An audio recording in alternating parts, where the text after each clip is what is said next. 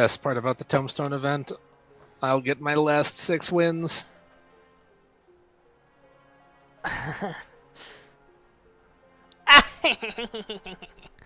Yeah, I should try to finish that. Well, I mean, when we don't know when it starts. I've heard it's the 27th. Wrong. Based on my evidence, nothing. I'm assuming it will be a month before patch 0.5, which, if they're doing that early October, then it'll if it's not the 27th, it'll be like early September. Maybe 27th is the Rising event, is what it is.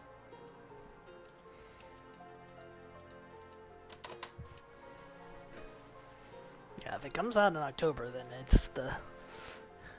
I'm not a mathematician, but I think it would have to be in September. Well, I mean... if it was exactly a month. Yes, this is true. That's why I said early September after that.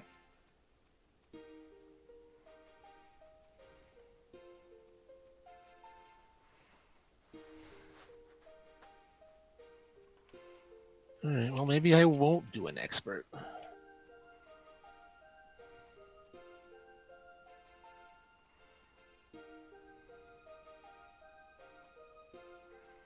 Why not? Because I was in queue for like 7 minutes and it didn't pop. Hop on pop. Have you considered that? That's weird. I don't think that would accomplish anything. Dr. Seuss says you have to. I don't think he says I have to. Yes, he does.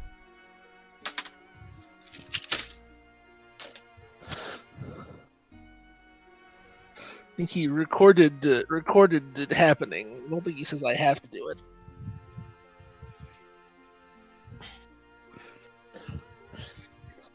I don't really remember the book, so maybe it was even a thing maybe about how you shouldn't hop on pop.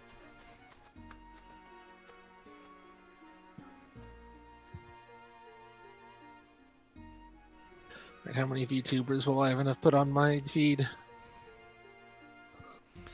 Are you VTuber? Are we a match? Compatibility test with Kiara something. Kiara Senpai. Kanashi? Of course. Fucking weebs. I don't know, maybe? Orange hair with weird... Corone's sassy swimsuit sway sustains my soul. Not on my feed. That's on my feed.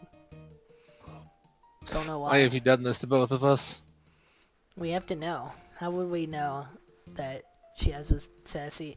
Anyway, there's a new half in the bag. Best of the worst. I watched that earlier. Sort of. Yeah, best of the worst. That's what I mean, sorta. I mean, it wasn't that entertaining. Had Colin from Canada. It did. And pointing that out was one of the funnier parts. And the McNamara brothers. As Rich pointed out, The McNamara brothers had the sheer amount of sweat. A bunch of kids from like a that's my favorite part so far. They're still talking about the first movie, but just the fact that it keeps cutting back to the screening room, and every time Colin's like, he's wet. It's like, I get it, Colin. Just pointing it out in every scene. I mean, he was really wet at all times. It's really weird. Gangsters. Why didn't you let them shoot you? Why? I don't know. What? I don't understand. He's on a mission to do something. I don't understand. Why are you firing your gun at those people who are trying to murder you? God damn it, Roddy Piper. You should have gotten shot and died. You want to be dead, huh? Isn't that what you said? You want to be dead? Well, here's the chance of a lifetime. No!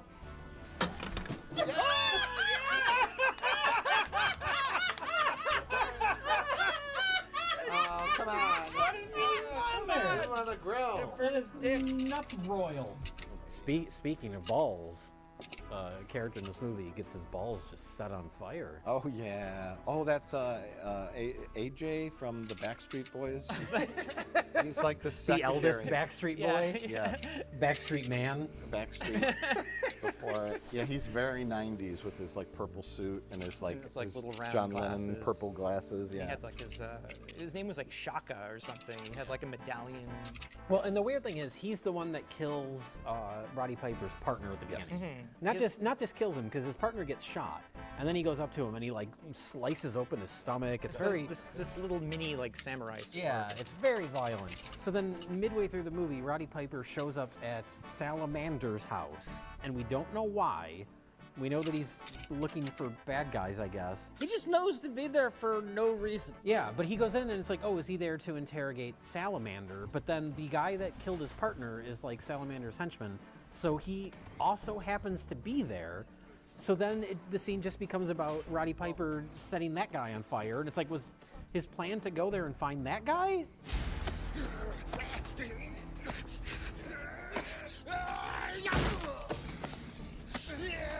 Is this movie non-linear?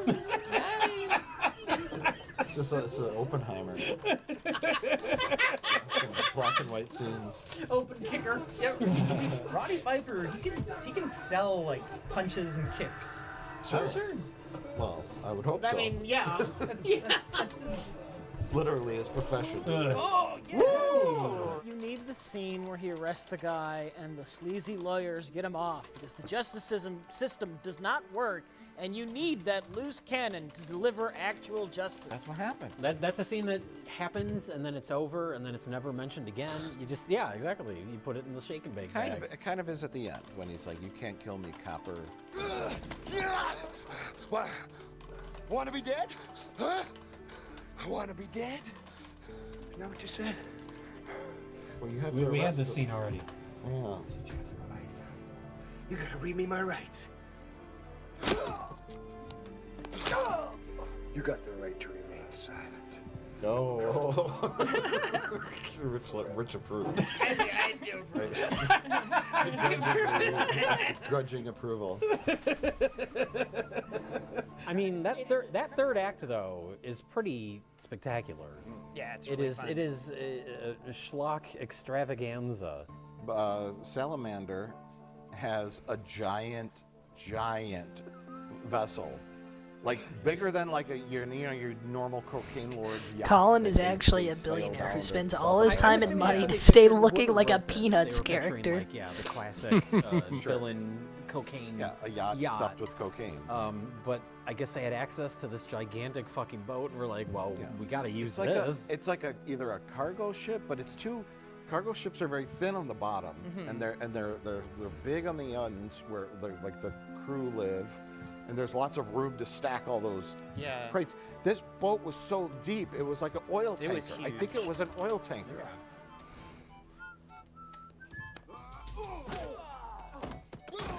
Why are they attacking these poor like sailor guys? That is the whole ship filled with cocaine?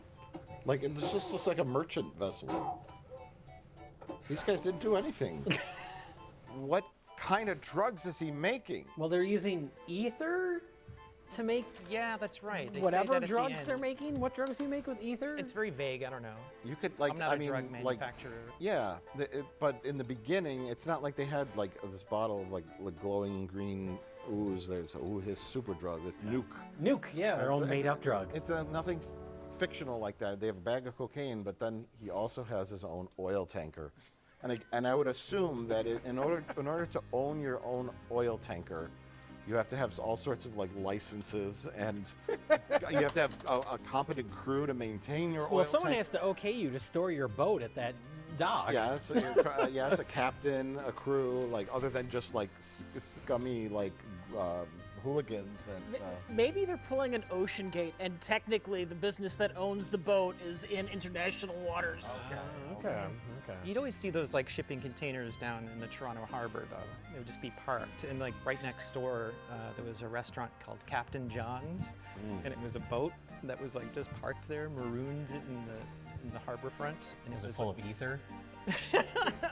Maybe Captain John's had like a drug manufacturing thing going It's on. all a front for drugs. It was horrible, horrible seafood, and it was just like this really scummy boat, like inside, and it was carpeted, and it looked like the carpet had been there since like the 1960s. It had like crusty tartar sauce stuck Yeah, in it. and then you go to the seafood restaurant on a maroon boat. and it was like these. Well, that's what Billy Blank said. That was the catering for the movie. That's why he looks so That's why sickly. he's so sweaty.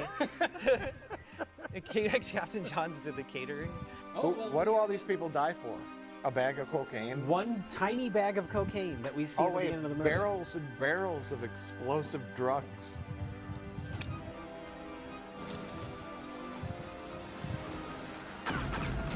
Oh my god!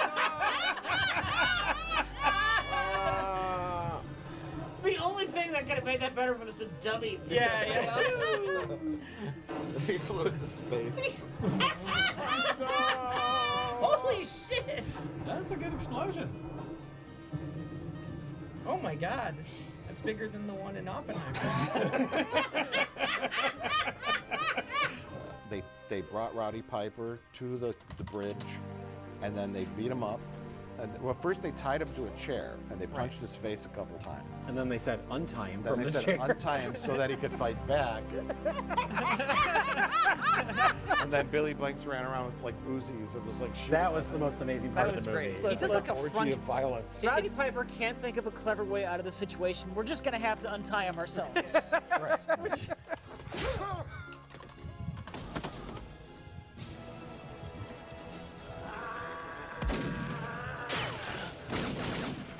Oh my god! Very unsteady, but whatever.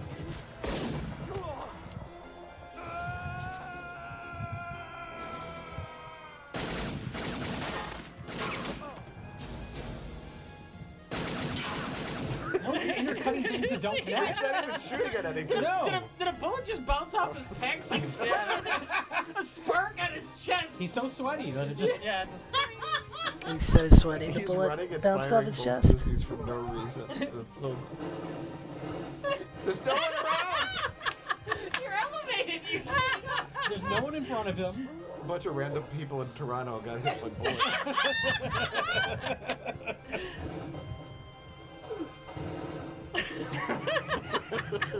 So stupid.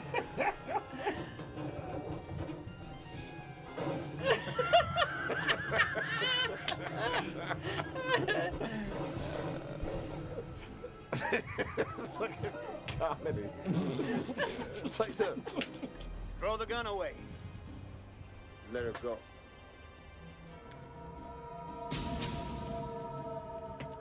Oh no. Why would you let her go? He just threw his gun into the air. Why do you care? What? I don't understand what just happened. He had another gun. I mean, I know that, but why did the guy Why did he let her care go? that Yeah. he threw the gun? It would have been really embarrassing if he didn't.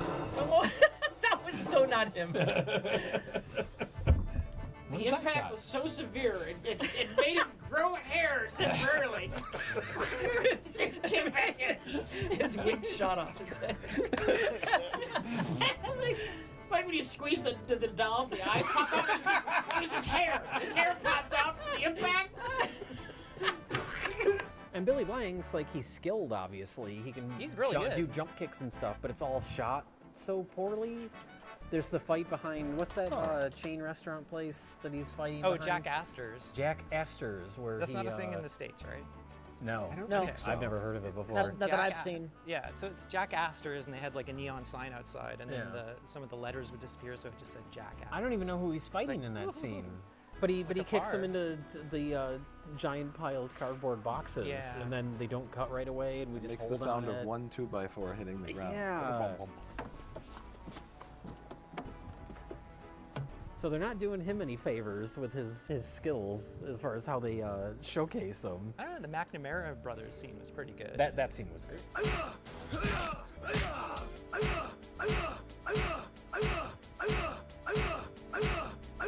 20 bucks.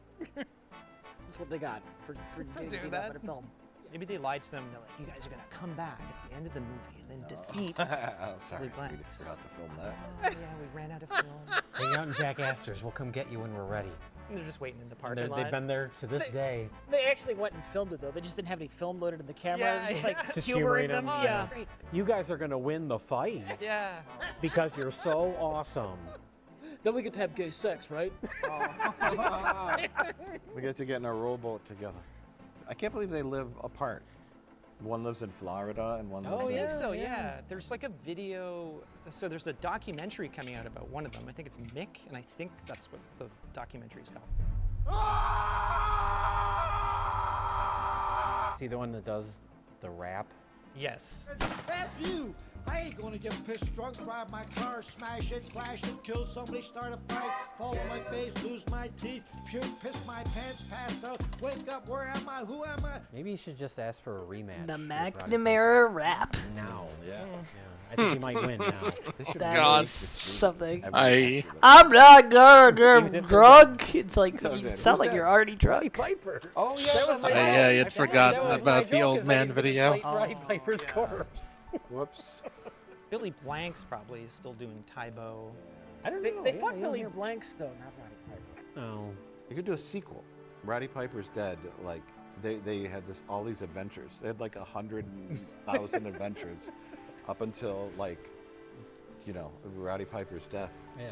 He teams up with gets his granddaughter. It's got to be like his Yeah. son, Yeah. yeah, granddaughter. And yeah. Roddy My dad Piper told gets me killed by about the son of the Backstreet Boy guy, and he also Oh, got yeah. gutted the same way. Yeah, yeah. You killed my dad.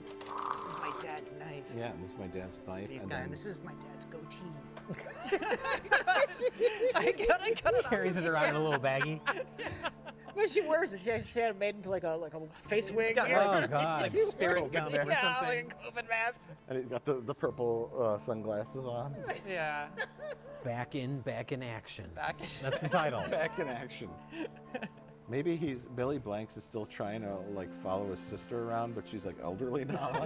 Just leave me alone. She's in with the wrong We've crowd. been happily married for 50 years. Can't figure out which old folks' home she's in. Yeah. He keeps shooting. He keeps like showing up at random old folks' homes and shooting them up. Murdering everybody. Where's Tara? We have 6 children together. He's hanging out with the wrong old crowd. They're going to Atlantic City and they're doing all sorts of old folk stuff that he doesn't approve of. I don't want a 6-shooter. I want an automatic. Are you melting? Jesus.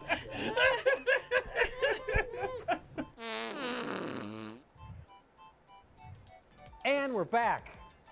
In act. Again. But not in action. No. Now we're in enemy territory. Yeah, baby.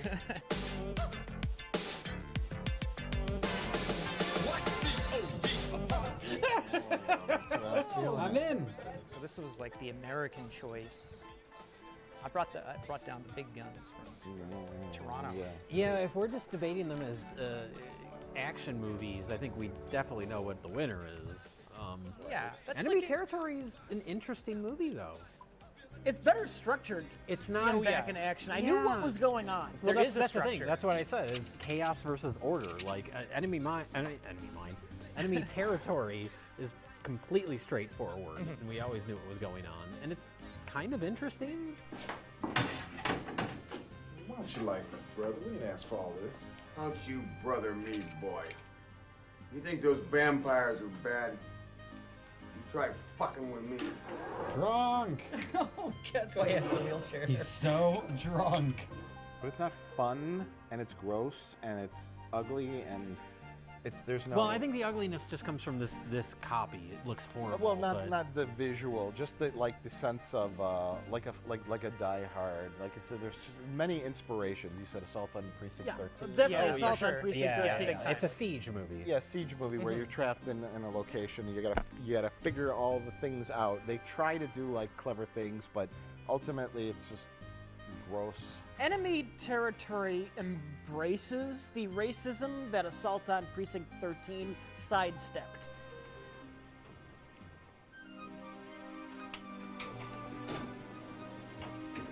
the security guard's covered in graffiti. So.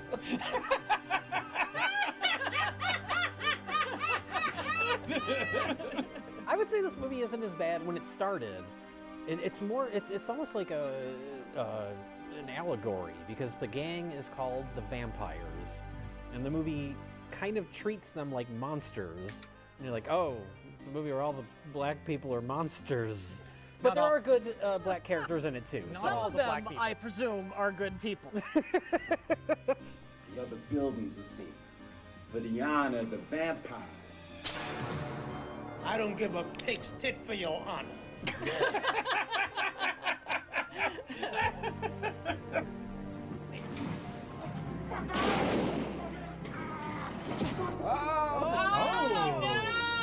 Oh, you're on your own, Whitey. Get out of there. Well, there's almost like a reverse character arc or growth with the white businessman guy because he sells insurance, right? Mm-hmm.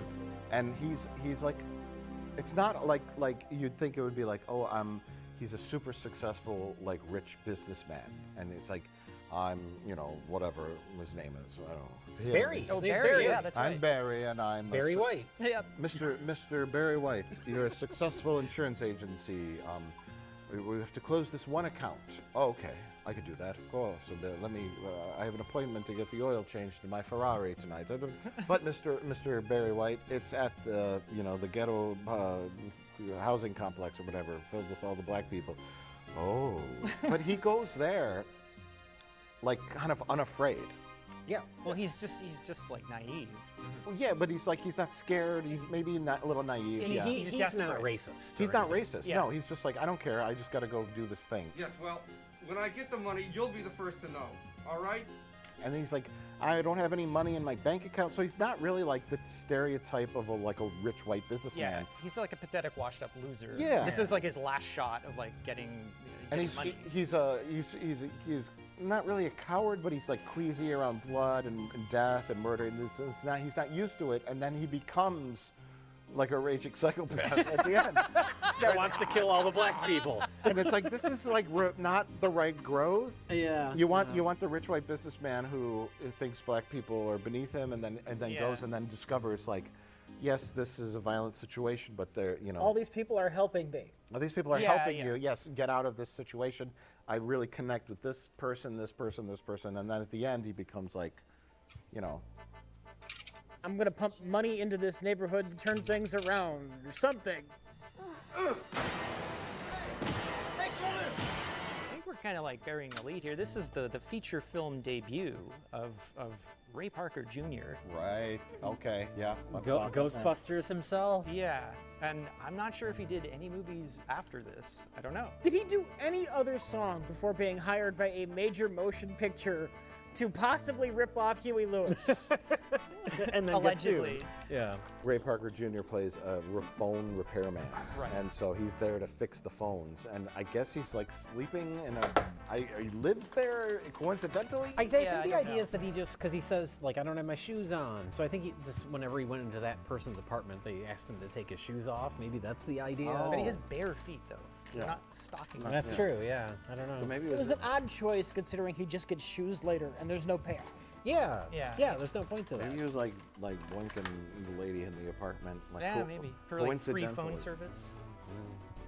It's coincident. Bustin' makes him feel good. Coincident. Oh, hey.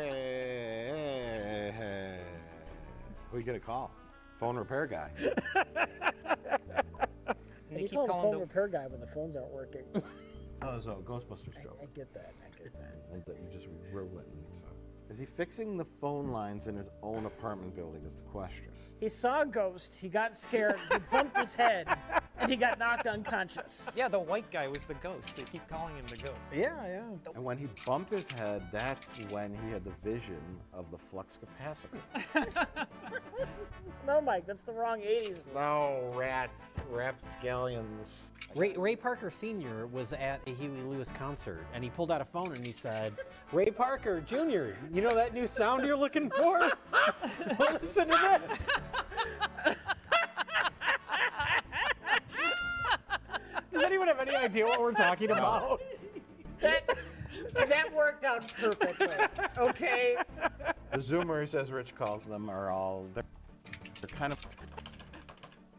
He saw a ghost. He got scared. He bumped his head. Yeah, maybe for like free phone service. He Boston makes them feel good. Coincident. Oh, it's Argento. What is he typing? He's typing an essay. Call me Knuckles. Unlike Knuckles, I don't chuckles. A muting stream. Okay.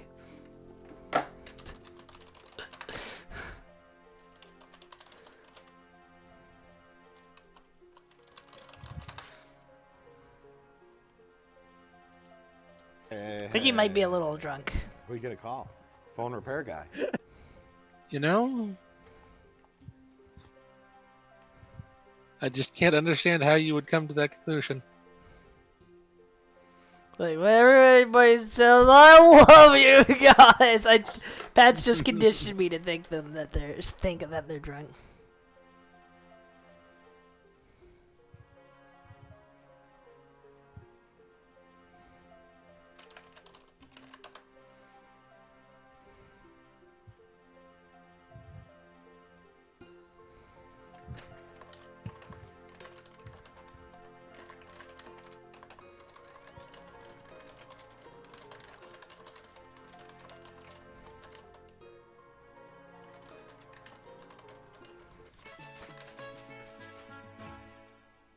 Fletching 70.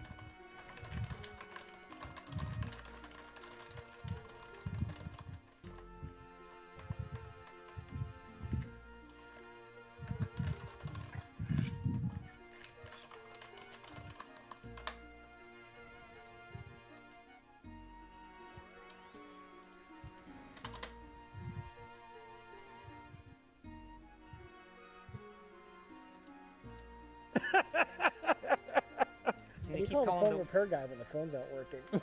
Oh, so Ghostbusters joke. I get that. That you just ruined. Is he fixing the phone lines in his own apartment building is the question. He saw a ghost, he got scared, he bumped his head, and he got knocked unconscious. Yeah, the white guy was the ghost. They keep calling him the ghost. Yeah, yeah. And when he bumped his head, that's when he had the vision of the flux capacitor. No, Mike, that's the wrong 80s movie. No, rats, rapscallions. Ray Parker Sr. was at a Huey Lewis concert, and he pulled out a phone and he said, "Ray Parker Jr., you know that new sound you're looking for? Well, listen to this." Like, their multi-level joke with Back to the Future and the Ghostbuster theme plagiarism, That worked pretty out good. perfectly. Okay. The Zoomers, as Rich calls them, they're kind of listening to this while they watch TikTok. Yeah, videos. they're watching TikTok. People falling down. They're watching life hacks on TikTok. They're watching the cop fall out of the slide, just on repeat. And you know, I don't blame them for that.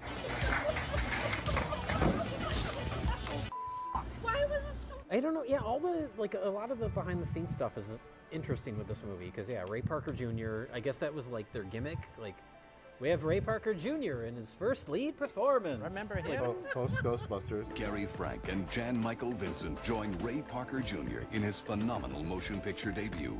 Parker is best known for his original soundtrack and hit title song from the movie Ghostbusters. But the movie was made by Empire Pictures, who did the famous B movies like Ghoulies and Robot Jocks, and this is very different for them. There's no little rubber monsters in the whole movie. And the cinematographer is Ernest Dickerson. Kind of joke there. What? I was just thinking of Jan Michael Vincent. Okay, there's one little monster in the movie. He's like a rubber monster. He's a little alcoholic monster. Man tries to help a friend and gets his own ticket. But then Ernest Dickerson is the cinematographer who went on to do like a ton of Spike Lee movies. He's a great cinematographer. Really?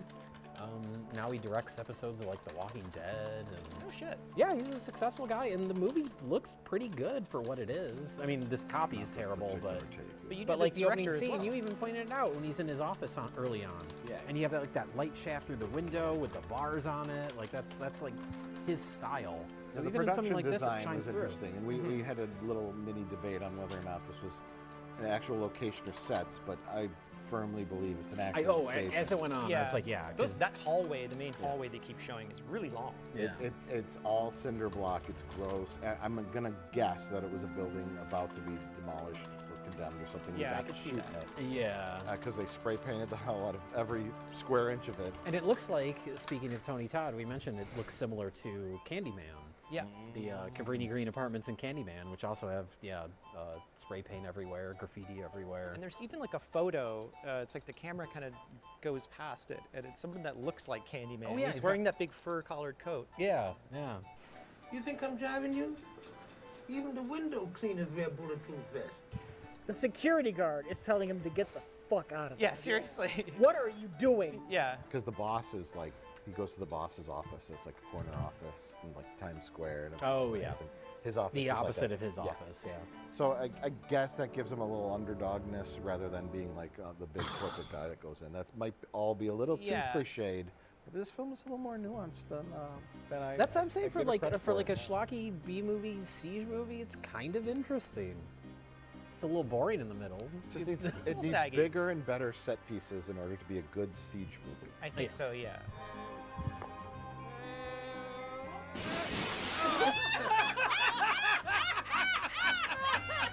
Dad, there's a white man. Are you gonna rape us? What? Oh my Are you god! gonna rape us? My God! Where's your mother? I'm gonna rape her! Just It was watch really- Dread.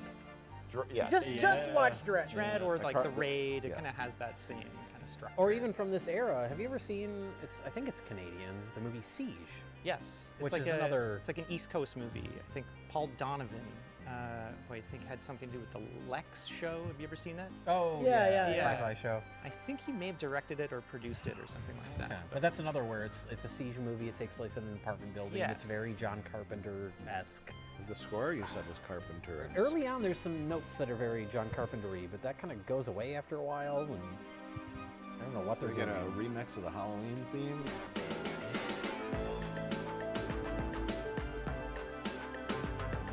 It's like the Halloween. Wait. Oh, Yeah. similar.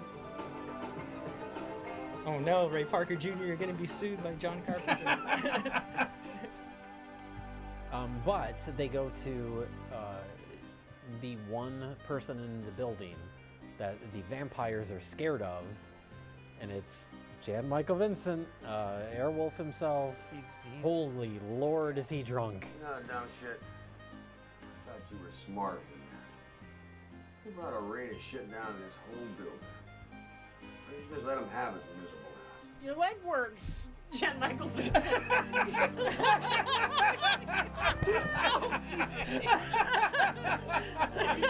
It's a miracle. It's the only take we got where you could understand what he was saying. We had to use it. But he's in a wheelchair. He's a Vietnam vet, I guess? Yes. But man, his legs never stop moving in that wheelchair. They're working fine. I'm wondering if that, like, we were kind of, you know, questioning whether the production, it was like written in the script that way he was in a wheelchair, or he just showed up so blind drunk he couldn't, like, stand. I'm like, all right, stick him in a wheelchair. We'll kind of work it into the story. They give him a fancy wheelchair that shoots knives. Yeah, I'm assuming that's the right. plan Yeah, was to okay. have him in a wheelchair. There's some kind of like, I don't know if there's any kind of commentary there because he's like a vet. So he says something about his like disability. Yeah, the Uncle Sam gave me this, and I was like, why don't you move out of there? Maybe he can't afford it. He blew all of his money on construction paper and silver spray paint that he tapes up around his apartment. And disposable animals. Oh, that's right, yeah. I don't know, man. I just an animal up. No, you dumb shit. I got that bird because if they pump poison gas in here, the bird dies. I got time to put my gas mask on. Okay. So what about the cat? He's gonna have to be watching the bird like all the time. Yeah. Oh my God! Oh, I got that goddamn cat. Taste my food, make sure it's not poison.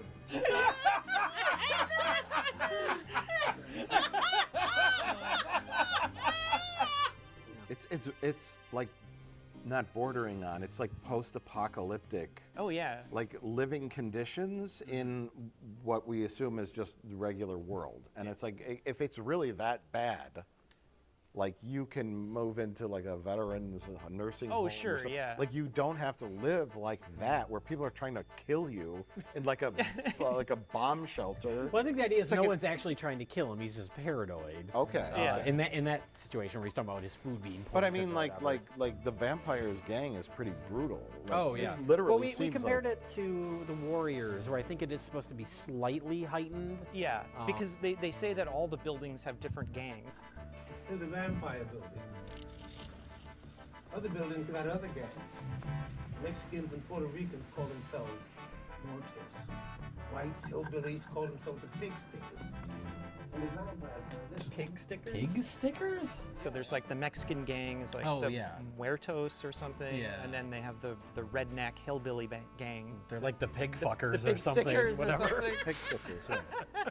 We never see, but it seems to be making some kind of social commentary because there's a scene the girl, grandma's granddaughter.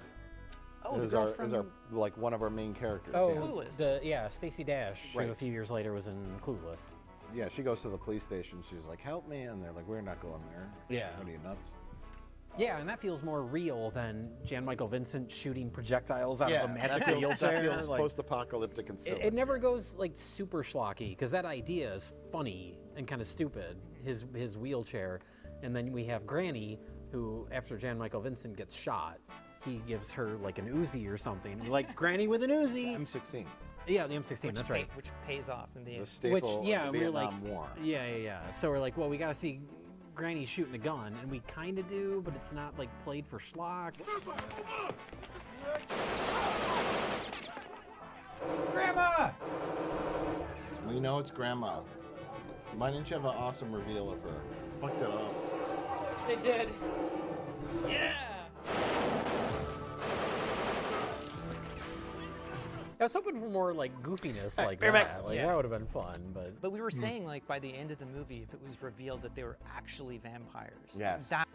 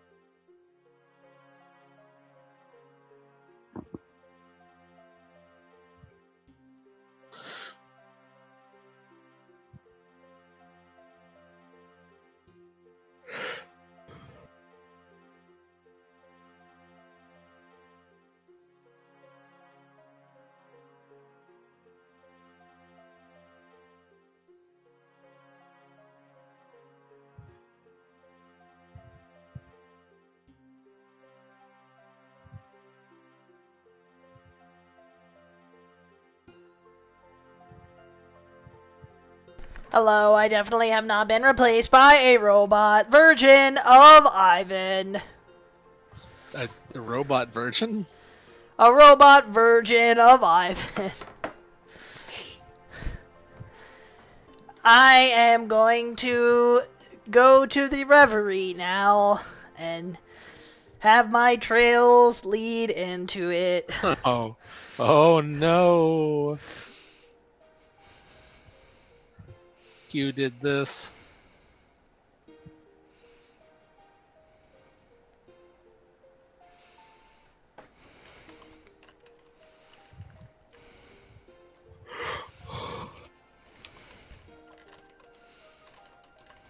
Speaking of things Key forces me to do at gunpoint.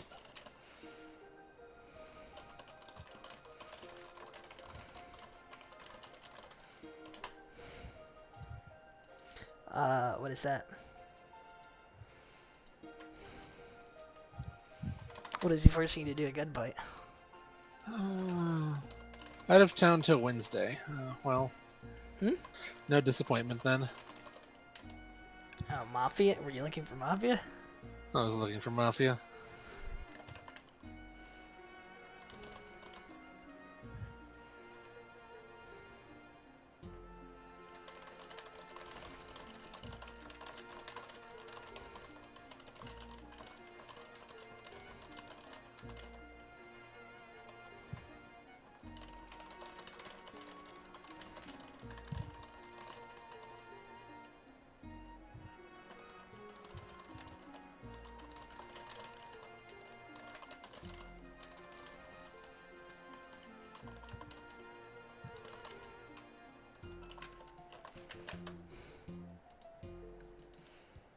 Oh, there's a PKer here with a loot key on him.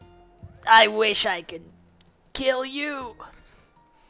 That would take it. I Until think he's that's got a what the loot movie key. needs is some sort of. So that's there's he has a key another, under his like, skull 'cause this icon. is like late Empire. That means he has one and they key. did another movie called The Caller. He hasn't even with opened it. Malcolm McDowell. Okay. Where it's like it Never almost know feels what like loot a he play. has. It's like him and some lady, and the whole movie is them just like interacting. He'll back have and your forth, and loot then when he's there's done. An insane third act twist that you would never see coming. Okay. And it's ludicrous. And it makes the movie. So if this movie had something like that, where it's like, yeah, oh, it turns out they're actually vampires. I know it's almost son of dumbass. Well, another part that feels like maybe it's going to go supernatural. There's the one gang member that falls down the elevator shaft. Oh yeah, Psycho. And we see Psycho, and his face is all messed up. Right here, over there. That's how you get up. Oh, that's me, please. Oh! Are you kidding? Alright, almost through Now we're gonna get the mailbox. twist that Minutes he's an to pop actual up. vampire. That would be a great twist. Although then they wouldn't die when they get like shot and stabbed though. So that's kind of the catch. Well, I mean, we did see this guy didn't die. He's just horribly injured. He yeah. fell down an elevator shaft.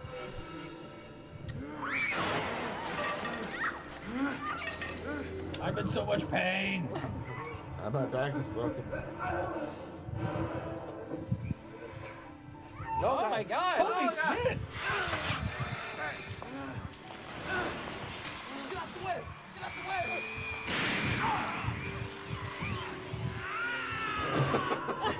Fall on the drill! Hey, Colin! Hey, Colin, man! Now stay there, you fucking freak! He's got a taste for blood. Yeah. Get the fuck out of here!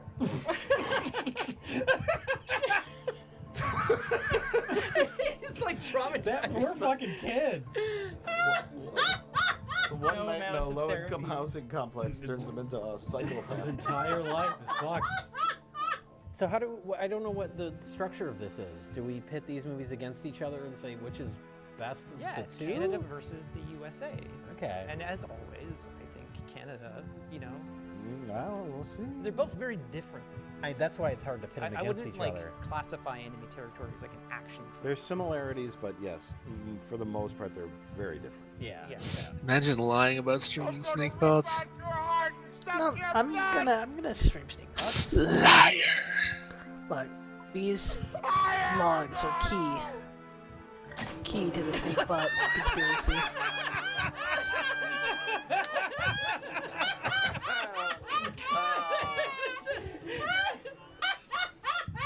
the old playground equipment trick. If you got killed by And playground as the sun equipment, comes up, he dies. It's not literally a vampire, but they're doing a thing. I cannot. I would be a lame person in a lame action very movie. And I don't know. I have about equal like for them, so I'm just gonna pick which one. Fortunately, is I the have best not been country. killed by playground equipment. Obviously, the winner is Canada. Rich votes for the best country, Santa Canada. will sing the Fair national enough. anthem. Does You ain't Canada wrong. even have a national anthem? Is it the Ghostbusters theme? Ghostbusters theme is the Canadian national anthem. Back in action. Jay? I think for the purposes of this show, it's back in action. I would like to see a cleaned up, better like scan of enemy territory. I don't know if a cleaned up version, a restoration would help the kind of flabby middle of it, but you know, for the period it was made, for the type of movie it is, it's not bad. I agree. I think enemy territory. I'm like, it was so dark and gross and like hard to see what was going on. It was ugly. But I think even if you had like a beautiful, pristine print of it that's properly exposed and all that, it still wouldn't make up for its shortcomings, which are that it just was not good or fun. It had a couple of funny moments. I Tony think it was Todd trying is to a be great fun. villain. He's such Tony a good Todd is great in villain it, yeah. in all of his roles. Alright, But now it's time for this was just really great, silly schlock. So too late. You already lost all your viewers. It's almost up there in some of the best. Like, you kind of know, B-movies, that I think. is acceptable. Yeah, just because not it's so quite- nonsensical. It's Why not didn't quite anyone watch me? incompetent, like samurai cop Oh, incompetent. Snake level, Pots like is the only reason. level, yeah. production level, but Story in terms level. of story and like what they're doing, it's almost there Yeah, in terms of like really great B movies. I would love to see like a really nice Blu-ray release of that. I would Sure. love that. Yeah. Whoever owns that. I shit. mean, I guess Universal. Come on now. Get Skeeter some of that Skeeter, residuals. yeah, he needs some residuals. Some of that money, those Canadian bucks. The world's first dwarf in a movie. Well, they had two of them earlier, the McNamara brothers. Oh, Jack. The world's first Canadian dwarf. I do have to find there is a trailer for Enemy Territory, and it was like, and introducing Ray Parker Jr., and it was like, critics are calling Ray Parker Jr. believable and handsome. Like that's the only positive thing that they could find. It was so funny. Dot, dot, dot, dot, Yeah, dot, it was just, dot, let's dot. see, he's handsome. Yeah. The New York Post calls Parker handsome, resourceful, and fearless in this role that proves him to be one of the hottest new talents around.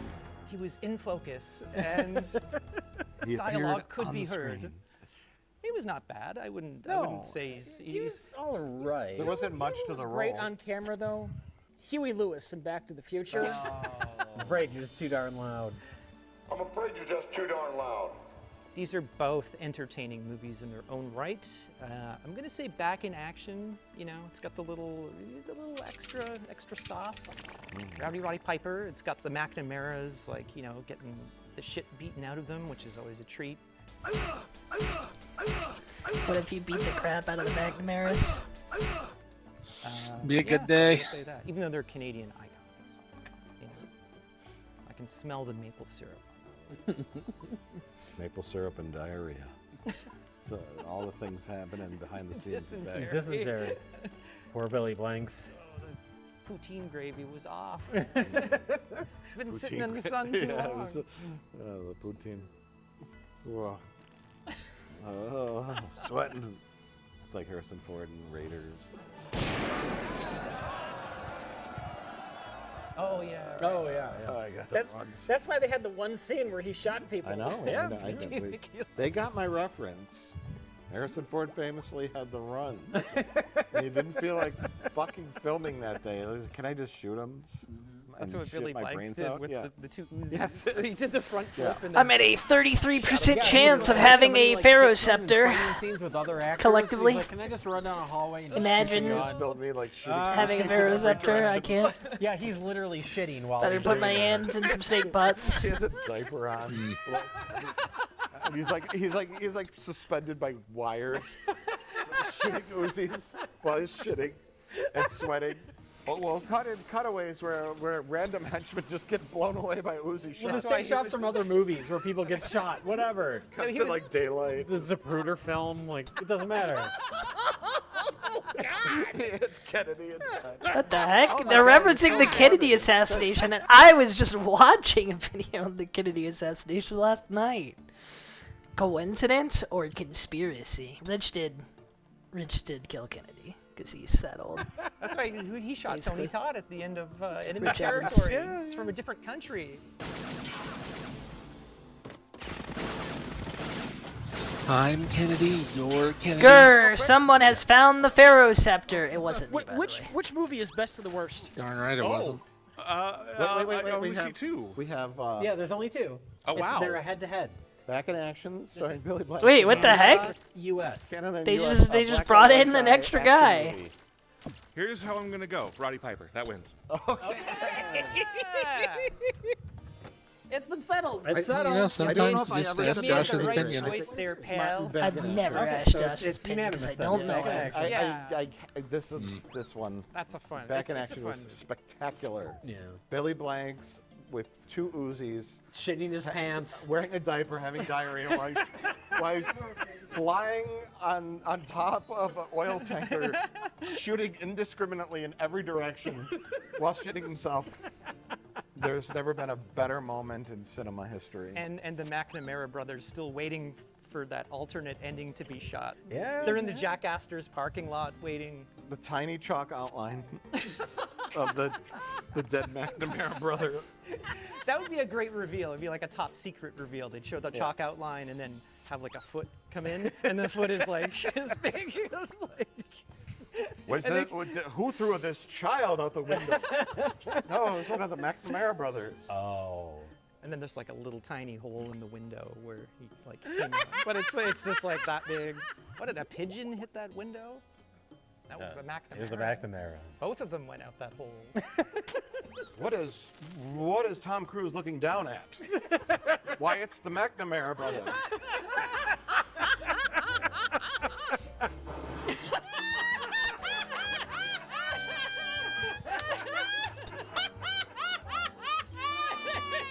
What if you bullied the McNamaras? Who wouldn't? I'm afraid you're just too darn loud.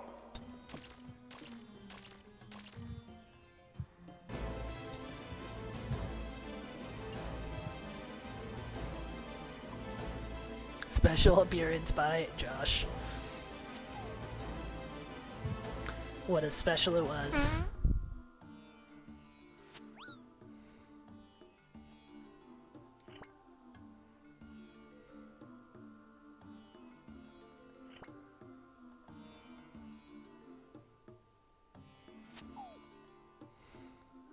Oh, here you go. Here's a clip. Now that I'm done watching that, here's a clip Talon needs to see. Narissa, Bijou, Callie, and Kiara talk about Baldur's Gate 3. Do I need to see that? Well, I mean, they're all your VTubers. Except I don't think I any think of them are none your of VTubers. Yeah, none of them the are green my one, VTubers the in green one's truth. not there, that's true. Also not mine still. I have a piece of paper here that says, green one is my VTuber, quote, Talon. You know, I don't think I wrote that. Then why does it have your handwriting on it? If it had my handwriting on it, you wouldn't be able to read it. I contacted an Checkmate, expert. Ivan Theus. I contacted an expert who can decipher your handwriting. It's too late. You've been outed as a fake. I got him to fake your handwriting. Then you just admitted it to being a fake. Well, you weren't falling for it.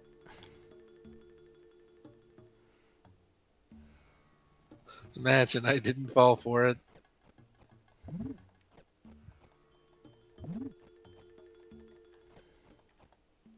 Alright, I wonder if I can go. Can I go 2 rounds in a row without stopping? Let's see. Okay, well, it changed sides on me, so I'm already triggered. Where the frick are you?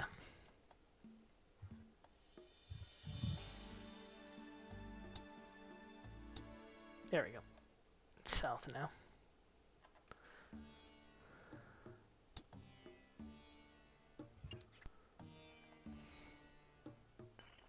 Alright, time to watch this video on the Young Earth Creation Museum. That the layout at the What? Creation Museum was really beautiful. There's a- However, the quality of information is worthless. I've heard of this place before. There's like, they built a, air quotes, scale, like a 1-to-1 scale model of Noah's Ark, and they have exhibits on how dinosaurs and humans were there at the same time. Museum, nothing more than an expensive Canonical way to talent. confuse and indoctrinate children. A. Gill, a British writer and critic, described the museum as battling science and reason since 2007, writing, "This place doesn't just take on evolution. It squares off with geology, anthropology, paleontology, history, chemistry, astronomy, zoology, biology, and good taste. It directly and boldly contradicts most onomies and all ologies, including most theology." So now that you know exactly what it is that we're dealing with, let's dive in. Hello, my gentle and of course very modern apes. Thank you for joining me this fine morning. We're about to go on the adventure of a lifetime. We are about to head out to see Ken Ham's Creation Museum and his Ark encounter. This is the first time I've been to the Creation Museum since I was a youngster back at my evangelical young earth creationist middle school, so this is going to be quite a trip. And accompanying me, of course, is going to be my mother, and not my fiance, who did not deign to make the trip. He sees this as a large waste of money, which he's right, but we're doing it anyways. I am dressed for the part. I've got my Smile-It-On shirt that I had from when I was a youngster. There's nothing on the back. I'm wearing some sweatpants. I'm hoping to be mistaken for a 17-year-old, so I don't have to pay those big banger prices at $80 a pop for the combo pass. I am not made of money. Wow. Wow. Wow. Wow. Wow. Currently, you've got a nice landscape style view, but I'm probably going to forget to film in this way over the course of the day.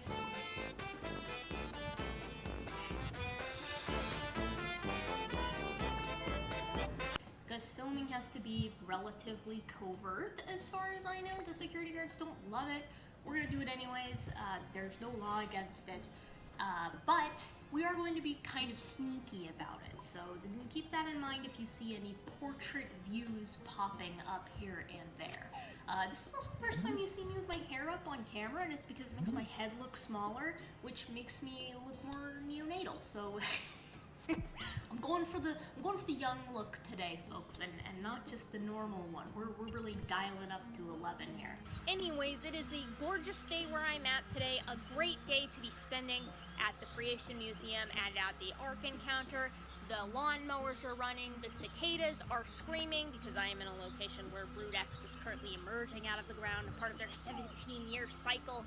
It's a perfect time. It's gonna be great. Honey, you've got a big storm coming. The drive wasn't long, and before we knew it, we were approaching our first of 2 stops, the Creation Museum. We made some jokes. We're going in, making our way into the lion's den just like Daniel. Got our tickets at the counter, where I indeed did get my 17-year-old ticket, and we began to walk to the museum. The grounds that the Creation Museum are downright gorgeous, dare I say, Eden-like.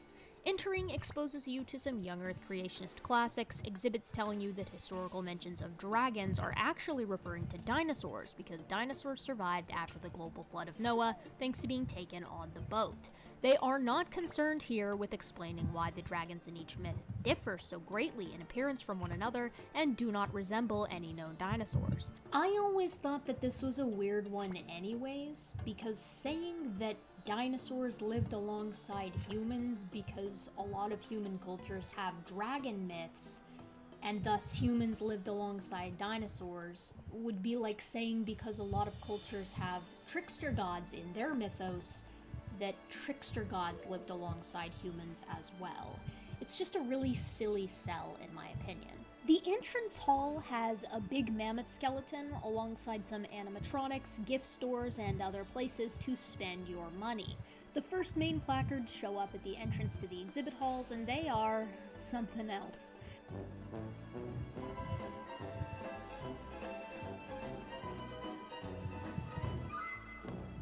Of course! You'll find that throughout the museum, the naturalistic evolutionary worldview is pitted against the biblical creationist worldview, and these matchups are, in my opinion, rarely fair shakedowns. I don't have a headache. I'm just preparing. The museum begins with a small video that touts one of Ham's favorite concepts. Same evidence, different interpretation. Then you are ushered into a room that concerns evolution, kinds, radiometric dating, and anthropology. You also see a nice comparison of historical and observational science, a distinction made almost exclusively by young Earth creationists in order to debase the work done by paleontologists, geologists, and anthropologists. This is echoed in extra museum sources which refer to these fields as low-confidence science, a phrase that is entirely made up by creationists. Let's talk about this room, because it is one of the most incorrect rooms in the entire series of 2 attractions. One of the first plaques I read concerned astronomy, which is appropriate given the speed of light is highly problematic for young Earth creationism. Most people learned the D=RT equation in middle school, and the principle stands here. We know the speed of light and the distance of these stars from Earth using parallax, meaning we can calculate the time that it took for the light to reach us, which is billions of years in most cases. The Creation Museum glosses over this by ignoring basic math equations and implying, without citation, that the speed of light is not constant and can be impacted by gravity and space dust in a way that can skew billions of years into 6,000 years. No. Again, there is no citation for this, so it's not surprising that in the main museum, this is pretty much all we get astronomy-wise. It's just too problematic.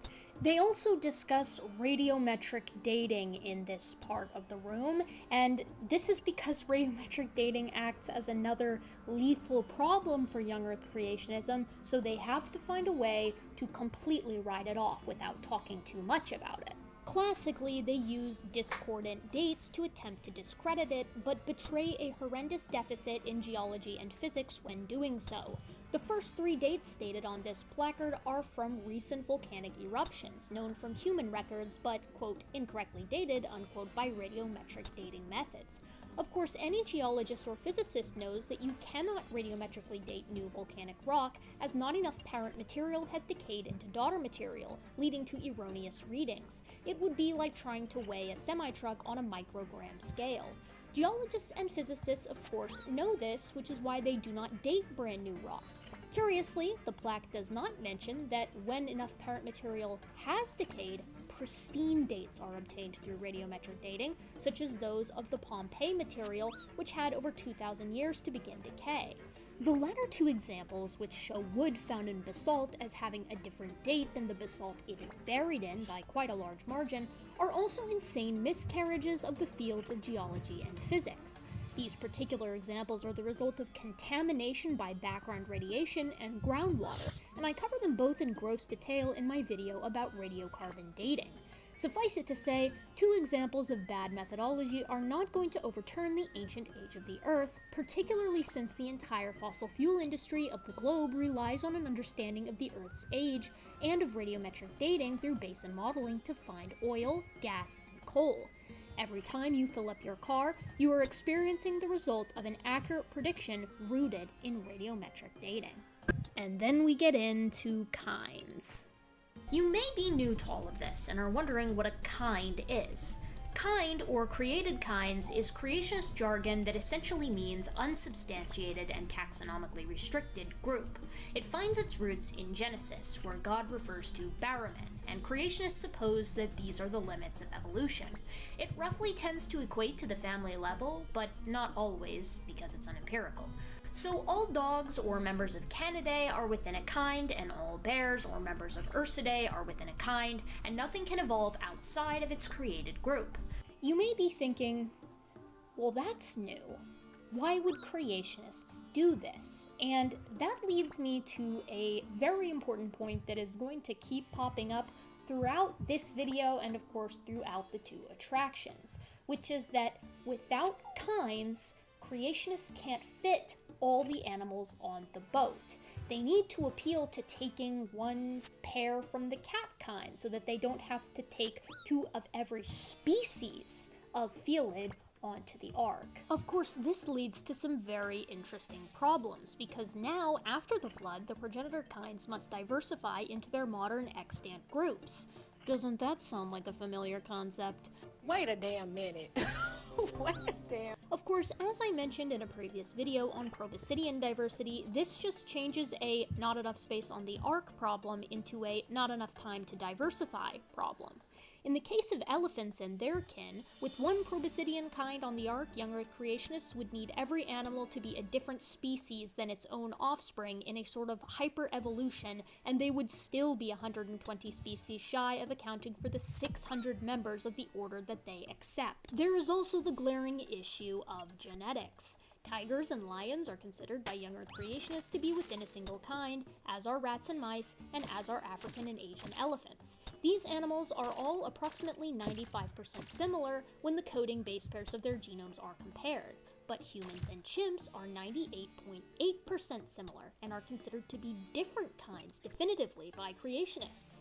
This creates an interesting conundrum, as they now need to separate out many of their kinds, like having the previously mentioned animals all unique kinds in order to keep humans and chimps as separate, or they must concede that humans and chimps are members of the same kind and allow those groups to be within the same kinds as well.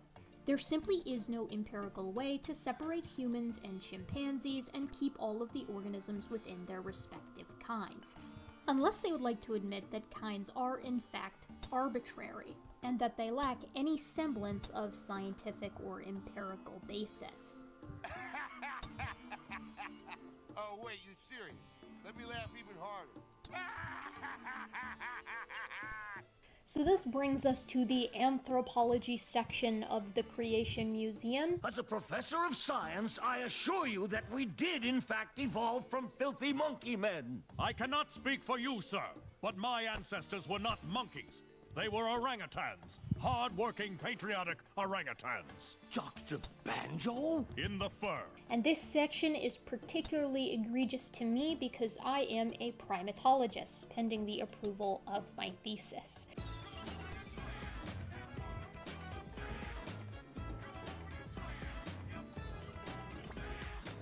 There are well over 20 recognized hominin species, spanning from the ape-like ancestor of humans and all other extant apes, and spanning over 7 million years. And this period of time shows the emergence of modern derived human traits from basal ape traits, such as standing upright and being bipedal, having a flatter face, having a bigger brain case, and using tools. When the first human came into the picture is a matter of much discussion among biological anthropologists and primatologists alike. This is because the gradient is so smooth.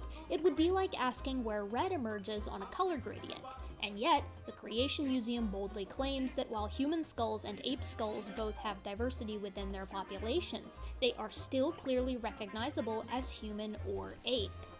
While there are plenty of physical similarities between them, there are also many differences. We see significant diversity between human skulls, but they are easy to recognize as human.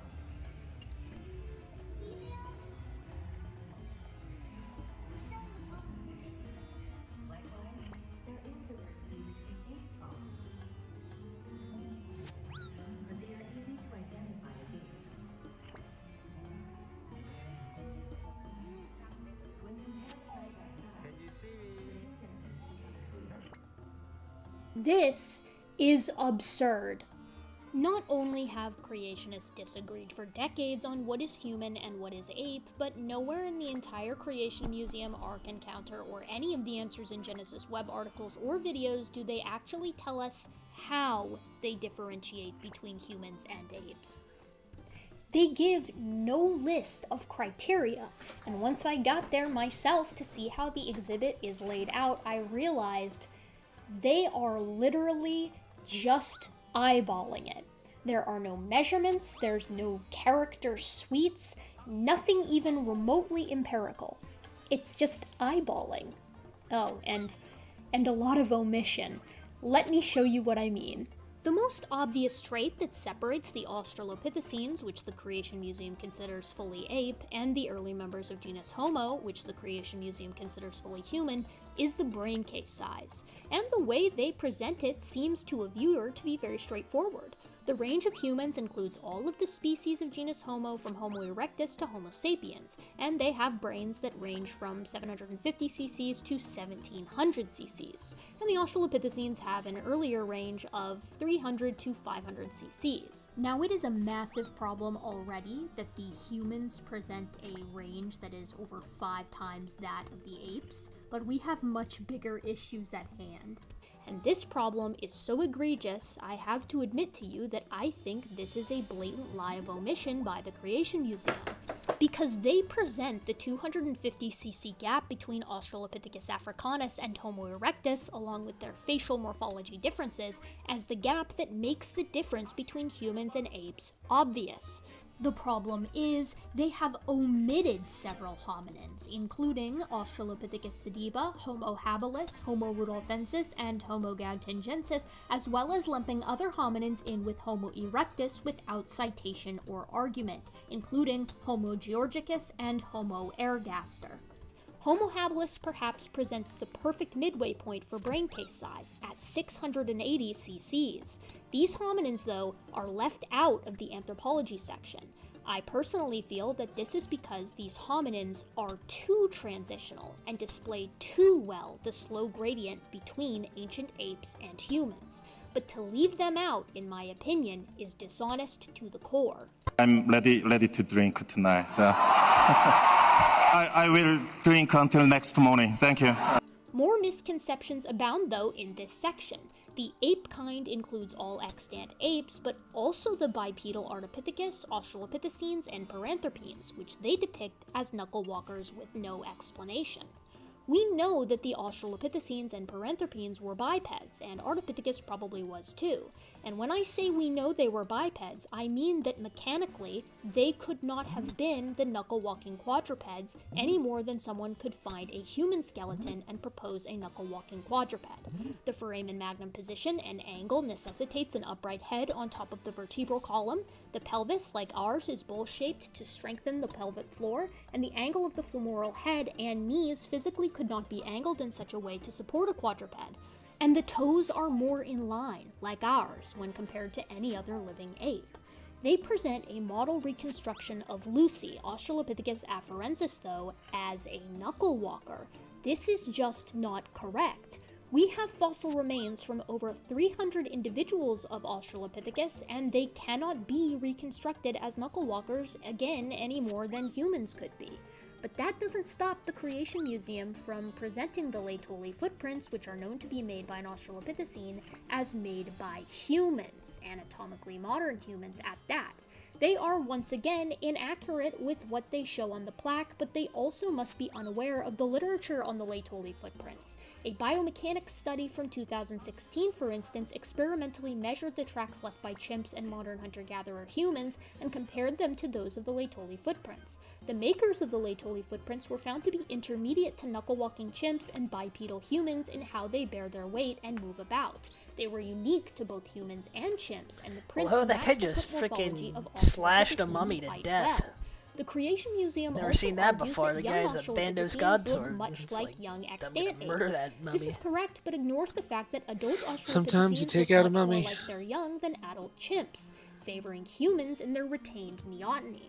Finally, there is a portion on reconstructions. They are free to be upset with reconstructions if they like, but it does nothing to bolster their point when they just spent the past entire exhibit being wrong or dishonest about everything we currently know about anthropology. But then, reconstructions are often made using measurements of muscle attachment sites found on fossil remains, and the Creation Museum has made it very clear that they do not care about anything empirical in anthropology. Oh? If your elitist East Coast evolution is real, why has no one found the missing link between modern humans and ancient apes? We did find it. It's called Homo erectus. Then you have proven my case, sir. For no one has found the link between apes and this Homo erectus. Yes, they have. It's called Homo habilis. Aha! But no one has found the missing link between ape and the so-called Homo habilis. Yes, they have. It's called Australopithecus africanus. Oh, I've got you now. Fair enough. The walkway to the next exhibit has a series of plaques with more comparisons of the naturalistic evolutionary worldview versus the biblical creationist worldview. Again, it's not a super fair shakedown, but I don't really think anyone expected that it would be. So you're calling God a liar, an unbiased comparison of evolution and creationism. Now, following this area, we get to the Bible section. This section details a couple of different things, namely biblical inerrancy, like why YECs think that the Earth is 6,000 years old, and examples of archaeological finds that support biblical inerrancy. This room really underscores what I believe to be the ultimate goal of the Creation Museum and the Ark Encounter. I don't think that either of these attractions are meant to convince anybody who's not already sympathetic to young Earth creationism. That is to say, they're not meant to change the minds of the irreligious or the science-affirming religious. Instead, I think that the Creation Museum and the Ark Encounter are attempting to vaccinate certain types of evangelicals against more liberal versions of Christianity. They do this systematically, first by attempting to sow doubt in conventional science, and second, this is the far more important line of attack, by asserting, nay insisting, that young Earth creationism is the way that God intended the Bible to be understood and read, and that anything outside of this interpretation is essentially heretical. This protects the biblical literalists from ever even glancing at other types of interpretation, such as old Earth creationism or theistic evolution, which is what the Catholic Church and many different Protestant denominations hold to. This isn't outrightly stated, but it is heavily implied throughout this entire attraction and the Ark Encounter as well. So let's appreciate how exactly this is done. The first plaque in the next section lays the groundwork for everything to come, stating that the Bible is divinely inspired, authoritative, and without error. They mean this, of course, to refer to not only the parts of the Bible that inform spirituality, but in totality, for biology, math, history, etc. This is abjectly not the stance that is taken by most Christians. Most Christians take the verse that the Creation Museum uses to back up its three claims, 2 Timothy 3:16, to mean that the Bible is infallible, or true with regard to anything spiritual. This means that most Christians do not hold that the Bible is literally true in every claim that it makes about biology or history, because they understand that the Bible is not a biology textbook or a history textbook. Rather, they understand that all the concepts within the Bible can be used to further one's spiritual journey. This was the stance of the founder of Protestantism, Martin Luther. These Christians, the infallibists, note that the verses used by the inerrantists can equally be translated as, quote, every inspired scripture is also useful, unquote, rather than, quote, all scripture is given by inspiration of God, unquote. And note that it is indeed a bit strange that if the Bible is inerrant, a fairly important concept, that the Bible only mentions it once, and even that may be a mistranslation. The infallibists also bolster their stance by pointing out that for Paul, who wrote 2 Timothy, the scriptures would have included many apocryphal works not included in the Bible today, such as the Book of Enoch.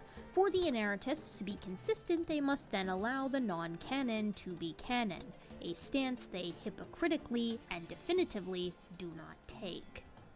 With this weak attempt at trying to cement biblical inerrancy as the only accurate way to interpret the Bible out of the way, we move on to the Creation Museum's attempt at trying to propose that the Bible definitively proposes that the Earth isn't just young, that it is 6,000 years old, approximately. They do this by pointing to the genealogy of the patriarchs, the common way that the young Earth creationists reach a 6,000-year-old date. Each of the patriarchs lives to astonishing ages, which of course the Creation Museum proposes as literal ages that owe themselves to the pre-flood world conditions. Do not ask me how this works. This is that so-and-so beget so-and-so beget so-and-so section of the Bible, at least the first of many, and the Creation Museum is very intent on branding on your frontal lobe that those lines of succession are the only means by which we can trace backwards and find the date of creation. They are also very intent on proposing that this is the only way that we can interpret when creation occurred. That's going to be a theme that also pops up at the Ark Encounter a lot. There are a few issues as well, though, with this argument. A thesis published by biblical scholar Craig Olson entitled A Proposal for a Symbolic Interpretation of the Patriarchal Lifespans outlines 5 major problems with a literal interpretation of the ancient ages of the patriarchs, and he additionally proposes a more coherent alternative interpretation as summarized by Ben Stanhope in his book Misinterpreting Genesis. To quote from Stanhope's book, "The problems produced by a literal interpretation of the patriarchal lifespans in Genesis are considerable. It implies that all the patriarchs would have been contemporaries of Abraham, a claim that the rest of the Bible does not seem to support, and it creates tension with Abraham's claimed good old age full of years. It inexplicably nullifies the miraculousness of the birth of Isaac's story central to the call of Abraham. Additionally, the claim that 90 and 100 were too old to have kids in Abraham's day does not cohere with Jacob waiting until 77 to marry and fathering 12 kids in 7 years starting in ages 84 to 105.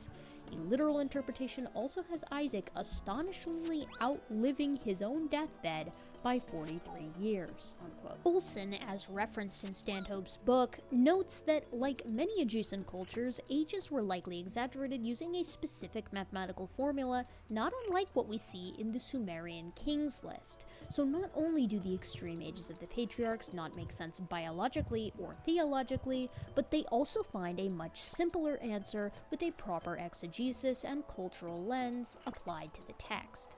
Following the attempt to justify a biblically sound reason for proposing young Earth creationism in the first place, the Creation Museum inundates the visitor with examples of archaeology confirming biblical events, which, honestly, this part isn't too bad, although I doubt that very many historians, secular or theist, would propose that the Bible doesn't contain a great many historical accuracies with regard to telling tales and corroborating other very real historical events.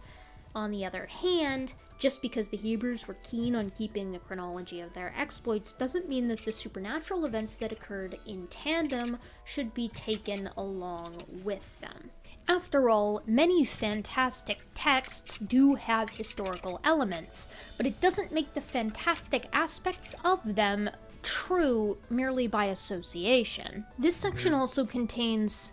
My snake pot room changed. Which room is the snakes in now? Give me my snakes. I hate having to refine which room the frickin' Pharoh went to. He went all the way across. Ah, jeez.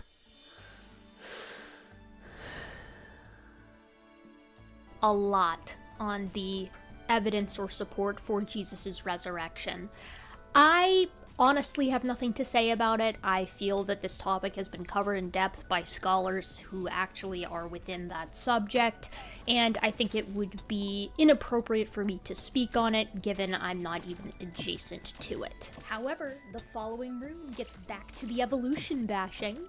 It's titled The Relevance of Genesis, and its purpose is hilariously to pin evolution with all the stuff classically deemed bad by evangelicals, like the gays, for instance. What? Oh. Okay.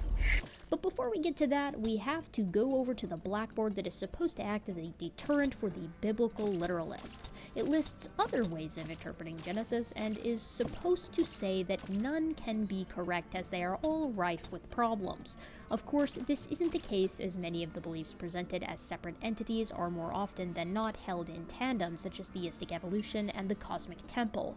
Theistic evolutionists hold that God used evolution to create life over billions of years, and tend to hold that Genesis is metaphorical, given the scholarly consensus is that the language is not strictly historical and rather is to be considered as exalted prose. So if you have a theistic evolutionist who takes the cosmic temple or metaphorical view of Genesis, none of these problems proposed by the Creation Museum apply.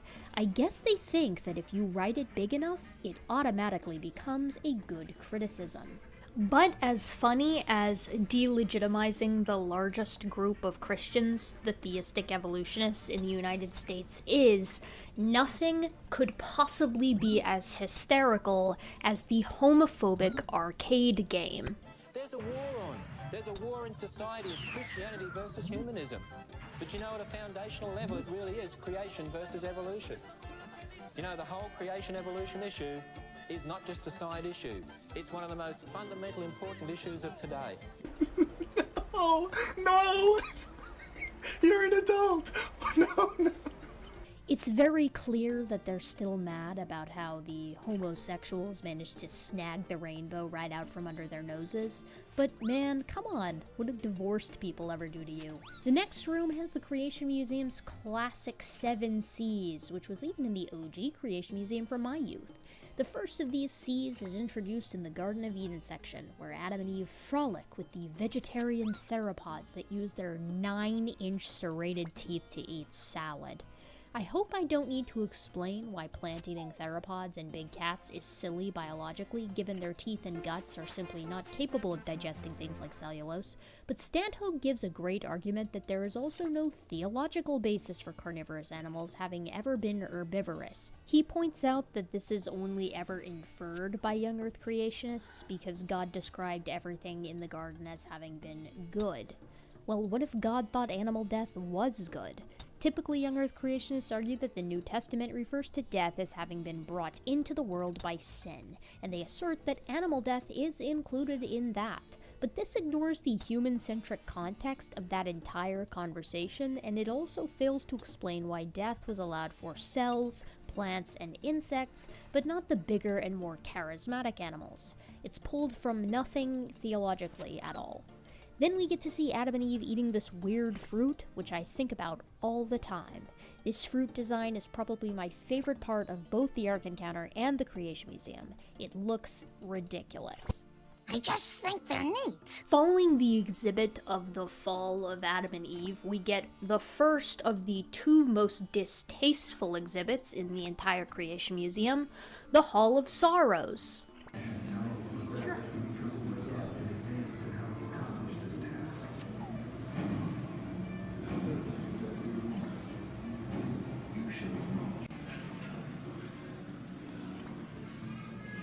I think what I find most disturbing about this exhibit is the idea that human sin brought all this suffering and agony on, meaning in so many words that humans did this to ourselves. That works from a distant and conceptual place, but it's a bit disturbing to imagine a world where a human born millennia after Adam and Eve made a mistake can experience the maximum agony a human can experience merely by association. Someone eating a cosmic fruit shouldn't damn their distant descendants to going through the Holocaust, in my opinion. I know the fall as an inherited sin is sort of a cornerstone of all brands of Christianity, even the science-affirming ones, but I feel like this haul could have been done in a more tasteful way, if that makes sense. I don't know, this feels kinda gross to me. Then we get to the part where other animals are also now eating each other, abiding by that earlier concept of all critters were vegetarian before the fall.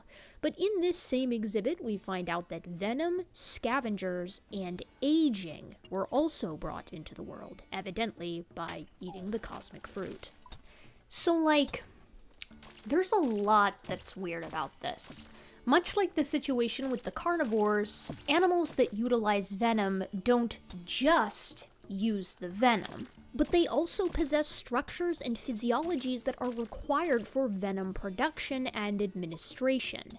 Did garden scorpions have hollow stingers? If so, did God anticipate the fall? Scavengers too have specific traits that lend themselves to such a diet as well, like powerful stomach acid for digesting bones or bald heads to prevent viscera and associated bacterial infections. Were garden vultures not bald, and was their stomach acid very basic? If so, did God anticipate the fall? Finally, we simply have to address the biology and theology of the idea that aging just didn't happen. The garden had a tree of life alongside the tree of the fruit of the knowledge of good and evil, and eating of this tree prevented death. In fact, Genesis is very clear that sin didn't directly cause death, but being deprived of the tree of life did, which means that Adam and Eve were indeed programmed to be mortal, and the magic fruit somehow halted the aging effects. So, did all animals eat from this tree? Why were they deprived of the tree of life only after humans sinned by eating from the tree of knowledge of good and evil? Why is none of this coherent in a young Earth creationist context? Don't ask questions you aren't prepared to handle the answer to! The next plaque is just really into convincing you that Cain married his sister, which I am not sure why they are so dead set on this idea, particularly since it's not biologically or theologically sound.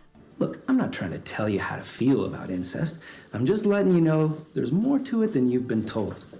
The genetic impacts of all humans coming from two individuals that lived contemporaneously would be extreme, even with the more recent and dramatically ad hoc explanation of pre-programmed diversity, which is also called created heterozygosity by creationists. This idea would require ancient genomes, these created genomes, to be of enormous and biologically impossible sizes in order to accommodate the eventual required diversity of human populations and those of other species. But also, like, theologically, incest is a sin, and I don't think that sins are, like, mutable. I don't think they change a lot. So, like, once incest is a sin, always incest is a sin. Why then would God permit incest between the first humans? Answers in Genesis needs this narrative in order to undermine human evolution and conventional archaeology, of course, but theology is no more on their side than the science is. Genesis discusses how after Cain kills Abel, he is afraid that anyone who finds him will kill him. At this point, Cain and Abel are the only children that Adam and Eve have, if we are going by the text. So who would he be afraid of if other humans were not already around? The text also notes that Cain and his wife started a city in the land of Nod, a place that was already named. Finally, Eve has a son named Seth, who is explicitly referred to as a replacement for Abel after Cain is married, so there is no theological basis for Cain's wife being his sister, and again, it's very weird that young Earth creationists are so insistent on this one. I can make love to my cousin in Nebraska, but if I take her on a date in South Dakota, I'm looking at 15 years prison time. Then we got the Noah's Ark stuff, or at least the very tip of the iceberg of the Noah's Ark stuff, because we're going to get into this a whole lot more once we move on to the Ark encounter. We are going to touch a little bit on some of the flood stuff here, just because the Creation Museum does dare to tackle some of the subjects that the Ark encounter doesn't deign to touch on. Yeah, he contracted out. Subcontractors. How much money did it make? You think they were... Do those people like have to get paid? Yeah. Do you think their subcontractors were drunks and used drugs? Probably. Because they died.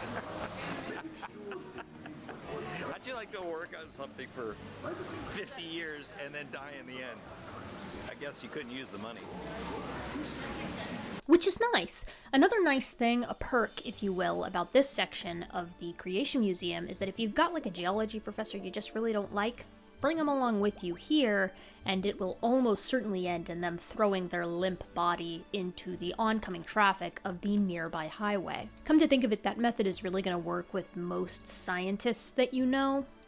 Probably most people with degrees. Probably most people with like high school education in like chemistry or biology or physics or anything really. This room has some nice dioramas, with the first noting that Noah would have only taken juveniles onto the Ark in order to save on space. The diorama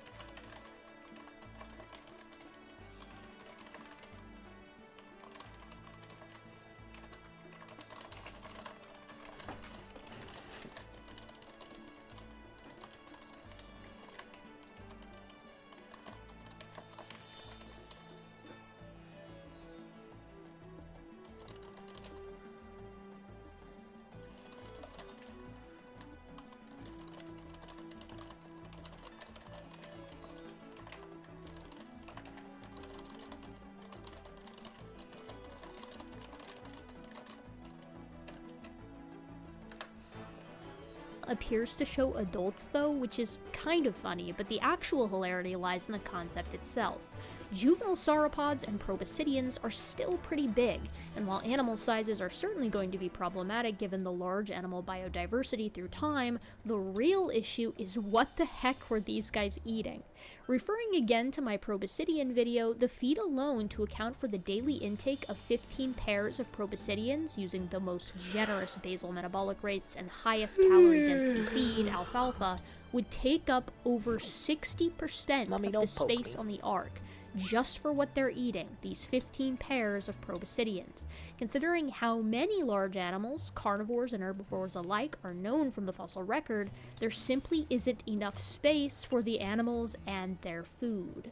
But even though one single concept, that is, the space needed for the food for one group of animals, precludes the Noah's Ark story as being true, a global flood story as having happened entirely, we've still got a lot to cover, because this is meant to be a dreadfully thorough engagement with the Creation Museum and the Ark Encounter. The next diorama is an absolutely adorable depiction of the mass annihilation of life on Earth. You can't see it in this picture, but there are some children and baby bears on this rock waiting for their demise, which I thought was a nice and honest touch. This plaque notes that, naturally, Noah would have built the Ark on high ground to avoid the damage of the initial tidal waves, but the tidal waves are the least of Noah's problems. This actually is a great opportunity to bring up one of my favorite preclusions for the Noah's Ark flood story and young Earth creationism. That is the heat problem. This one isn't well known to a lot of people because it's kind of a specific issue and a niche subject of busting young Earth creationism, but I'd like it if more people knew about it because it really is a doozy. Essentially, in order to explain why all our radiometric dates show the Earth to be very old, young Earth creationists suggest that during the flood of Noah, something very radical happened in the realm of physics that caused radiometric decay, remember that law in physics from earlier, to accelerate by several orders of magnitude. This would allow them to stand by an Earth that is 6,000 years old, despite much older universal nuclear dates. There are several problems with this, but the big one is that nuclear decay releases heat. So cramming 4.5 to 4.8 billion years of heat release into 1 year results in enough heat to vaporize the granitic crust of the planet several times over, something a wooden boat obviously would not survive because the planet would essentially be a ball of plasma goo. But accelerating decay also leads to 4.5 to 4.8 billion years of radiation being released, which would certainly destroy all life on Earth down to the smallest microbe, and also, of course, everything on Noah's boat. Unfortunately, the problem gets worse.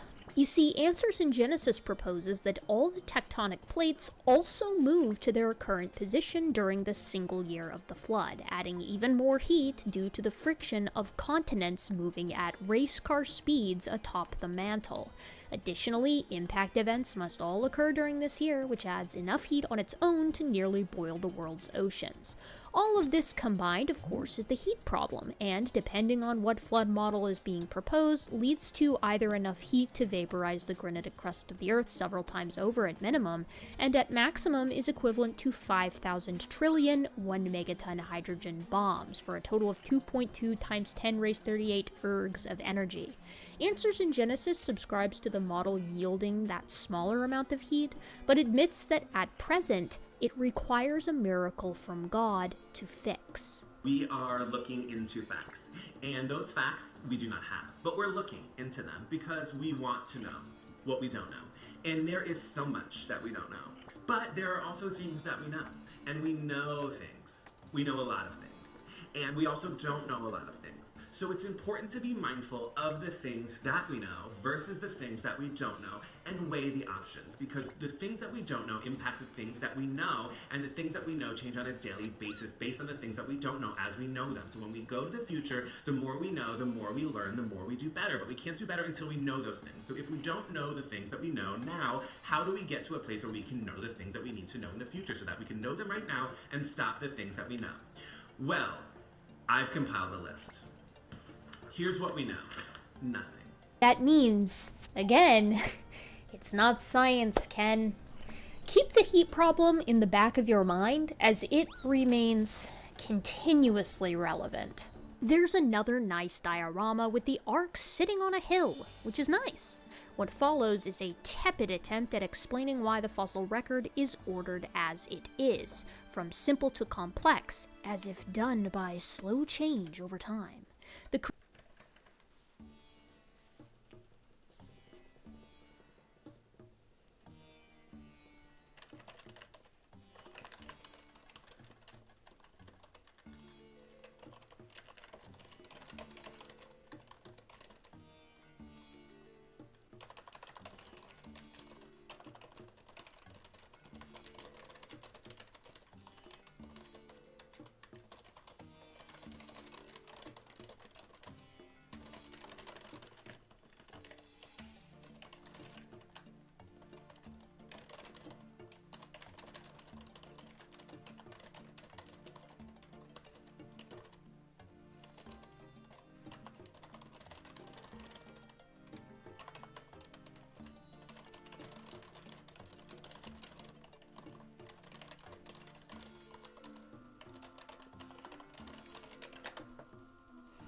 Creation Museum proposes the ecological zonation model, which argues that critters would be buried in order of the habitats they lived in, and thus only appear to be ordered by complexity. Wow. What a coincidence, huh? The ecological zonation model doesn't work for many reasons. One of the big ones is that animals occupying identical habitats and/or niches are found in the same geologic location, but in different geologic strata. Permian synapsids and dinosaurs occupy some of the same habitats as evidenced by geologic evidence and isotopic ratios. So why do we find dinosaurs long after the synapsids? Did the flood wipe out the synapsids, allow the dinosaurs to resettle there a few days later, and then come back for round 2? The same goes for the marine fauna. Ecological zonation cannot explain why placoderms are separated from ichthyosaurs, or the evolution of plankton over dozens of layers of sediment out in the open sea. It's also dreadfully ad hoc, it's not in line with any of the geology we see, such as the Canadian Shield, and it makes exactly 0 predictions that distinguish it from evolutionary theory. Then we get to some butchering of natural selection. Classic. I am of the opinion that the Creation Museum's bread and butter with this kind of thing is seriously altering or outright changing definitions in order to re-establish their own narrative. It should be noted here that no one ever claimed that natural selection created new information. Rather, it selects beneficial mutations. These mutations can certainly constitute new information, and in conventional science we regularly document such changes, such as the de novo antifreeze proteins in ice fish. There's also the proposal that evolution is, or at least aims to be, directional, which is again a complete misrepresentation. Evolution is very simply a change in the allelic frequencies in populations over time, typically by natural selection acting on mutation. It has no goals or aims and is context-specific. What is beneficial in one environment may harm an organism in another. That's why life changes. There is a very rad Allosaurus fossil that I am sure is very sad to be trapped, imprisoned if you will, within the Creation Museum. The plaques around this guy mostly just harp on that same evidence, different interpretation creed. We also get some more bad geology, including a worsening of the heat problem by starting the flood with Rodinia instead of Pangea. I mean, if they're gonna get that much science wrong, I don't understand why they don't just start with Pangea. That would save them a whole lot of headache and a whole lot of heat. Then there's the Grand Canyon section, and the diorama of the Grand Canyon is fun, but again, there's a lot of misrepresentation of data on the plaques.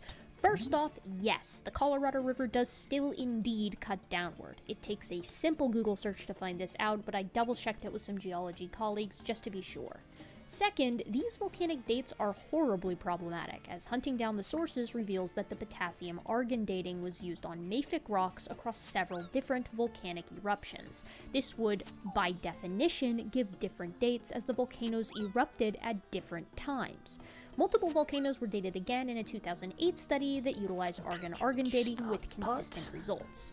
Third, Hopi Lake is not actually a lake at all. Conventional science knows it as the Beta Hoki Formation, and it has actually been ruled out as an ancient megalake for nearly a decade due to sediment analysis of the formation and the nature of the Kaibab uplift. And finally, fourth, the surge deposits are not due to large post-flood megalakes bursting, but rather a part of the natural episodic nature of the Colorado River floods. So the real question is, why were there 4 either incorrect or potentially intentionally misrepresentative statements about geology up on this wall, and 0 actual statements about geology on this wall that were true and backed by the literature in this Creation Museum? The Ice Age section is also very enjoyable and seems to act as a buffer between the flood, when physics, geology, and biology just straight up broke, and modern times, where radioactive decay is standard, and so are the speciation rates. There is a lot of justification for getting the kangaroos to Australia, which must be a real prickly point for Ken because he repeats it again at the Ark encounter. One of the plaques here claims that the marsupials could feed their young on the run due to their pouches, which is how marsupials were able to populate all the continents faster than the placentals. If this feels ad hoc, it's probably because it is, particularly the bit about a single few pairs hitching a ride on a floating forest to get to Australia. As usual, evolutionary theory predicts, and creationism accommodates. This section also includes some bits on rapid speciation, aka hyperevolution, which at least has the guts to admit, albeit in small text, that since hyperevolution does not happen today, God must have done something super duper special 4,000 years ago, which... Okay. Tell me how that's empirical, exactly. What predictions can be made using that hypothesis that are distinguishable from evolutionary theory? The next section is pretty cool. It has some neat Babylonian statuary. I didn't get a picture of it because AIG security fuzz had just walked through this room, but there was a copy of On the Origin of Species in a display case with other bad books, like Mein Kampf, which is hysterical. The very last exhibit before the excessive gift shop funneling actually has to do with Jesus and his resurrection. This exhibit was pretty much the only, kind and compassionate and uplifting section of the entire attraction, and, I liked it. It really does feel like the most sincere part of the Creation Museum. I don't really have anything else to say other than the music they play in there is a bop. Walking out of the resurrection room, we get funneled in through the gift shops, plural. First there is the Legacy store, which has exactly one product I wanted, but evidently the Buddy Davis cutout was not for sale. There is also a very tasteful exhibit on abortion, very appropriate for something proposed as a science museum. Leaving the gift shop, you can also pass by Leroy's Fudge and pop by all the restaurants and another gift shop called the Dragon's Hall Bookstore. There's also another gift shop by the exit of the museum. We didn't have time to do the planetarium or any of the 4D movies as we wanted to take our time at the Ark Encounter, so my mom and I headed out of the Creation Museum, back through the gorgeous botanical gardens, past some kids, some other families, a handful of Mennonites, and made our way back to the car. After my revisit, after all these years, I feel comfortable saying that the Creation Museum is a monument to desperation. White-knuckling an ideology that hasn't had a science gap to hide in since disco was groovy. It's full of exhibits that are outdated, misrepresentative, or just plain wrong. The Creation Museum is nothing but a sermon masquerading as science. It is a pill that only those who already have a prescription could possibly swallow. With the Creation Museum under our belt, we set out to drive a full 45 minutes to the Ark Encounter. Irony of ironies, on our way the clouds gathered in the distance and it began to rain. So naturally we hurried to the boat. Oh, the irony. Maybe someone's upset with us. We're trying to find parking right now. The place is flooded out. They've got VIP parking here at the Ark Encounter, but I think that's reserved for Noah, his 3 sons, and their unnamed wives. Why are you laughing? Because it's rain. At the Ark Encounter, one has to take a bus to get from the parking lot to the grounds the Ark is on. I imagine, much like with other large amusement parks, this is because Answers in Genesis wants to control the experience and give the visitor a grand reveal as the boat appears around the corner. The majesty of the Ark was a bit diminished, however, with the knowledge that we would have to trek up to it around half a mile, something neither my mom nor myself were happy about. Ow. Ow. Do you have to walk to the Ark from here? Yeah. You have to walk through the weather from here? Visitors get dropped off at yet another gift shop / cafe building, complete with a large auditorium where a sing-along was taking place with a crowd of young children.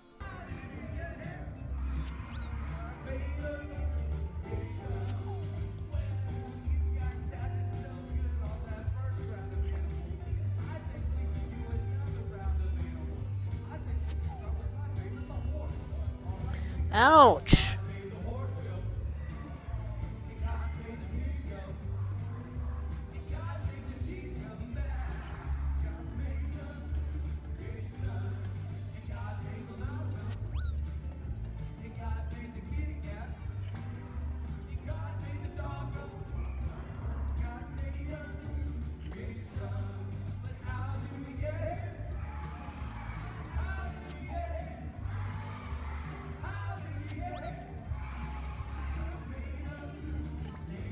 Now, I've seen a lot of creationist merch in my day, but I had no idea there was what is effectively a young earth creationist Wiggles group. I gotta say, you gotta hand it to them, they don't beat around the bush. Right outside the auditorium, however, a small line had formed. My mom grabbed my arm, leaned in, and whispered, "Hey, isn't that the main guy? Ken Ham or something?" My soul left my body as I realized we had accidentally visited the Ark Encounter on one of the very rare days that Mr. Ham, yes that one, himself, was visiting for a meet and greet. Instinctually, as if developed by some kind of long changeover time process, my legs moved me to the back of the line, and before I knew it, I was shaking Ken's hand, grabbing his autograph and telling him that I liked his boat but disagreed with everything it stood for.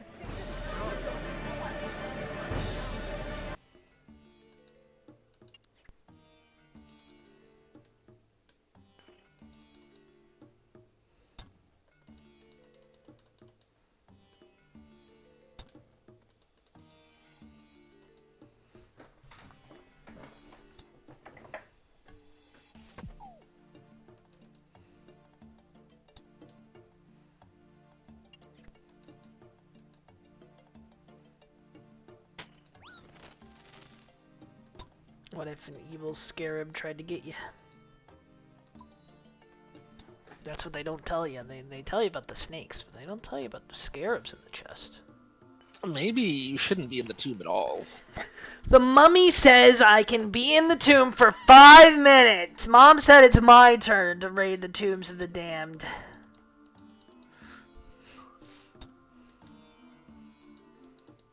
As long as I do it in 5-minute intervals, Mom says it's always my turn. And I'm gonna take my turn.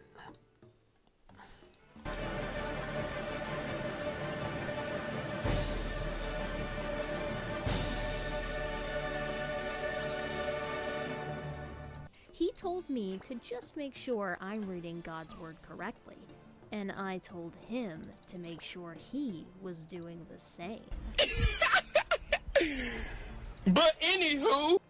So to this day, to this very moment in time, I am still riding the high of meeting the leader, the emperor of this organization that I have spent so much time critiquing and dissecting, and honestly, he was a really cool dude. It was a fun time meeting him. I got his autograph, which I keep folded up carefully and on my shelf of treasures, and now I get to check the second of the creationist holy trinity off of my list.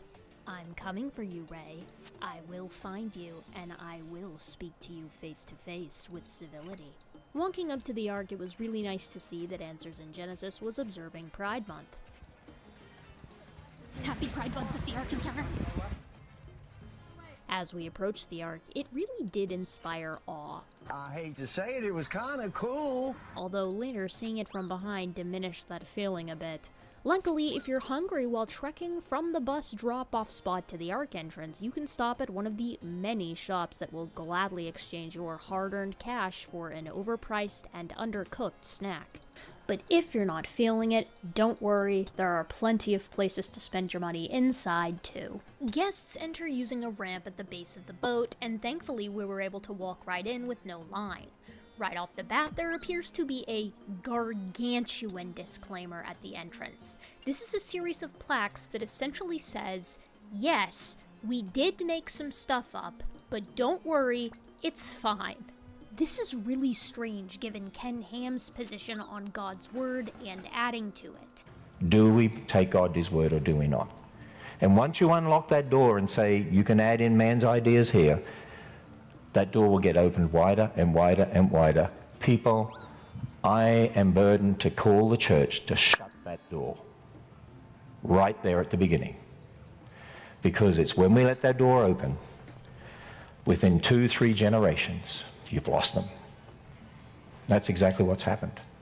Compare that to Answers in Genesis employee Tim Shaffy's PSA about the Ark encounter.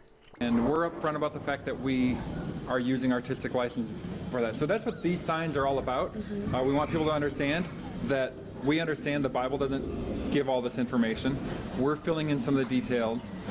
For example, what does the Ark look like? I've mentioned before, one of the big ones that people have been upset with us for is we name Noah's wife, and we name the other women on the Ark. We're not trying to add to Scripture. We know that's a detail that the Bible doesn't give us, but we're upfront about that fact that we're giving them names to help people understand that they were real people.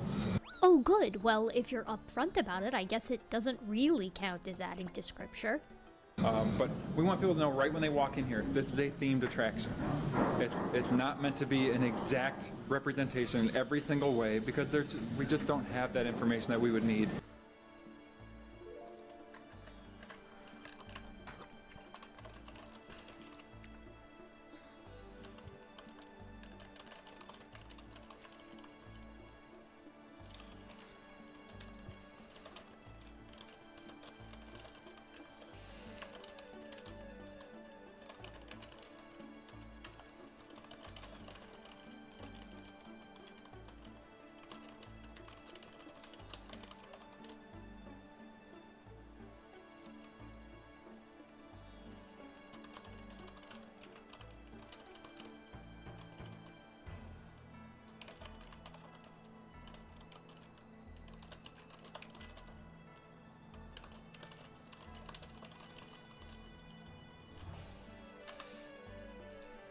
and so we're filling in some of the details and trying to be as consistent as we can with the evidence that we have. So what evidence do we have then? Before we continue, I think it might be useful to actually read the short tale of Noah's Ark from the Bible itself, just to really help you contextualize how much artistic license is being taken in this thing. My mom and I did this on the ride home, and it was really, really interesting. So here is a dramatic reading of the Genesis flood story, beginning with Genesis 6. I'm using the King James Version because that's the one that the fewest evangelicals throw a fit about. And it came to pass, when men began to multiply on the face of the earth, and daughters were born unto them, that the sons of God saw the daughters of men that they were fair, and they took them wives of all which they chose. And the Lord said, My spirit shall not always strive with man, for he is also flesh. His numbers will be 120 years. There were giants in the earth in those days, and also after that, when the sons of God came in unto the daughters of men, and they bare children to them. The same became mighty men which were of old, men of renown. And God saw that the wickedness of man was great in the earth, and that every imagination of the thoughts of his heart was only evil continually. And it repented the Lord that he had made man on the earth, and it grieved him at his heart. And the Lord said, I will destroy man whom I have created from the face of the earth, both man and beast, and the creeping thing, and the fowls of the air, for it repenteth me that I have made him. But Noah found grace in the eyes of the Lord. These are the generations of Noah. Noah was a just man, and perfect in his generations, and Noah walked with God. Noah begat 3 sons, Shem, Ham, and Japheth.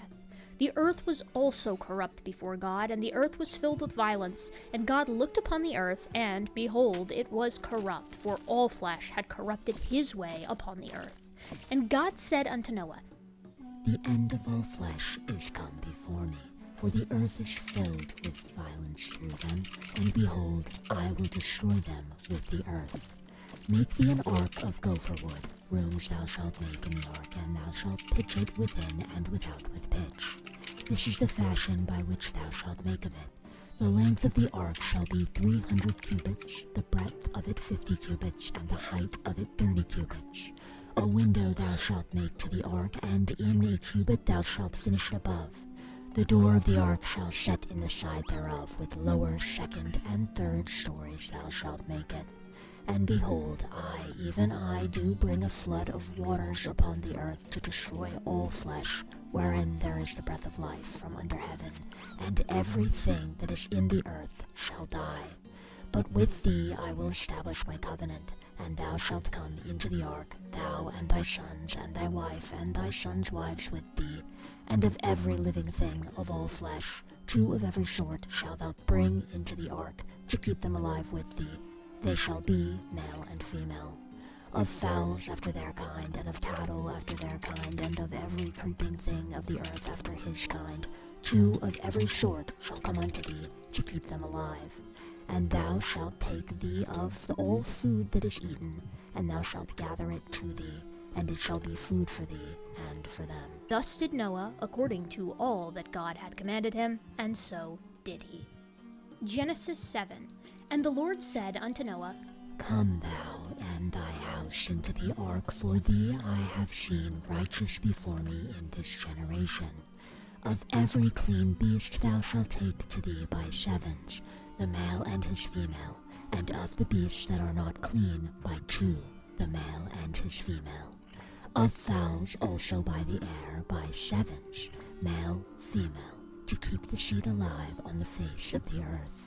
For yet 7 days I will cause it to rain upon the earth for 40 days and 40 nights, and every living substance that I have made I will destroy off the face of the earth. And Noah did according to all that the Lord had commanded him. Noah was 600 years old when the floodwaters were upon the earth, and Noah went in, and his sons, and his wife, and his sons' wives with him into the ark because of the waters of the flood.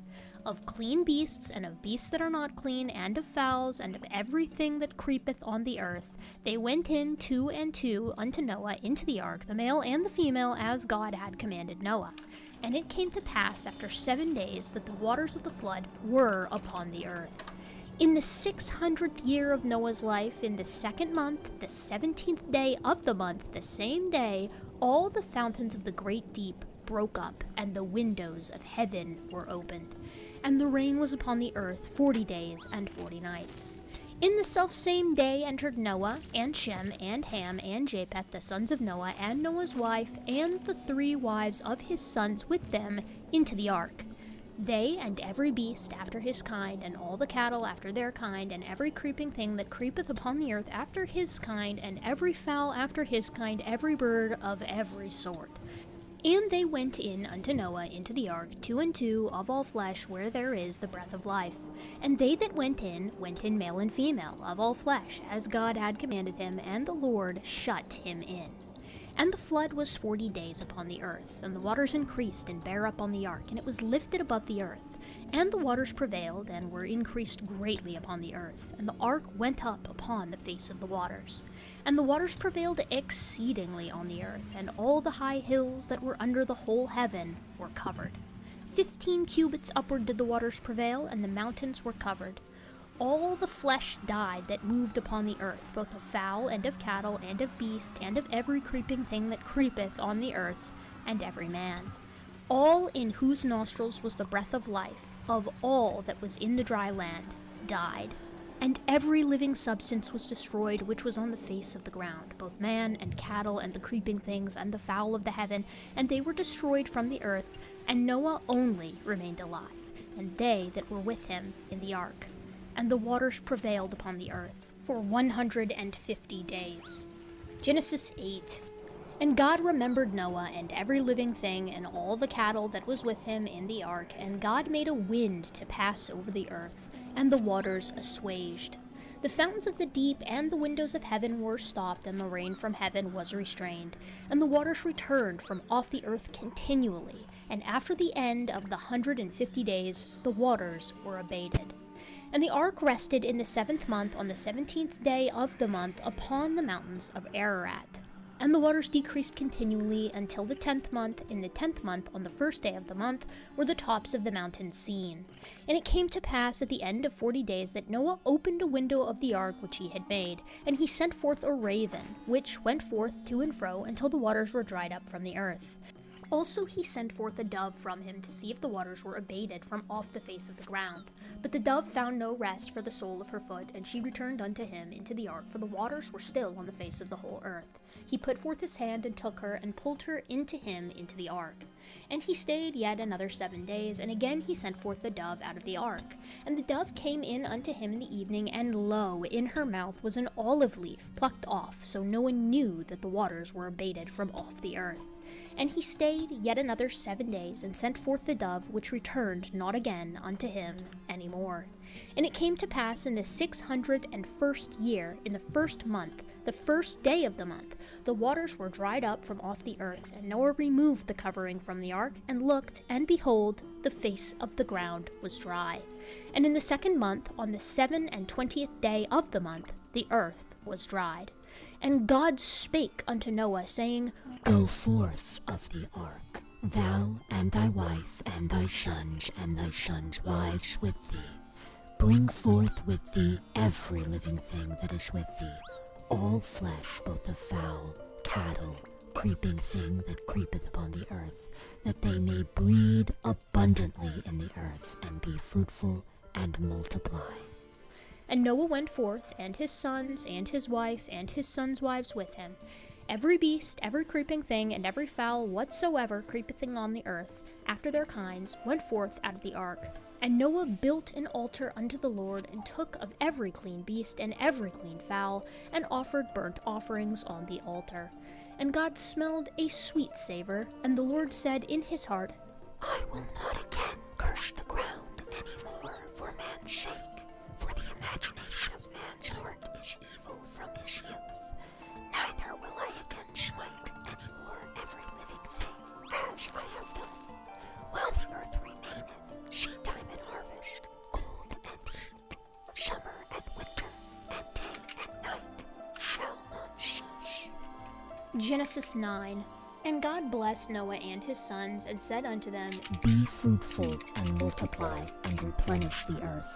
The fear of you and the dread of you shall be upon every beast of the earth, and upon every fowl of the air, upon all that moveth on the earth, and upon all the fishes of the sea into your hand are delivered. Every moving thing that liveth shall be meat for you, even as the green herb I have given you all things.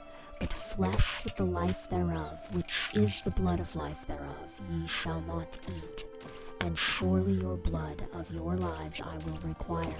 At the hand of every beast will I require it, and at the hand of man, at the hand of every man's brother, I will require the life of man. Whoso sheddeth man's blood, by man shall his blood be shed, for in the image of God made he man.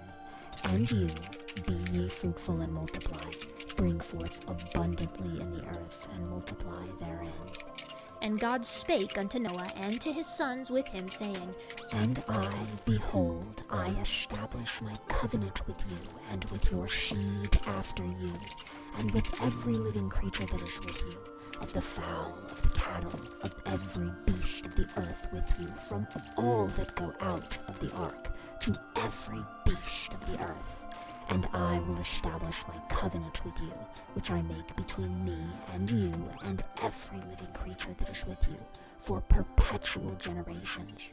I do set my bow in the cloud, and it will be a token of a covenant between me and the earth.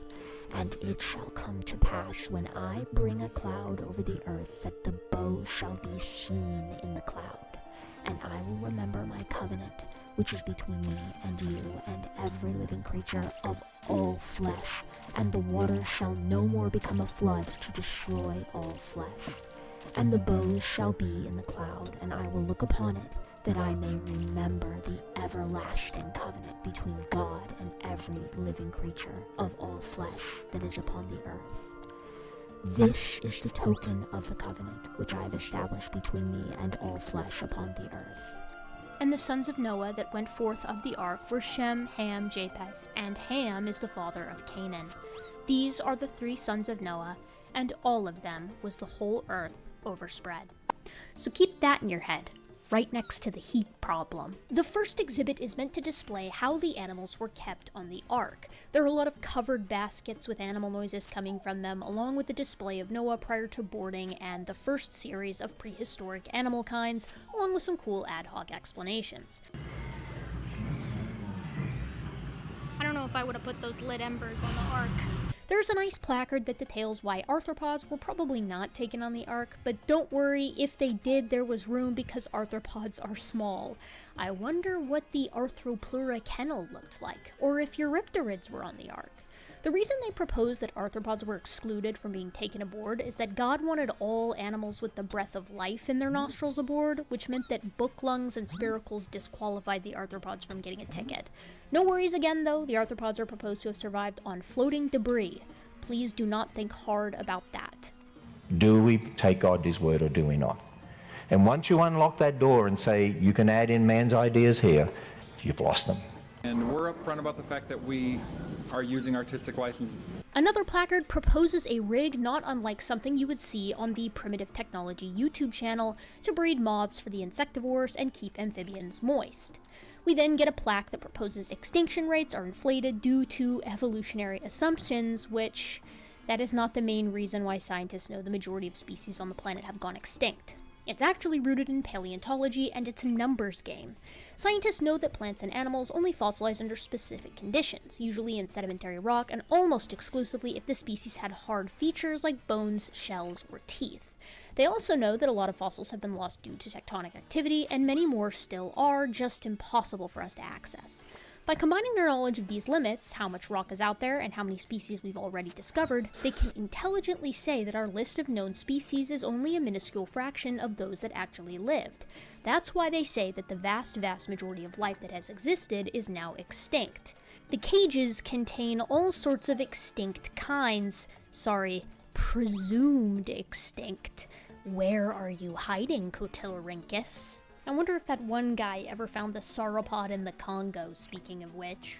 After appealing to the cryptozoology crowd, we get one interesting point from the polar bear plaque. It notes that all bears are the same kind because they can interbreed. This suggests that hybridizability is one of the main criteria that Answers in Genesis uses for its kind.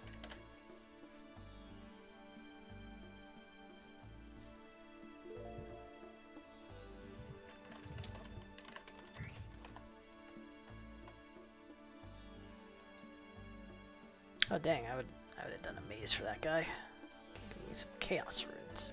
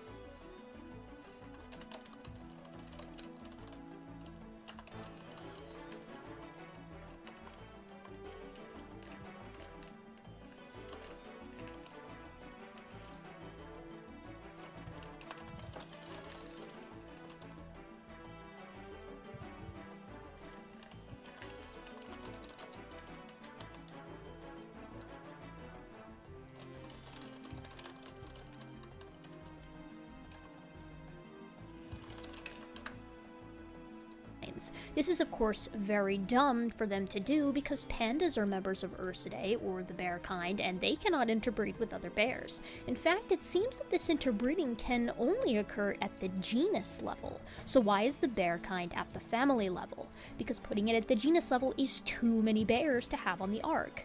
We get another plaque about how Noah brought only juveniles on the Ark too. Do we take God at his word or do we not? And once you unlock that door and say, you can add in man's ideas here, you've lost them. And we're upfront about the fact that we are using artistic license. We then get to one of the big questions. How did marine and freshwater life survive in the great mixing of the seawater and freshwater during the global flood? Are you serious? Well, naturally, they couldn't survive or persist because of the heat problem, but let's suppose that that issue was like miracled away. Then could we perhaps see these freshwater and saltwater stratification patches? No, we couldn't. First, the global flood conditions being tumultuous enough to eradicate all life over the entire Earth would have certainly resulted in mixing. But second, salt dynamics are well understood, particularly in the context of fresh and saltwater mixing. Estuary studies show us the nature of this mixing, with the only system that could potentially be what the YECs are looking for being the salt wedge estuary type. The problem is, this type of estuary, which involves the most stratification of salt and fresh water and results from fast and powerful rivers dumping into an area with weak tides, still has a layer where mixing occurs. This means that if a global flood with water stratification did happen, these mixing layers would stick out like sore thumbs in the geologic column. So, no dice there. At long last, we arrive at the spectacular kinds list, which cannot be found anywhere else but here in person at the Ark encounter. I wonder why it's so difficult to get a gander at it if the folks at AIG are so proud of its robusticity. So I took the time and sacrificed the integrity of my corneas to put the nearly 1,400 kinds into an Excel spreadsheet, whose link you can find in the description. The vast majority of kinds are at the family level, with most of the genus level kinds applying only to smaller animals. Presumably, this is to limit the larger animals to as few kinds as possible. So first and foremost, there is no rhyme or reason to this list. That's gotta be pointed out right off the bat. Genetics certainly doesn't come into play when differentiating the kinds, as once again, humans and chimpanzees are kept separate despite a 98.8% similarity, while felids, elephantids, and murids are all within single kinds despite their broad range of genetic similarity. But morphology doesn't seem to matter very much either, as arbitrary distinctions appear to be made in order to separate long extinct groups. Let's appreciate how this is done in the context of my own field of primates. Extinct primates are split in a very strange way. Notharctus and Adapus are split into separate kinds, as are Proconsul and Epidium. In conventional science, these animals each have their own families and are placed in unique spots due to the metrics of their skulls. However, conventional science still holds that these animals are related. The Ark encounter, though, proposes that kinds are created groups, meaning Notharctus and Adapus are not related at all under their lens, and neither are Proconsul and Epidium. This is strange, as part of what helps conventional scientists group animals into families involves knowing how those families are in turn related. The extant kinds are arguably worse. Obviously, they can't have humans with the rest of the great apes, so instead of using conventional terms like hominoidea, they are dubbed pongids on this plaque and separated from the humans. But it seems strange to lump the great apes and then separate lemurs from indrids. Even stranger is to lump all of the cercopithecids together, from talapoins to mandrills, but separate the cebids from the attalids. Again, they think that no kind is related to another kind, so gibbons or hylobatids are not at all related to the other apes in their view. We also find out definitively that there are 10 proboscidean kinds on the Ark, meaning their food would only take up 40% of the space rather than 60%. However, 40% of the Ark space for 10 kinds out of almost 1,400 isn't a great number. I had a dinosaur enthusiast friend eyeball the dinosaur kinds as well, and he gave me some notes. For instance, Ornithostoma is a genus, and it gets its own kind. However, it's an Asdarcoid, so why not just lump it into Asdarchidae? Nyctosauridae and Pterodontidae are extremely close morphologically, and they're listed as separate kinds in a very similar way to what we saw with Epidium and Proconsul. Pariasauridae is listed as a reptile, which nearly gave my friend a heart attack, as this animal is not even considered to be within the amniote group. Hadrosauridae and Iguanodontidae are separate kinds, but most people would see them as basically the same, so why not just elevate them both to the Hadrosauriform kind? Didactymorpha is placed as a reptile family despite not being a reptile at all, and like Ornithostoma, Thalassemis is a single genus that's the only member of its family. Why did Ornithostoma get its own kind but not Thalassemis? Dromaeosauridae contains Microraptorinae, which AIG thinks are birds. Also, Dr. Menton, DDS, said all of them are birds anyways, so it looks like Answers in Genesis has a few inconsistencies to explain.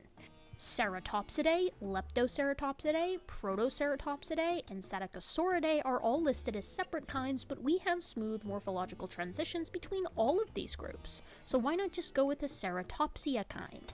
All ornithurans are just lumped under, quote, birds, unquote, with absolutely no care as to whether or not they belong to aves. In just the few examples we looked at here, we can see that the Ark encounter really just attempts to hijack family-level classification in conventional science, all while ignoring the organisms that link these families together. What is clear is that the Kinds placard is a feeble knockoff of classic taxonomy and phylogenetics, the Wish.com version, the Market Pantry or Great Value brand. Now naturally, there is absolutely no methodology to this. They are simply eyeballing it yet again. And all of that kind of deserves its own video, like the most egregious mistakes on this Kinds plaque, so we'll put a pin in that and maybe address it in a future video. I guess at least we finally got an attempt at telling us which animals were brought on the Ark. Do we take God at his word or do we not? And once you unlock that door and say, you can add in man's ideas here, you've lost them. And we're upfront about the fact that we are using artistic license. So this section says how long did it take to build the Ark, and they've got the Noah's Ark on top and the Ark encounter below. One thing they don't include in their comparison is that the Ark encounter used thousands of people, laborers, and modern machinery to build the Ark. That might be an important detail. We're taking a quick break as Big K goes and gets herself a drink. The place is mostly deserted. This place is actually a lot less crowded than the Creation Museum was. The kind list was something else. These guys are bold. They went ahead and actually put all the kinds that they think are on the Ark in a big old list, so I can't wait to show it to you. Walking up to the next deck leads us to another classic Humans Did All This exhibit. This is where you can find some of the Ark Encounter classic dioramas, such as Carnotaur Giant Gladiator Fight, the Hedonism Hangout with Smilodon Pet, and the Baby Sacrifice to the Snake God. All of this is framed as what the world essentially became after humans sinned and before God did like a soft reset with the flood. I love these dioramas. They are so whimsical and so weird, and they're played completely straight as something that actually happened 4,400 years ago. Of course, we don't have anything to support that. We don't have any dinosaur gladiator rings having been unearthed from the archaeological societies of the planet. We don't have any Smilodon muzzles, and we don't have any giant golden snake god statues. Yet. After this, we have more Ark kinds exhibits, including one that is very non-committal about whale evolution. This is kind of funny, as it effectively admits that, yeah, okay, the evolution of whales from terrestrial animals has some pretty good evidence for it. There is also an area to watch a movie about scoffers scoffing, and then there is a spooky Ark exhibit, which had a little bit too much touching for a pandemic, in my opinion. We got one of Noah's unnamed daughters-in-law working up there. Very nice. My mom is watching the movie, which is just great. And now we got the spooky animal encounters. So spooky. Following this is an exhibit that has even more kinds with a bit more information attached. We get a canid, felid, archaeopterid, and pongid kind with some interesting attempts at phylogeny. Once again, there is an attempted justification that boils down to if it can hybridize, it's probably a kind. This is very strange, because mechanically and genetically, we know that foxes and wolves can't interbreed, but they're both within Canidae, and as I mentioned earlier, pandas can't seem to hybridize with grizzlies, but they are both within Ursidae. So essentially, this still doesn't work. Sorry, my hair's still wet from the rain outside. That's a lot of question marks there, Archaeopteryx. That's a lot of question marks. But the best is yet to come, because we have Pongid kind, the great ape kind. Right there. The Archaeopterygiid tree is kind of funny because of how lazy it is, given it's just blank, but this makes a lot of sense given the absolute mess that bird evolution presents for young Earth creationists, and it's one that's actually exacerbated by their own kind list. This is because the placard very clearly notes that Archaeopteryx is a bird, and thus it did not evolve from theropod dinosaurs, nor did any other bird. It also lists Archaeopteryx as a flightless bird, but a 2018 paper seems to have decided that this animal indeed could fly, and better yet, it precedes Rahonavis, which is considered by many to be a direct descendant of Archaeopteryx.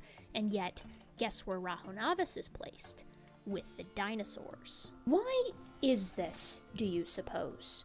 Could it be perhaps that AIG is not actually using any morphological characteristics to classify extinct animals and is in fact eyeballing it? Oh, happy 40% chance to get a scepter that I don't have. From theropods to what we consider modern birds, it makes a lot of sense that answers in Genesis. I'm up to 40.25% chance of at least one scepter by now.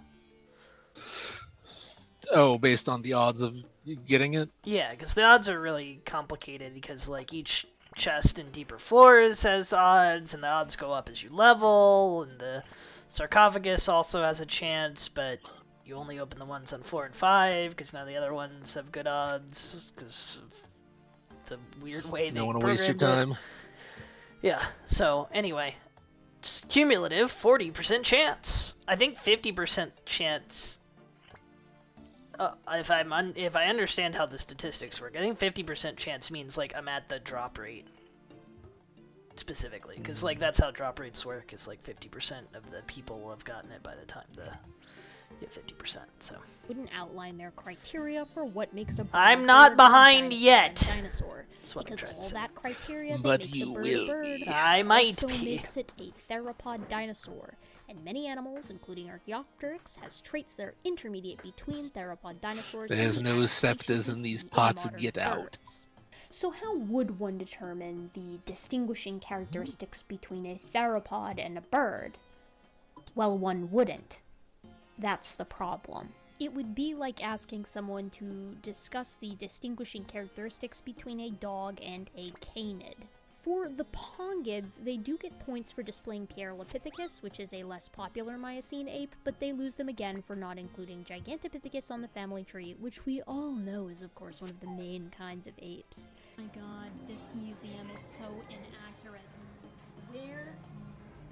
Where is Gigantopithecus? One of the 4 ape kinds. Do you know where Gigantopithecus is? Pierolopithecus? Another thing is that we know for sure that there have been 4 species of great ape on the earth: the chimpanzee, the gorilla, and orangutans, and then there's Gigantopithecus. We're not really sure what it was. They also again pretend there are no hominins between Australopithecines and mid-genus Homo, which loses more points for being deadpan dishonest. This exhibit also asks if changes within kinds, which is again the made-up designation. The video on the Creation Museum, it's talking about like genuses and whatever, and how inaccurate it is. But it's just making me think of the picture. I'm sure you've seen the meme picture where it shows the hominid evolutions and then it groups the later ones and it just says later Homo and the guy's like walking. Yes, okay. Yeah, Yes, I know what you're talking about. I love that picture. With no methodology supports evolution. Then it proceeds to actually not answer that question, which is of course hilarious. Why don't changes within kinds support evolution? Species give rise to new species, modified characteristics develop over time, and the fittest animals survive best. Sounds a lot like evolution, right? So what are some key differences between molecules to man evolution and the biblical creation model of changes within kinds? They just are different, okay? Don't think too much about it. Look at the 2 worldviews. Look at the evolutionary shortcomings. Don't think too much about it, okay? You're gonna give yourself a headache. I mean, obviously evolution is change over long periods of time, and that's really a lot different from the changes within kinds, which it's change, but it's on short time periods, right? These are 2 completely different things. Okay, the obvious gag is that changes within kinds, it's just hyper-evolution, that's all it is. Isn't this your changes within kinds plaque? That's right. And doesn't it say that species giving rise to new species, modified characteristics developing over time, and the fittest surviving constitutes change within kinds? Yeah, that's right. Now, evolution involves species giving rise to new species, modified characteristics developing over time, and the fittest surviving. That makes sense to me. So then, changes within kinds is evolution. It's not evolution. It's interesting to note that one of the paragraphs here notes that most mutations are negative when this is false. Most mutations are neutral, with negative mutations taking second place and beneficial mutations being the most rare. However, rare doesn't mean non-existent. Somebody just got a scepter in my room and it wasn't me! The evolutionary shortcomings list, which yeah, is I'm constantly in a state of being wrecked. Abiogenesis, aliens, the origin of logic, and some theology, none of which have anything to do with evolution's viability as a theory. Strolling on to the next section, we see numerous additional animals, including the Tyrannosaurid kind. Here we get to a really great question. How did Noah feed the carnivores? Great question, and how did these carnivores get other essential nutrients acquired only through meat? Answers in Genesis proposes several potential ideas. Consumption of dried meat or fish stored on the ark, consumption of nuts like peanuts, or consumption of plants high in protein. In addressing the taurine needs for obligately carnivorous felines, AIG suggests that the Ark cats were just built different. Okay. Do we take God's word or do we not? And once you unlock that door and say, you can add in man's ideas here, you've lost them. And we're upfront about the fact that we are using artistic license. So an adult tiger today requires 10 to 25 pounds of meat per day. This equates to about 3,650 to 9,125 pounds per year for a single tiger, or 7,300 to 18,250 pounds for a pair. That's a lot of meat. Given we have around 205,380 square feet of space, the meat alone for the carnivores, if there are only 140 kinds, averaging a pair of adult tigers, many were probably larger than this in dinosaurs with synapsids, pterodons, etc., would take up around 12% of the Ark space at minimum and 31% of the Ark space at maximum, for the food of 1/10 of the animals. Keep in mind, 10 proboscideans also require 40% of the space for their alfalfa, so this results in 52 to 71% of the space being taken up by the food for only 155 kinds out of 1,400.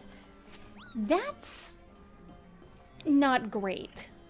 Then we get into the idea zone. This area attempts to rid other major issues faced by the Ark, such as air circulation, waste removal, or lighting the place. Guys, you have much bigger problems than the functionality of the wooden boat itself. But also the largest wooden boat composed by modern hands didn't do so hot. Look at this boy. Look at this boy. There's also a large section dedicated to who Noah and his family were. They're given names, hobbies, backstories, you know, just like in the Bible. You've lost them. Using artistic license. This part is fine. I thought it was enjoyable to look at, and at least there was nothing aggressively wrong beating me over the head. Following this, though, there is an exhibit that really hashes out Noah's backstory, which, again, just like the Bible. Ever wonder how Noah's family managed to feed all animals and remove their waste? Easy. They just did it. Then we get the infamous fairy tale Ark section that really underscores my thesis statement by implying that not buying into a global flood endangers you spiritually. Sir, this is an Arby's. I know the majority of Christians, who accept evolution by the way, would find that to be what the kids call a yikes. Not that Answers in Genesis is trying to win over any new converts, just to keep an iron grip on the current flock. Ape ancestry. Evolutionists claim man descended from ape-like ancestors, but no intermediate fossils have ever been found to verify this idea. Always lying to me. Why? You lying so much. Why? You making it hard for me. So-called missing links between ape-like creatures and humans were either fully ape, e.g. Lucy and Ardipithecus, fully man, e.g. Neanderthals and Cro-Magnon, or complete frauds like Nebraska man or Piltdown man. What about Homo habilis and Australopithecus sediba? The Bible is clear that God made man from the dust of the ground and woman was made from his rib. There's no ape-like creatures in man's ancestry.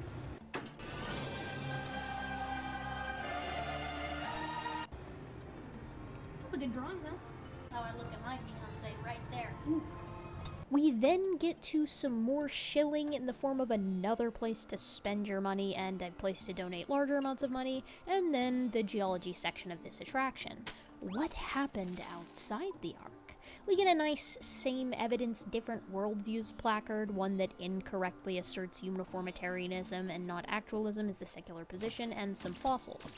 We get the classic creationist usage of polystrate fossils while not actually understanding what they are or how they form. I did a long-form video about this, but the long story short is that isotopic work confirms that these fossils were formed by seasonal flooding, which is also confirmed by regenerative growth.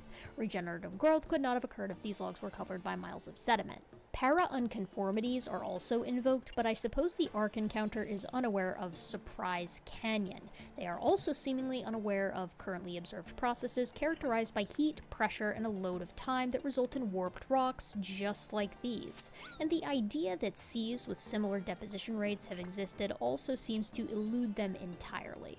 Fortunately, we do get to see Gigantopithecus at long last. Uh-oh. Stinky. We do get a conceptual mechanism for a post-flood ice age, which these guys need since the ice age is too recent to pretend it didn't happen, but this placard humorously and unknowingly cops to the heat problem. Man, it's getting hot in here.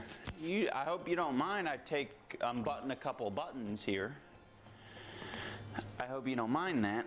Then we get some attempts at explaining global climate change. Guess how accurate those plaques are?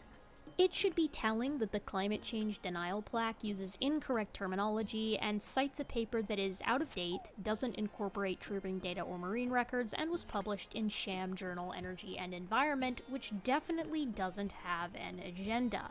The proper move would have been to consult Marcot 2013, which uses over 70 records and was available at the building of the Ark encounter. Except it confirms global climate change is anthropogenic in nature. And we just can't have that, now can we?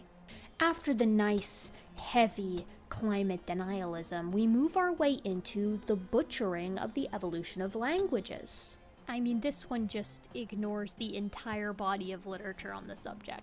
There is a large exhibit on the Museum of the Bible and a graphic novel that feels a lot like the movie God's Not Dead, but honestly, they're not very funny or hilariously wrong, so I'll spare you the deep dive.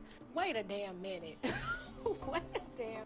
Leaving the Ark encounter, of course, puts you through another gift shop, and this one gives you the opportunity to wear your homophobia in 2021. Well, just as I thought, trash. It also has some books tailored just for me. In Zara's kitchen. That's Noah's wife. Yeah, we did learn that. We did learn that. That was really her name. That was really her name. Ararat Zoo. I'm ready to see some critters. Some real critters. The zoo was okay. It has some more of Ken Ham being mad about not being able to explain how marsupials got to Australia after the Ark, as well as more climate/extinction denial, but we did get to see lemurs, and my mom loved the kangaroos. Alright. Oh my god. And look, they can just walk out. Too bad we didn't get to see them. I know. What's your favorite part? You're so cute. I can't believe they wouldn't come out to see us. A kangaroo Well, did 'cause them. Lemurs! Look at them! You know, they couldn't have any primates that are like half around or look even remotely human, or else people might see how they act like us. Or rather, we act like them. Look at her. Opposable thumbs indeed. These guys are also heavily matriarchal and female dominated. Look at those titans. This is the best part. This is the best part. Hello. Better go. Oh yeah, I bet you're right.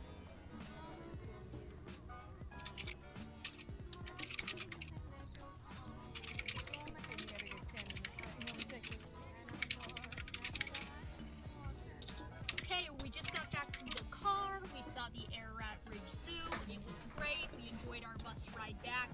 And we finished out the day quite well. It smelled great. The rain finally cleared up, which I mean is good for us. I think we've passed God's test today. I had a great time. I mean, as you can see from this video, I didn't have an intellectually correct time, but the time was fun nonetheless. Mom, would you like to say anything? How fun of a time did you have? Had a fun time.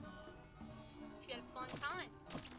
So join me next time, my gentle and of course very modern apes, and take care of yourselves. Bye. Our ride home was filled with nothing but conversation.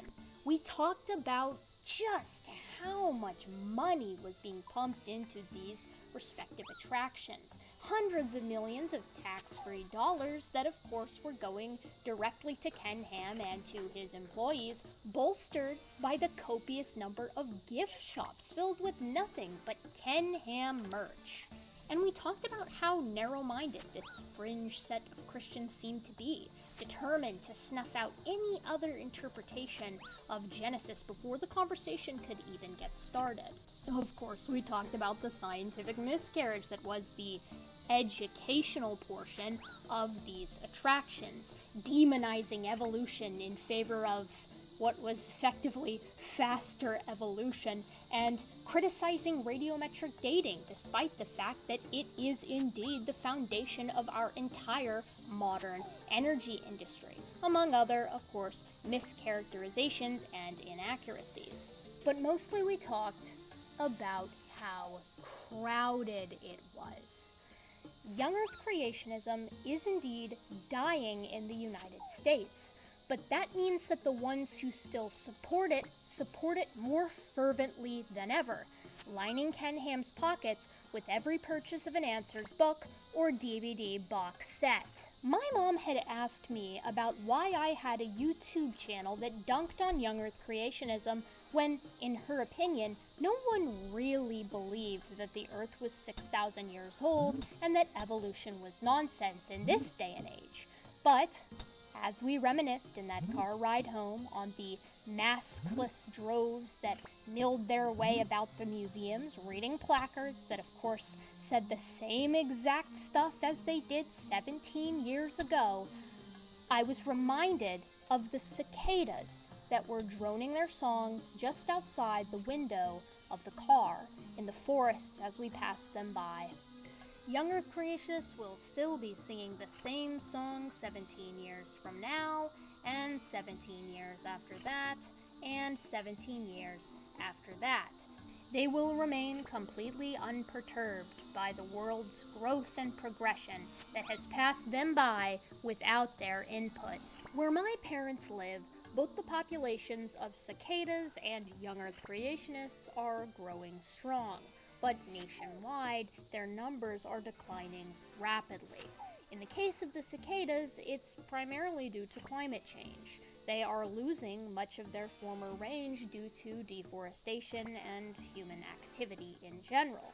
Ironically enough, it is the behavior, voting, and thus legislation imposed by the latter group, the Young Earth creationists who doubt that climate change even exists, that are so greatly harming the numbers of the former.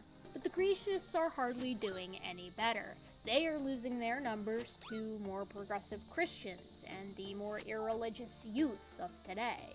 Hilariously, the actions that will lead to saving the cicadas by climate change action will probably result too in the types of education that will aid in the eventual extinction of the Young Earth creationist ideology. But until then, both groups are in a kind of limbo. They show up occasionally in just enormous numbers that tend to surprise the general population, who kind of forgot they existed in the first place. And they scream their same song, the same one that they've always screamed, and the same one that they will continue to scream until the end of time. And so, my gentle and of course very modern apes, thank you so much for joining me on this overly gratuitous deep dive into the Midwest's creationist culture. Thankfully, Young Earth creationism is indeed on its way out thanks to good education and better science. And the scientific community will continue to not notice these Young Earth creationists until they bring some serious studies to the table. This leaves them to bellow their serenade from the Creation Museum, the Ark Encounter, and the Answers in Genesis website, much like the cicadas. But unlike our periodical arthropod friends, and despite their volume, fewer than ever are listening to the song of the Young Earth creationists.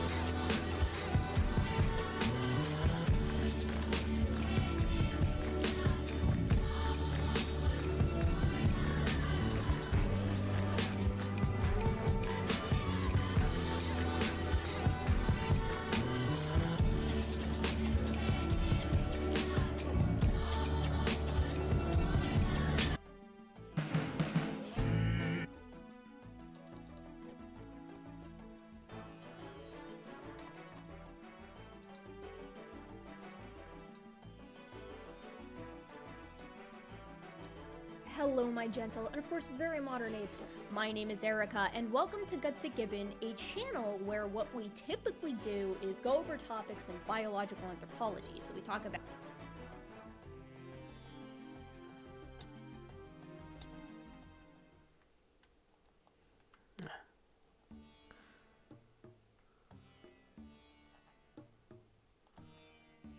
So we talk about human evolution and primatology, and mostly just those two things, but we oftentimes look at those things under the lens of debunking pseudoscience. We're not doing any of that today. Today, I didn't have anything prepared. In fact, it is currently 11:39 on the day this is going to come out, and my goal is to have it to you by 2. So we'll see if I can make that happen. I'm very busy right now. I have this problem as a content creator where I've become a little bit of a perfectionist, not with regard to my editing or my audio quality or anything like that, but with regard to the way that I'm presenting information to you, because I want it to be like as clear and I want the information to be as digestible as it possibly can be. And so as a result, it takes me a long time to do these big edited videos that used to be very stream of consciousness, or at least much more stream of consciousness. So for instance, I have a video that's been sitting on the back burner on the Big 5 mass extinctions for like 2 months. And then I've also got a video that's just gotten done scripting on the transitional hominins. And when I say that, I mean it's a video, like the one video you will ever need to understand why hominins are all transitional. I've got another one that's been in the works for quite some time on my fieldwork, obviously, which still isn't out. The fieldwork one sucks because what I'm actually waiting on is additional clips from other people who were in the field with me. And when I say it sucks, I mean it sucks because I've been getting like emails from people who are like, Gutsy Gibbon, where's the fieldwork video? Gutsy Gibbon, why aren't you tan if you were working in equatorial Kenya? And it's like, the reason I'm not tan is because I don't want skin cancer. So I wore long sleeve shirts and big hats and sunscreen like the whole time I was out there.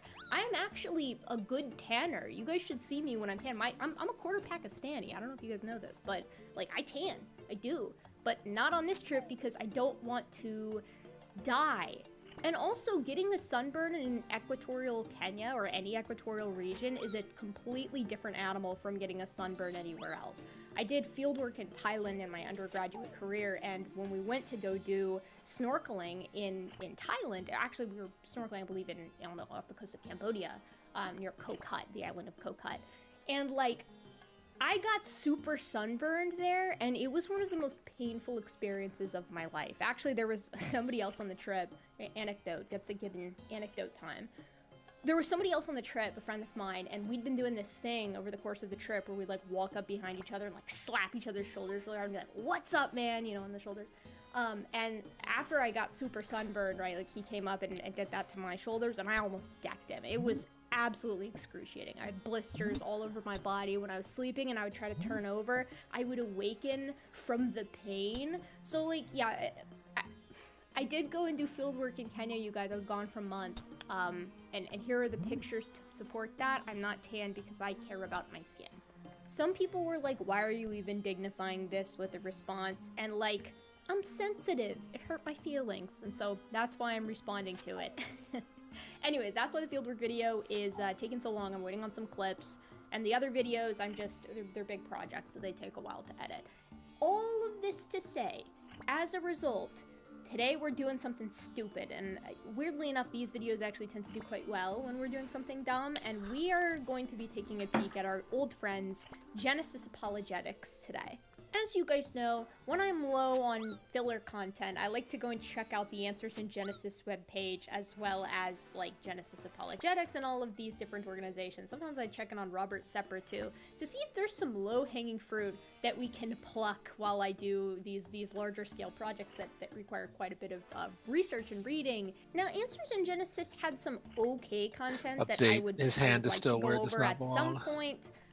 Specifically, I think it merits attention to take a look at their You will video never have a titled, scepter. "Should When We I hit Be 50%, Worried? it's The Bible guaranteed reveals that I'll the get a truth pot." about fossil fuels and climate change. Because what I do on this I mean, how channel, can it get a right, scepter? is we Get a debunk pot. pseudoscience. Got pot And on the brain. This right here is one of the big consequences of conspiracy theory ideas like young Earth creationism, and the reason I say conspiracy is because there is a lot of built-in mistrust in the scientific community, and it results in ideas like this. Like YEC on its own isn't necessarily that dangerous, but it leads to this kind of stuff, and we're gonna do a deep dive on that another time. I also want to do why radiometric dating cannot be trusted. I've done a lot on radiometric dating in response, or rather in relation to like the heat problem on this channel, but I've not done a big video on radiometric dating, and so I bought some new books. I'm boning up, if you will, on my geology. Open the chest. Don't ever speak to me like that again.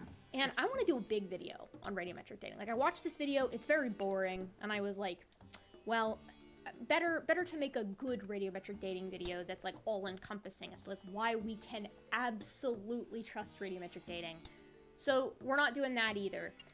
This is fun, this looks fun, but actually it's just another boring lecture, and it's got a lot of those like weird cartoons by Dan Letha in it, and we've already looked at Dan Letha and his funky cartoons and how funny they are unintentionally. Evolutionists are hoping you won't watch this video. This is another social Darwinism video, which like that doesn't have anything to do with like biological evolution, and also a lot of people who committed genocide using social Darwinism like didn't believe in evolution. They didn't accept evolution. They were actually religious, a lot of them. So we're not doing any of that today. I was bummed by this. I was bummed out by this. So what I did is I was like, okay, well, what is Genesis Apologetics up to? And I was delighted to see that they've got something new. In fact, I was surprised by it. There's something called Journey to Nova Rupta. What is that? So I've been complaining about the lack of good content coming out of Genesis Apologetics for quite some time now. They've been doing basically translated versions of their old videos instead of giving me anything new to make fun of and like dissect. There was the Classroom series, which was quite fun, but other than that, there's not been much. And then suddenly, out of the blue, we get the Journey to Nova Rupta trailer, which is 2 minutes and 40 seconds. And then at the same time, we get the Journey to Nova Rupta full movie, which is an hour and a half. So I looked at both of these and I was like, this is gonna have to be like another time. Like, we're gonna have to look at the full video at another juncture because, again, I have, let's see, 2 hours now to get this video to you. But I thought instead what we would do is we'd watch the trailer because it led me down an interesting rabbit hole, and I want to share it with you. So most of this trailer is pretty boring, I'll be honest with you. So this little intro actually takes a hot minute. I've sped it up here, and eventually we get to a guy like walking through an arid region. Today I saw a sight no human being has ever laid eyes on. This swarthy voiced man talks about how harsh the area is, and like where he is a volcanic range in Alaska.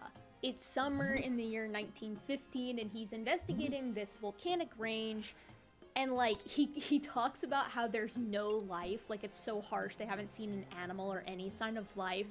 And then they have this scene. This is such a harsh environment. He just kills this fly with his bare hands. But I thought there was no life in this area. No life at all, right? I know I'm being pedantic, right? But like, this is your trailer. But honestly, he's mostly just talking about the area and the big volcanoes. And I was just like, when are they gonna get to the creationism documentary? 79. Yeah, it's been a long time since you've seen me dub over a Simpsons clip with my incredible voice acting skills. Anyways, he keeps going on and on about how scary the location is again. I know danger is a constant concern, but we're determined to press on. And then we get this transition. I hope the words on the pages of this journal inspire future generations to explore this amazing place.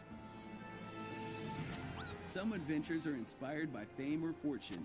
Now look, I know I'm not exactly one to talk when it comes about having kind of nasally irritating voices, but to go from the swarthy masculine voice of the guy before to this dude, I like spat out my coffee. I just think it's really funny.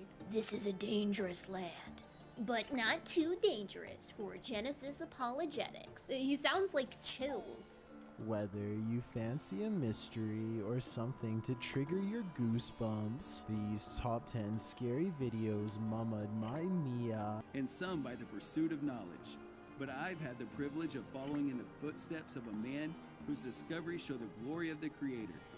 My name is Kenny Cole, and this is my story. Now at first I was like, that's it? The hell is that? But then the credits began to roll, and I saw a link to a new and strange place. CreationQuest.net. Let the adventure begin. Don't mind if I do, Dan Biddle.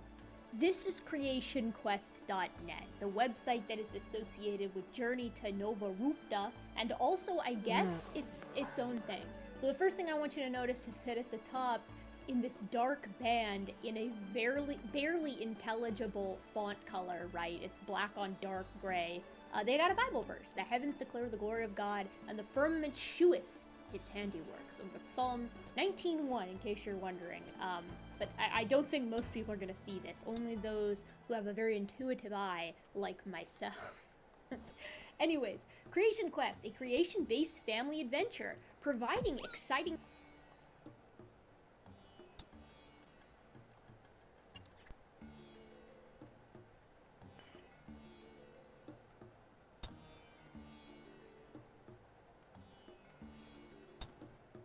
She even loves magic. She hates Dan Skull. Dan, if you're watching, unfollow Shivam on Twitter. My amazing Dan Scott Cobra token. Yeah, that's completely staying in, by the way. These are my friends, okay? we were friends before we were content creators. Can you tell? With friends like these. Yeah, for sure. Who needs the monarch? So, Contagion class, for those who don't know, is a 2-mana artifact that says when it enters the battlefield, you put a -1/-1 counter on target creature, and I can pay 4 and tap it to proliferate. And the snakes have death touch, or the snakes have death touch. Oh, it's not written anywhere on the tokens themselves. It says so right there. Death touch. Oh, is that? Oh, that's actually why this. It's a touch too much. Go ahead. All right. I saw that. Untap, upkeep, and draw. Oh, that's a nice one. Okay, what we're gonna do is this. I'm gonna actually tap 2 right now and bring in a Sky Cat Sovereign. Yes, I know, it's my first main phase. This gets +1/+1 for each other creature I control with flying, and I can spend 4 to create a 1/1 white cat bird creature token with flying. And then I'm gonna play my land, and it's a little Azurius Chancery, and I will return this island to my hand. I will then move to declare attackers, and I am coming at the king in the air with a simple 1/1, and Shivam, I'm coming at you with my 2/1. This is great. Yeah. Bro. Yeah, bro. Sup? You've got 1 more -1/-1 counter, and then we're playing. All right. Your deck is designed to destroy my deck, and I know you did that on purpose. I have had this deck for a very long time. Thank you very much. He did take out the hurricane. Yes. I took out the whirlwind. Trade deal. Trade deal, yes. Trade deal. Trade deal. Yes. So I give you 1 damage, you give me 1 crown. That's right. So you're gonna draw a card. So no matter who's the monarch, you're gonna draw a card from the. Right, but they still get the card. This way, I get the card.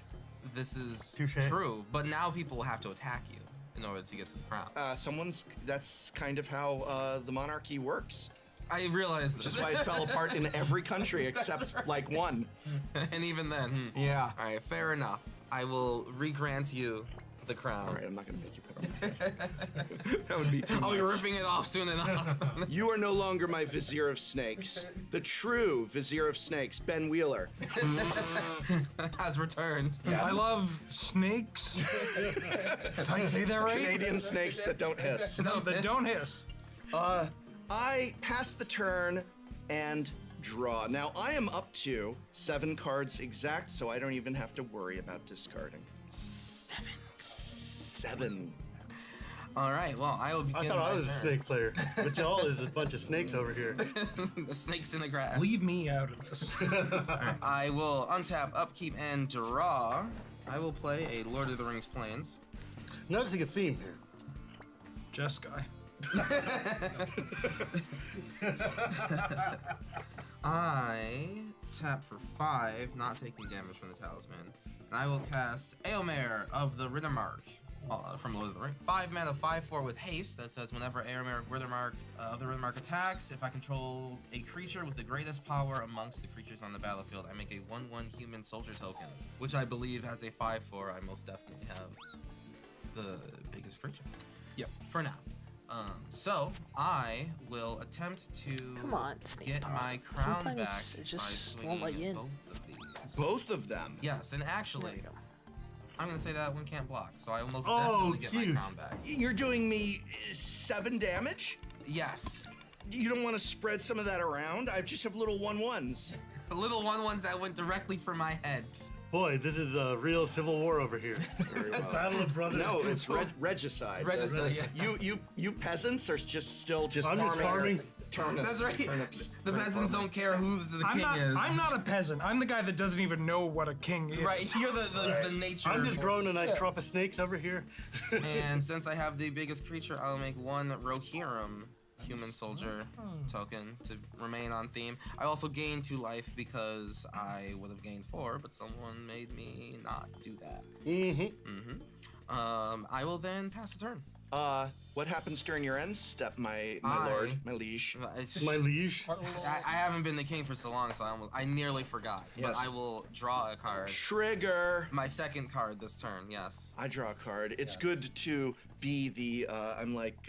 You're like the Jafar Green over old here. Wormtongue over here, Yeah, yes. I'm more like the, let's be honest, I'm more like the Iago. Yeah, Iago, look at, Oh, a soul ring on turn 1, what a surprise!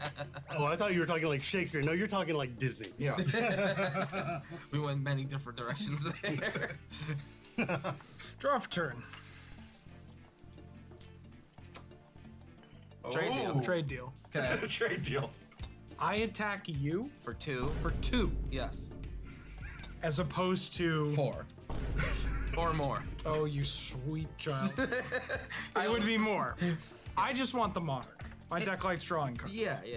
If I get the monarch Magic from deck you, likes drawing cards? Yeah, that's really weird and unusual. Strange. Clever deck building by Wheeler over there. I invented a deck that liked drawing cards. If I get the monarch, you're not getting attacked by all these or all these. You had me at 2 damage. I think we're gonna work out. I think very it's gonna well. work out, yeah. Combat. No block. Thank you so much. All right. Please take 2. This is the real stress test on this crown. Yeah, no, fine. not fine. Ben, when You I look said, wonderful. Yeah, thank you so Ben, when I much. said you had a fat head, I was speaking figuratively. Oh, figuratively, as in the figure The of my figurehead. head. Ah. Yeah. So I'm gonna play a basic forest. Grr, someone I'm has gonna found the Pharaoh's Sceptre. No, it wasn't me. It wasn't me. 42.5%. You ain't getting me Sceptre. Oh, that would have been bad. Draw 3 cards. I'm at level Agreed. 79 Agreed. DV. So it wasn't malicious. Right. I'm just an idiot. Right, You yeah. might be able to get 80 before And I bedtime. did indeed draw We'll see. my second card for the turn. I don't know Trigger. how much my Now, does XP that rate happen went for up. every second card of the turn? All of them. Every single one. Fortunately. No, Yeah. second breakfast. Yes. And second breakfast. I would like to go to my end. Took me a second to parse that. Yeah.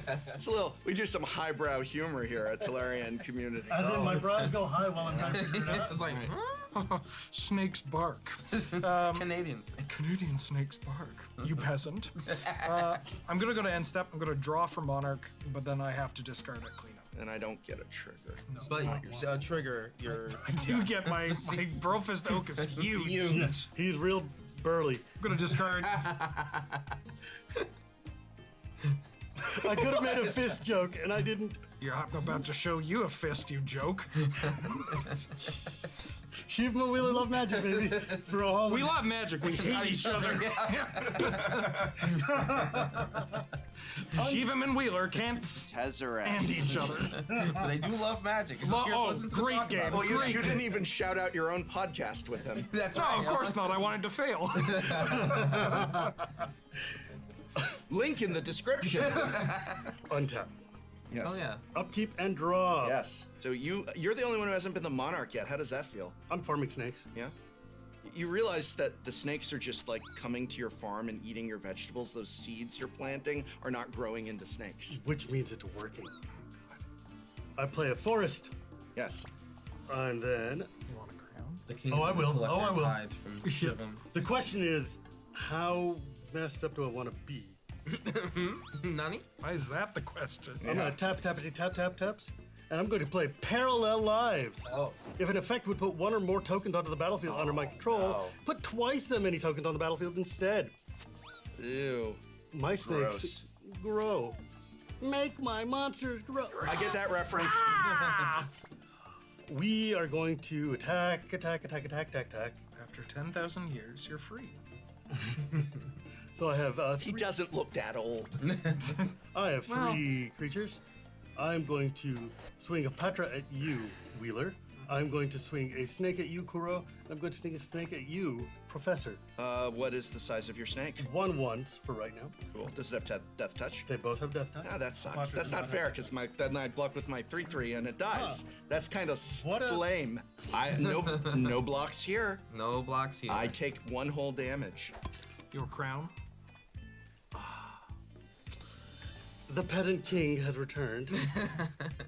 It's a good look for you. It does look pretty good on you. Yeah. Yes. My liege, I think that I see how rightful it is that you should have the crown, and I hope very much that I could be of assistance and servants to you in your rulership. Enemies surround you; they plot against you, sire. But I know who they are and where. But me, I am your loyal subject. Let my creatures fly and attack them, and not take the crown from you. I vow this: if you let them, they will go towards your enemies and not you, my liege, my sire. Oh yes. I will not betray you. How very iambic of you. Truly, my friend. Yes. You remember that we made a deal earlier. Yes, And a I good gave deal. you And I was loyal to you, sire. counters 3. This is the 3rd of those counters. Yes. What a kind ruler you are, sire. And Leave my flyers alone. this is the 3rd one, my friend. All right. And this one shall go to Burly Boy McFisters over there. Oh, so now my creature's good enough to look at. And I shall make 2 snakes. Wow. And the other one got 2 S's. Right, yeah. So one is 2. Very Grimo worm. I love this last one. shall draw my card. Trigger. What a. No, just 1. 1 card. Well, if he does multiple As soon as they get rich, it goes right to their head. It's just like, oh, you take all of it. I got a trigger off of that. I draw. Okay. Pass my turn. Ooh. Well. Draw for turn. Oh, very nice. I'm going to play a plains. You're threatening me there? Was that a threat I heard a minute ago, my liege? Was that a threat? My very existence threatens everybody. Yeah. I feel like we should be sending things in against Shivam. We should be ganging up against Shivam. What It's really. What a change from 2 minutes ago in footage. From my liege, my lord, to No, that was then. Yeah, that was then. Every king knows you never listen to your advisor. Clearly. Right. I don't know what you're I have no enemies. You have a tree. Yeah. Okay, I know what I'm gonna do, and it's this. I'm gonna move to declare attackers, and I am going to attackers Shivam with just my 1/1 and nothing else in the air. Just my 1/1 Judge's Familiar coming in to hit you, my liege, my lord. My loser is it? Here you go, my friend. Actually, would you I wouldn't. Wow. Wow. Because when you took it from me, you killed me. Well, Do you want to take it? I didn't kill you. I did you 1 point of damage. I could have done you so much Then you more. dethroned me and exiled me. Classic Magic player hyperbole. All right, I am gonna move to the end step, trigger off of my crown. I draw, and I'm gonna have to discard quite a few cards. Quite a few. I'm gonna discard Denal, Herald of Wings, an island, And I don't quite think I need this psychic possession. That's something that I would want to pass to someone, and then I'm also going to discard another island. Wow, that's a lot of cards. Yeah, I'm going to keep other cards besides psychic possession that are fun to pass to other people, but we're not quite there yet, so the turn is all that has passed. Okay, I will untap. I know what you're up to, by the way. Upkeep. Yeah, I'm up to up to your 6 neck and snakes. snakes. I will play a Lord of the Rings island. You just call it an I don't even know. At some point, the copyright monitors are going to be like, right. All right, I will play Pippin, Citadel of the Guard. Pippin is a 2-mana 2/2 with Vigilance and Ward 1, and tap. Another target creature you control gains protection from the card type of your choice until the end of turn. Okay. It's fine. We love it. Don't like that ward. We love to see it. No. Don't like that ward. Well, Warden. Fair. Fair.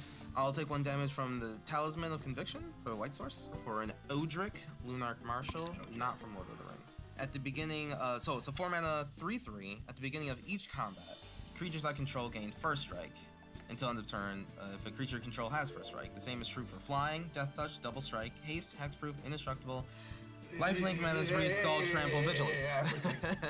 So I will be giving not ward, sadly, but I will be giving vigilance, lifelink, and haste. Right? Wow, doesn't give ward. What a crap. I know, garbage. I will go to combat. You're not coming at me, right?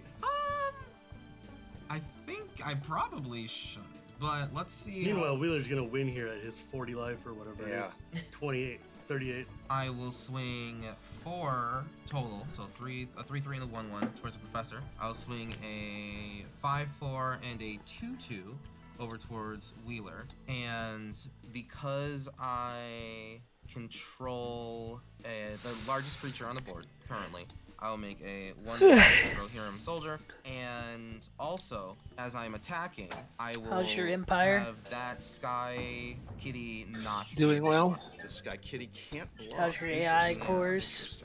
I will go ahead and take I 4. don't have many. I've had to use them all in my research. The heck? You've been destroying them. up to Those are sentient beings, higher than I was probably. before.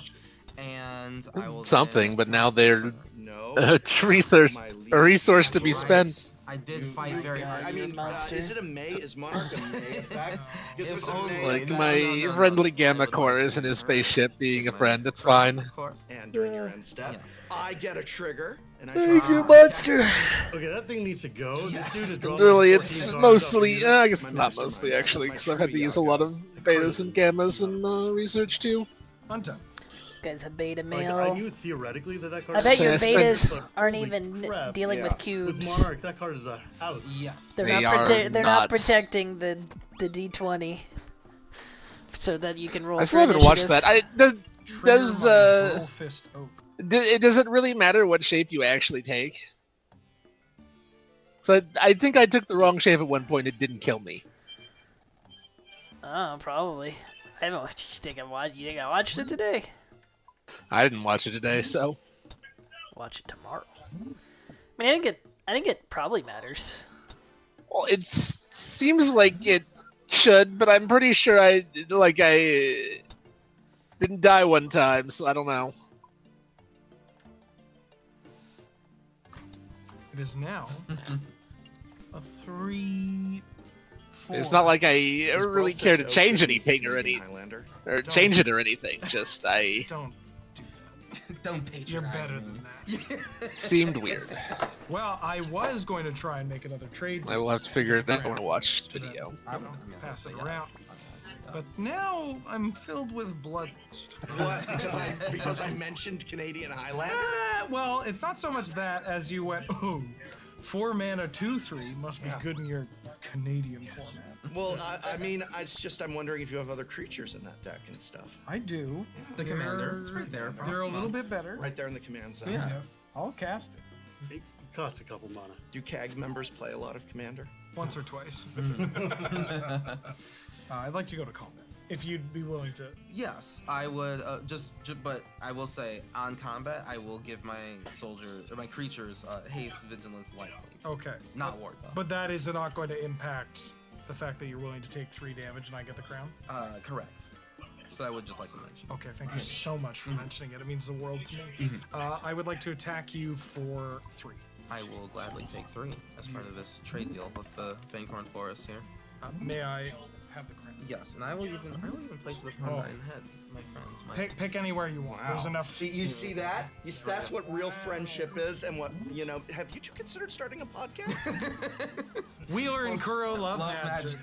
That's a great name. I would subscribe to it and plug it if I were on it and on a big channel. I would totally plug that podcast if it were mine. It does roll off the tongue, actually. Yeah. It's pretty good. Yeah. It's pretty good. We should talk afterwards. We should, yeah. Sorry. Man, you king once and suddenly it goes to your head. Second man, I'm going to play a Castle Garen Brick. See, it's not a forest. So it taps out a green mana. Yeah. Cool. Completely different from most forests. I'm going to filter 4 mana with this to add 6 mana that I can only use to cast creature spells or abilities. I'm going to cast my commander, Masamaro, First to Live. Power and toughness equal to twice the amount of cards in my hand. So right now it is a 14/14. Oh, okay. That's pretty good with Monarch. Wow. No trample, no vigilance, no nothing. Power word big. Not even indestructible with like some sort of indestructible. This was counter? Savers of Kamigawa. Oh.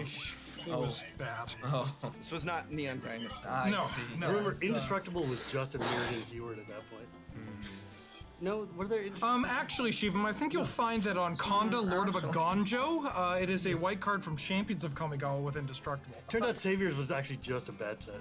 Oh, okay, gotcha, yeah. Yeah. My favorite block in the game, that set made me take a break from You that. can listen to our episode about it on Achievement Wheeler Love Magic. Ding. And on the upcoming episode of Wheeler and Kuro. Where we go back and back. Yeah. We just go back and do all the episodes that Shivam and I did. Just with a new, fresh Shivam and Wheeler get divorced. Shivam and Wheeler fight over the Beanie Babies. I'd like to go to end step, if that's cool with everybody. Yeah. Do you draw? I get a trigger. I draw. Wow. I'm getting so many my effing cards. Then I have to discard. I'm going to discard this Blighted Woodland. Go ahead. Sorry, you're gonna do. Oh, you're gonna discard. Discard. That card. Yeah. It's your turn, my friend. Untaps. You doing okay? You alright? Is anything wrong? You know, I think that crown looked a lot better on you. You should totally attack him. Yeah, we and can not write me. it at 14/14 and tell me that. Just because our podcast is done doesn't mean that I don't. I'm still allowed to worry about you. I'm going to...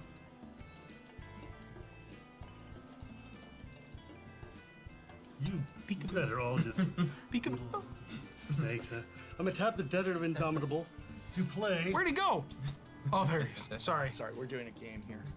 Sorry, we have a game Oh, going on. he's playing a game. I'm playing... You're playing Soul Ring. Soul Ring. Oh. The Soul Ring. Oh, you might even call it the one ring on this table. Yeah. Just wanted to. I wanted to play too. Okay. Oh. Ooh.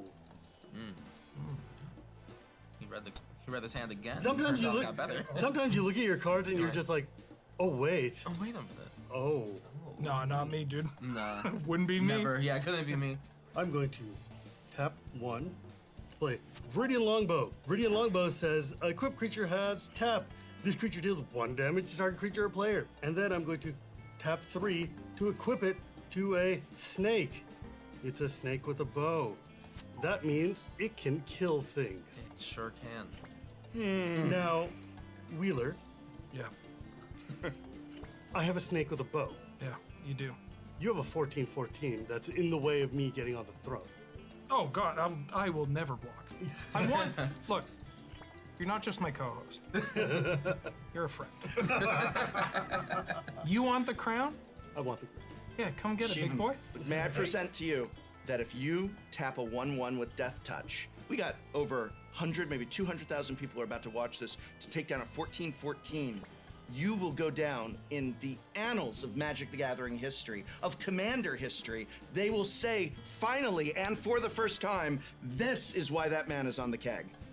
We've had That enough. sure is not going to happen. I'm going to swing at you, Wheeler, with Chatty Patty over here. Happy to pass the crown to you. And go to 29. Get it around my top. Oh, my lord. I get a trigger off of Hapatra. Yes, of course, my And she is going to place a -1/-1 on Yuta Takahashi. In response, I'm going to tap 4, and I'm going to flash in a Thunderclap Wyvern.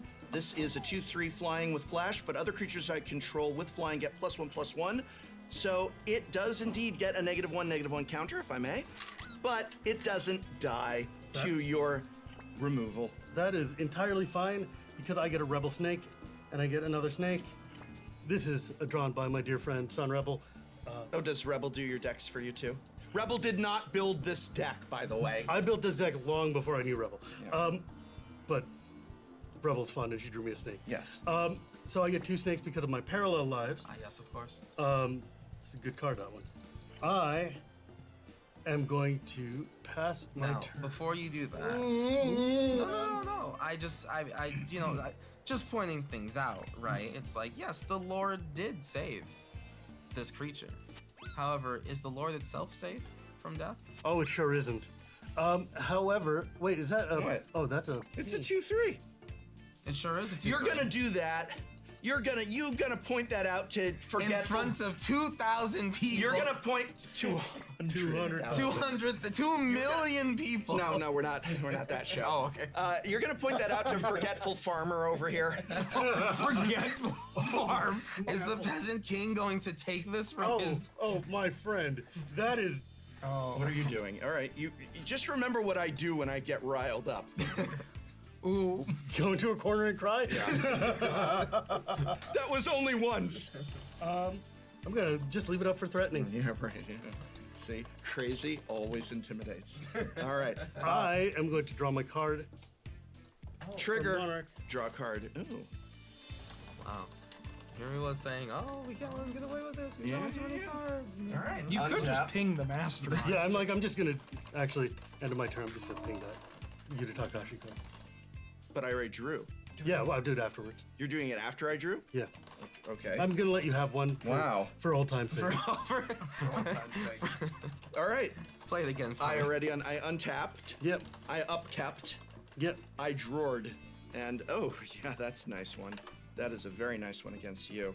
So, I really want to do this, which is play an island. The Wrath of God. Yeah. Is a blue hurricane? I'm gonna spend 5 to bring in my commander. So it's a 4/4 flyer. That's really cool.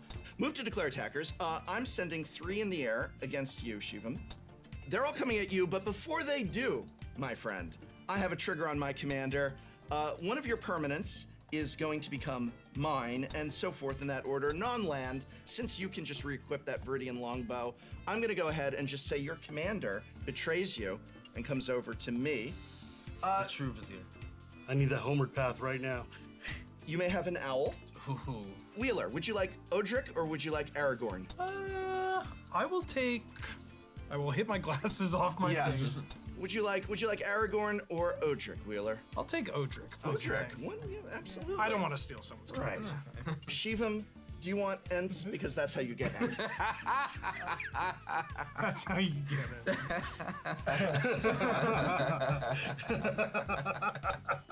It's an invasive species.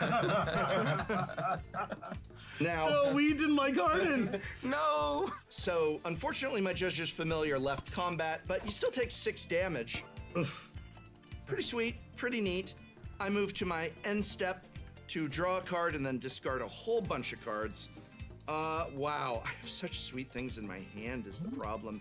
I'm actually going to discard a Smothering Tithe. I guess that would be a little out of control at this fair. point. Yeah, we're done. And Oh then my God. Yeah, That's that a would good- just be a little much. That's a nice gesture. Wow. In a Monarch game? Yeah. Ooh, yeah. And then I think I'll discard the Thieving Skydiver. That could have gotten me the bow though, but I don't really care. And a Mace of Ith. There's just such good things in my hand is the What problem. the heck is left in your hand if this is what you're throwing away? Yeah, good things, good things. Anyway, the turn hath passed. Untap upkeep, someone's given me access to a counter spell, so I will make sure to make everyone's day bad with that.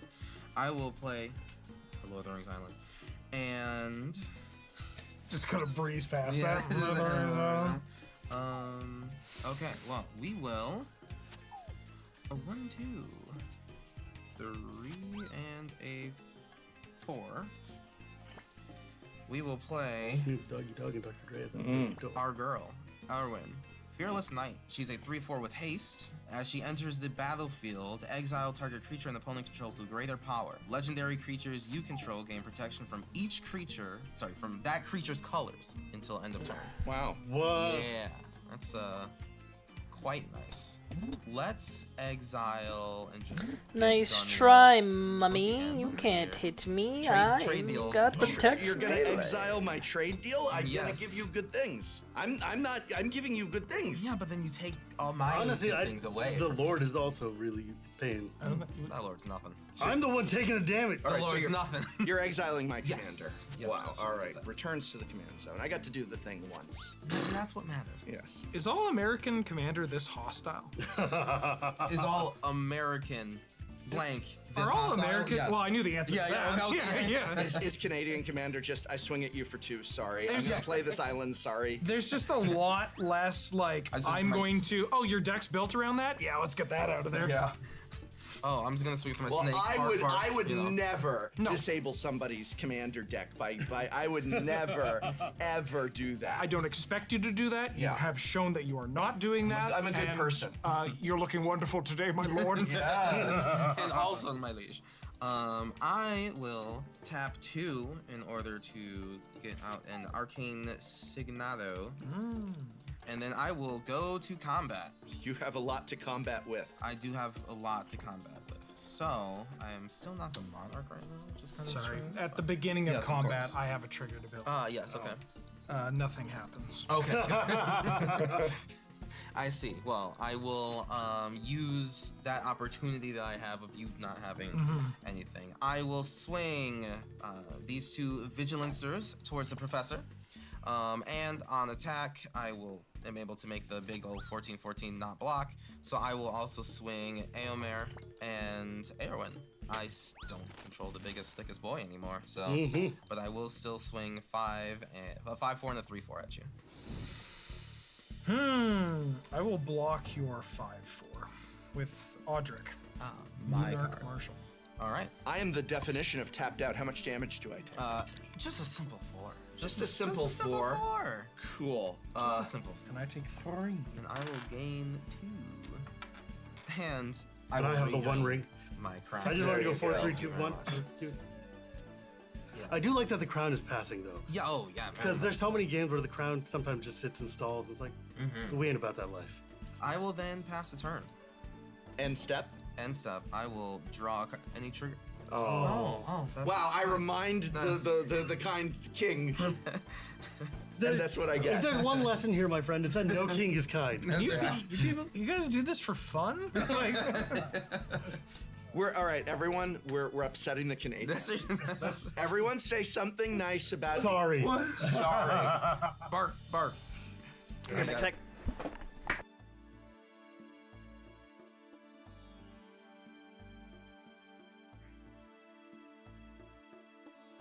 You'd better not put your. Stop that. No hand in pot.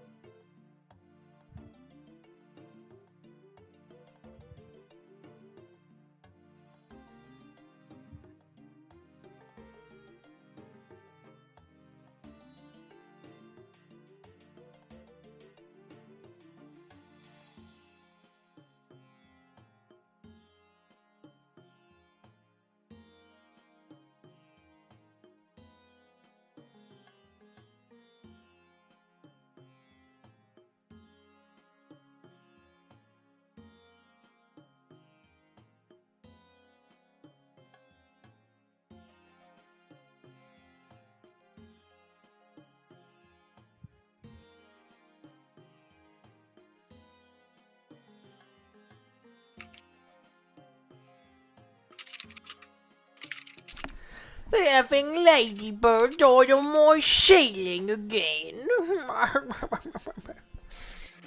Do not put your hand in any pots.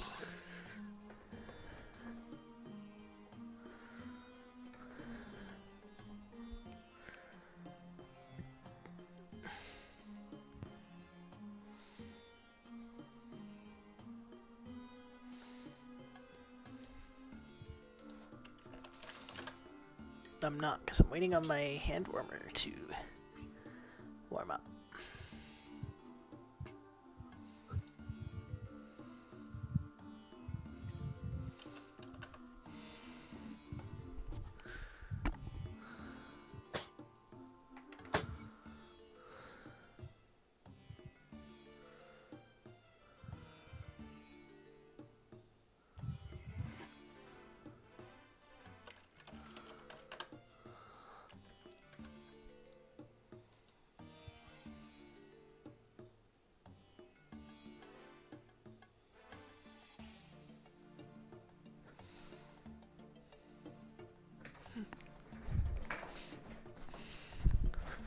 But the ladybug is alive. I see it moving.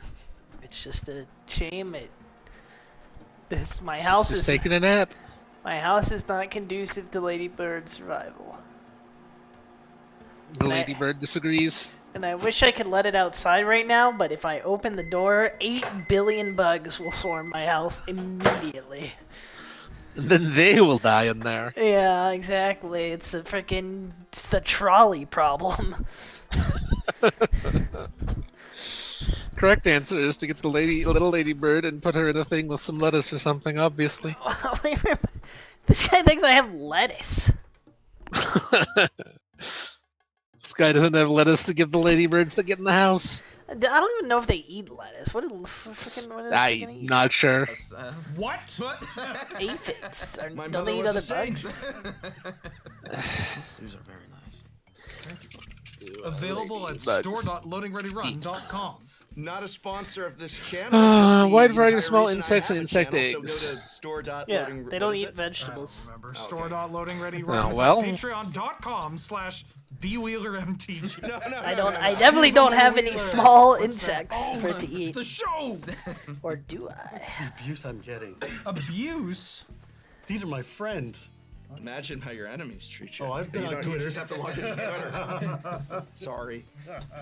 Hey. Sorry. Hey, that's Well, there's a different species, I guess. That's our word. Oh. Some of them feed on pollen and nectar, Glad somebody else said it. but probably not the one in your house. I'm gonna tap this Castle Garenbrig for 6 mana. How do you know? Because apparently most of them eat bugs. I'm going to use 5 of that mana. I mean, cast if they eat other bugs, Psychosis I'm not surprised that they're near that's my power tap to house sequel number and cards in my sneak hand. I'll inside just because throw there's it lots of. You freaking should bugs out probably there. open the And door whenever and let I in draw a some card, food. you just put it Oh no! Oh. Oh. I will not willingly give this monarch this time. Thank you. Well, you didn't want to take Charlie 14 problem. Do foot? you try to put the ladybug outside and have more bugs come in, or do you open the door to let food come in? I mean, you do, but it feels And then the other bugs die because the ladybug kills them. Maybe am I saving the other bugs? Killing people in games, but I think I'm gonna need your help to kill other people. Have these indoor ladybirds been killing all the earwigs? In a game of Commander. Earwigs are probably I've too never big heard, for I them. am going to need your help, Professor, to win. Oh, that specific. That specifically. Professor, only your help. Only you can prevent one of these two. That has never been said to me. What's been said to me is, oh, I thought we killed you a few turns ago. You're still playing? You gotta surround yourself with more positivity. More Canadians. Yeah, if more you're Canadians. a Canadian, continue to be so. I'm gonna use the one green that I have floating and tap for one more to play Shigeki. The one green? The one green. I'm not stepping on your bit. Shigeki Jukai Visionary, 2 mana, 1/3 legendary enchantment creature, Snake Druid. I can pay 1 and a green, tap it, return to my hand. Reveal the top 4 cards of my library, put a land into play tapped, and then this the rest go to my graveyard. Then it has a channel ability, which we'll get to later. But it lets me regrowth a bunch of non-legendary cards. I'm gonna play a tapped Slippery Karst for my What'd you call me? Sorry, I need to calculate whether or not I should say this.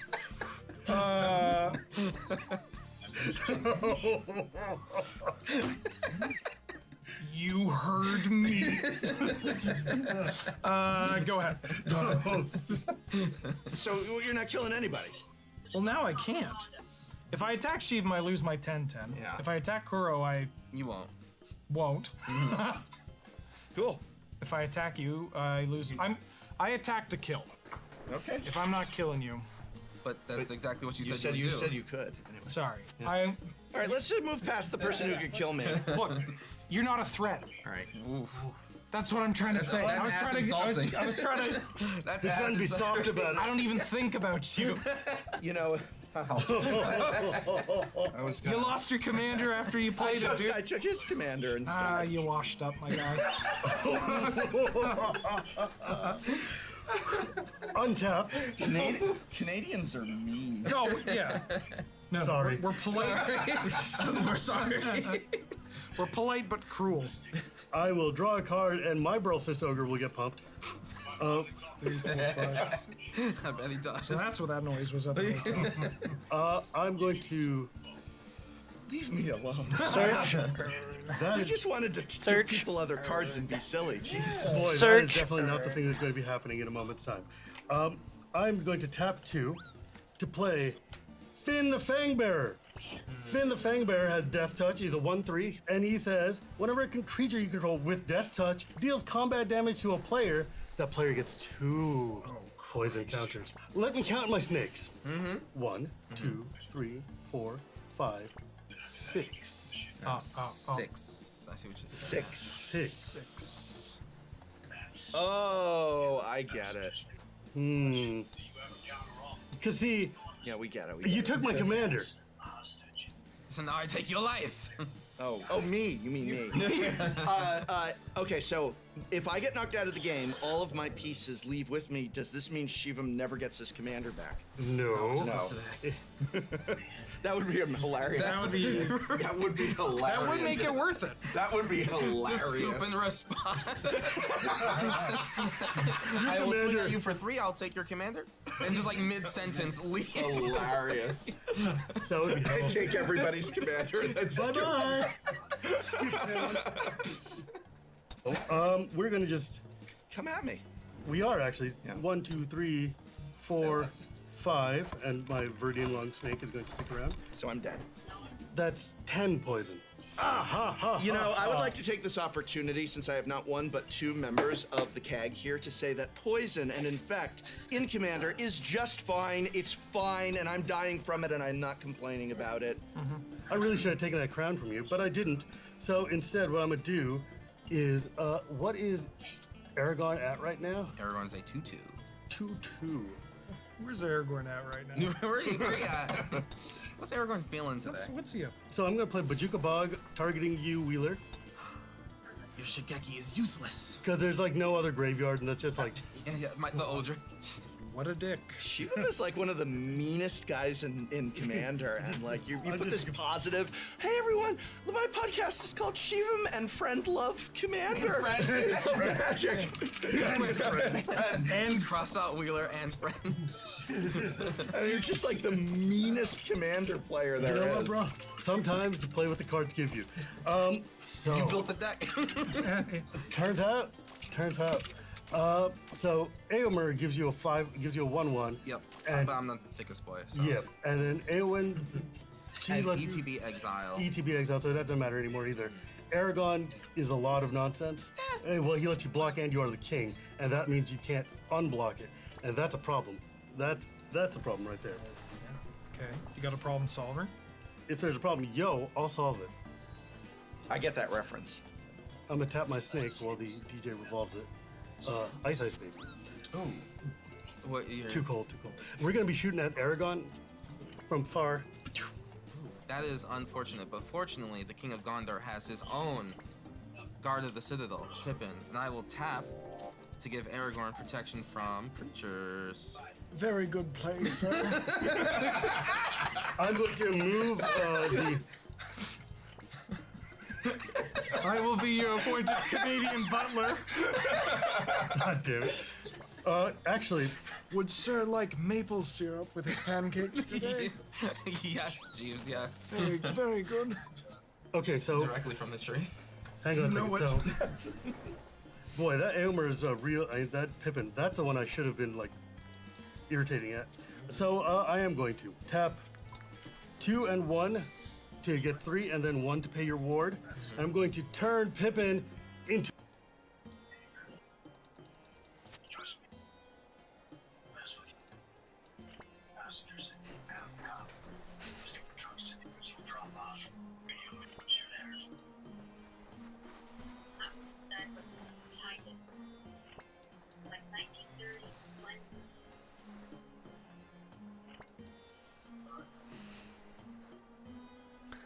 Put me hand in the snake pots. Dylan told me I could.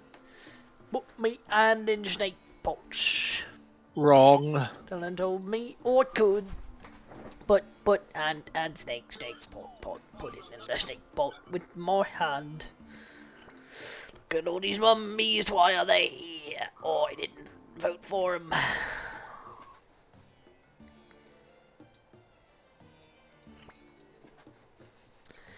Thundering the pyramid, snake pot, thundering the pyramid, snake pot, thundering the pyramid, snake pot, pop.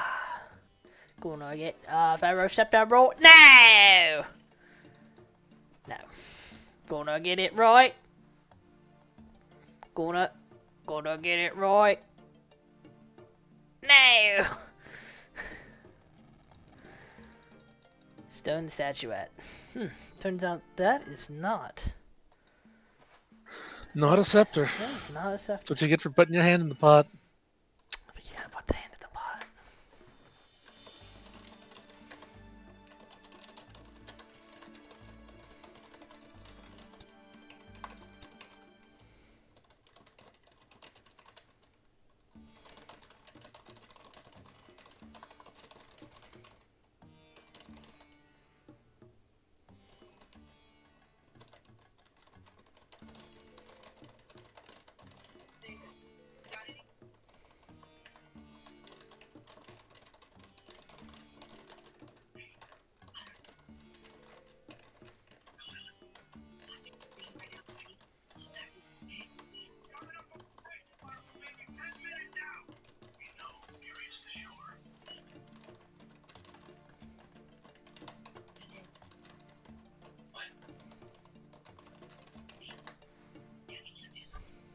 To a beast. How much mana do you have left? I had 4. Oh my god, no, you don't have it.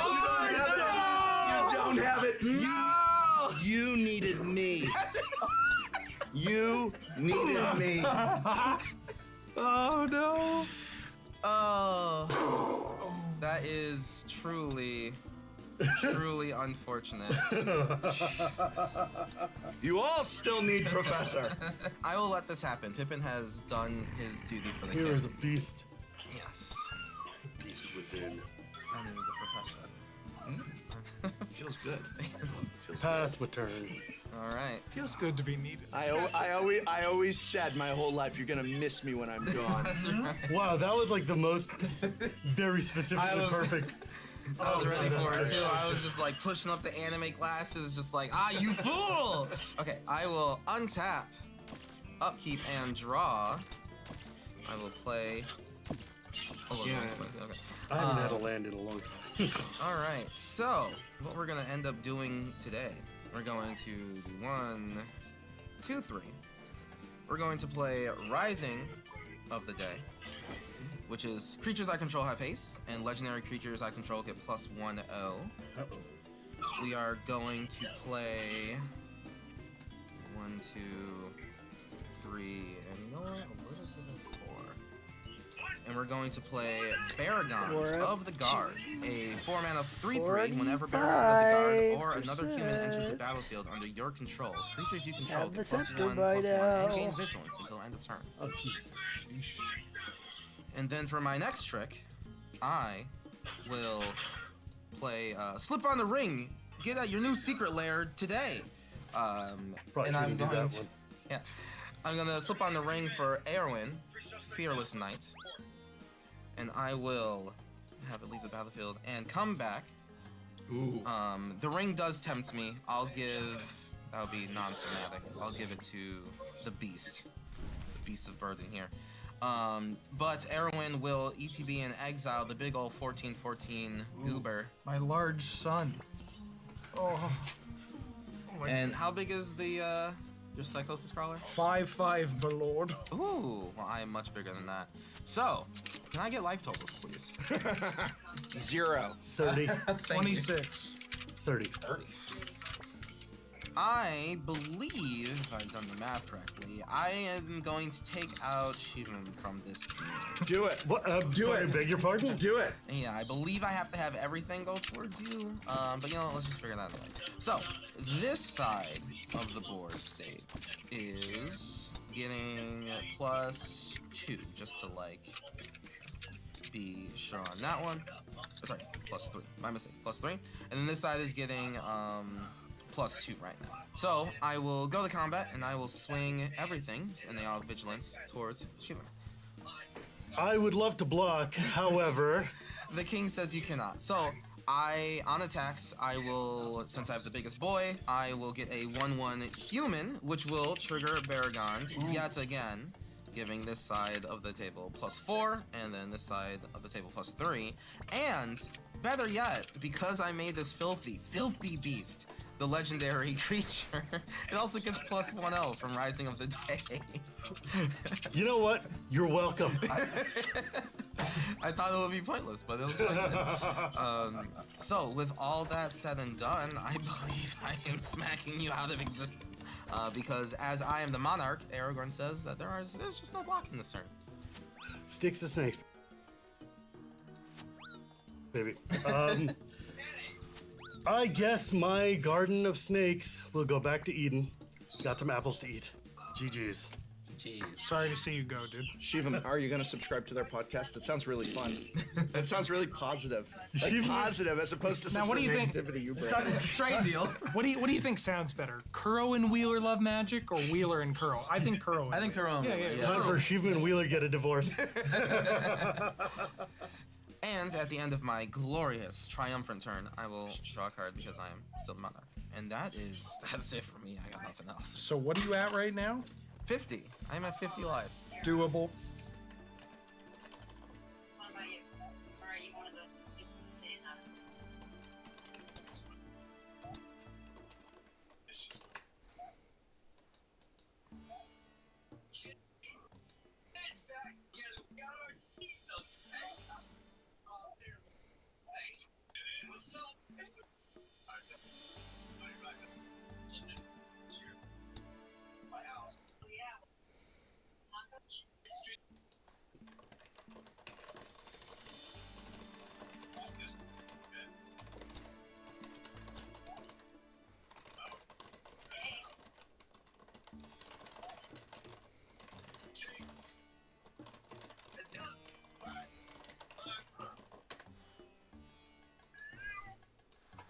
and I don't look a day over 30.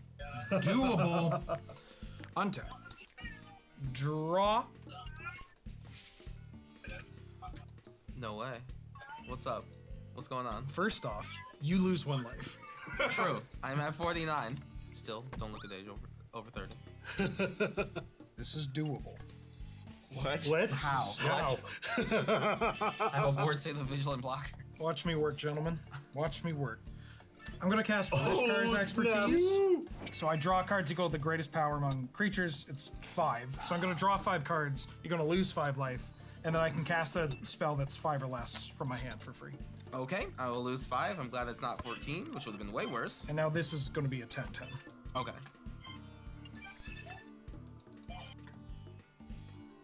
5. 5. Sorry, Easy, man. I got distracted.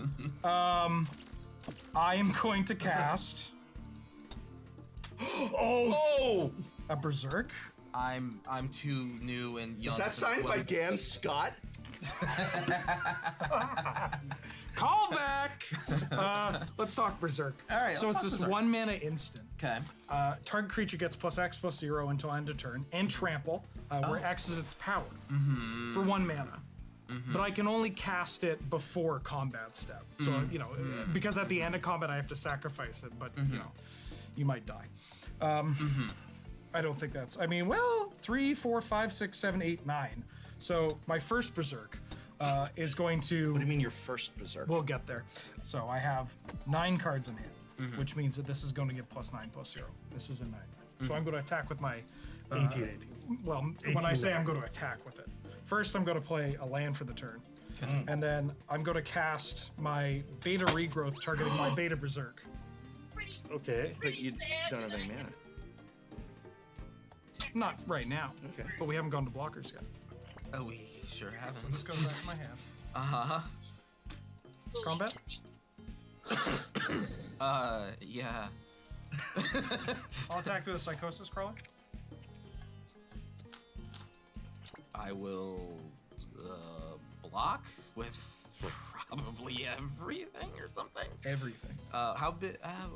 What? I will. It's 18. It's not that big. It's 18. It's only. It's currently 18. Currently 18. Currently Okay. 18. I will block with the forces of Gondor's soldiers and the filthy beast. So if I exile an Elvish Spirit Guide and cast Berserk again. Berserk? Exiling. I thought you could just say what cards in the hand. Oh, none of these are Elvish Spirit Guide. Oh. Yeah, none of them are Elvish Spirit. Okay, I see. So I can't do that. Oh, so you're just Ginger Taxes. Yeah. Oh. Well, I Great bow play, my before you're lord. kidding. Wonderful play, my lord. Thank you. Thank you. Although, hold on.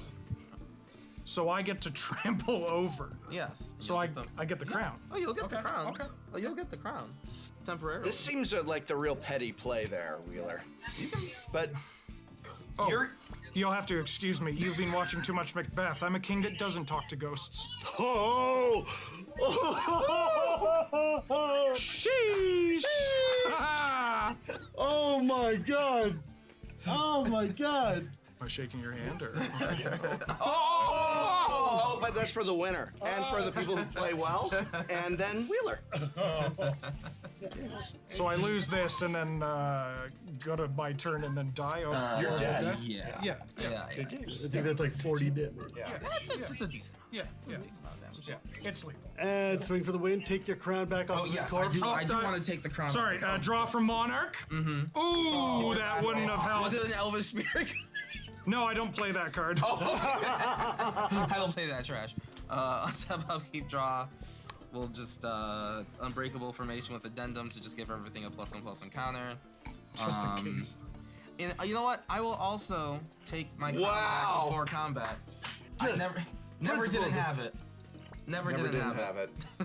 It looked better on you. It looked better on you. It did. Thank you. And then we will swing out. I'm done. All right. Great. GG's. The king has returned. It truly has. Earn Urza. Buddy next to me says that he's a mate over here. Kuro, nice guy, sure, but decides to throw me out like the trash at the end. Limdul. Day. Never mind Wingus and Dingus across the table doing nothing. Just out for a rip there. Each other off. Urza. To take out the king. This is unbelievable. I'm never coming back, but thank you for having me. It's great to be here. So I said to Shivam casual magic, but that doesn't seem to be something he knows a lot about because he came here to pub stomp with some CEDH level snake nonsense. And, well, I guess it's appropriate for Monarch in the Middle that we should have a kingmaker. So me and the Prof have known each other for a long time. And today is the most disrespect I've ever felt in my life. The way he was treating me like I was some kind of halfling peasant or something like that. But snakes always win, baby. Even if I didn't take the crown at the end of the day, I still poisoned him on the way out the door. Casual magic. Thank you very much, Prof, for taking the chance on me. I really appreciate it. Shivam, thank you very much for farming and tending the fields. The kingdom needed it in order to survive. And then, of course, the Canadian from up north, thank you very much for providing the trees for my Imperial War Engine. Next time on Shuffle Up and Play. Today, 6 legacy decks, 3 rounds, 2 players. It's the Legacy Gauntlet. My name's Anurag. You can call me Anu. I'm Brian Coble, aka Bosch and Roll. A scrubland. I am shocked. Wow, only white border? Look, I'm not made out of money. I apologize, and that was just a joke. I apologize to all 6 people who play Legacy. I'm really sorry. We love it. Apology accepted. 2 of us are here, right? Yeah. Thought Monitor's on the stack. You just played a 7-mana spell with 1 land. It's true. It's turn 3. Flash in Orcish Bowmasters, come on. I guess that tells a lot about my hand. I have 12 life to work with at the moment. By my math, that's 6 Ancient Tomb activations. Okay, the jokes are over. His face got really serious when he said that too. There we go.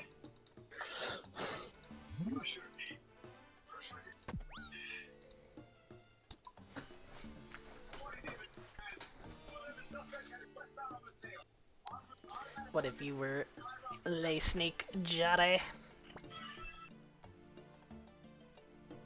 I would want you out of my jar. I'd want me in your jar. No. Hi, I'm Sean Munger. I'm his... No. That sounded inappropriate anyway. No. You jar rating pervert.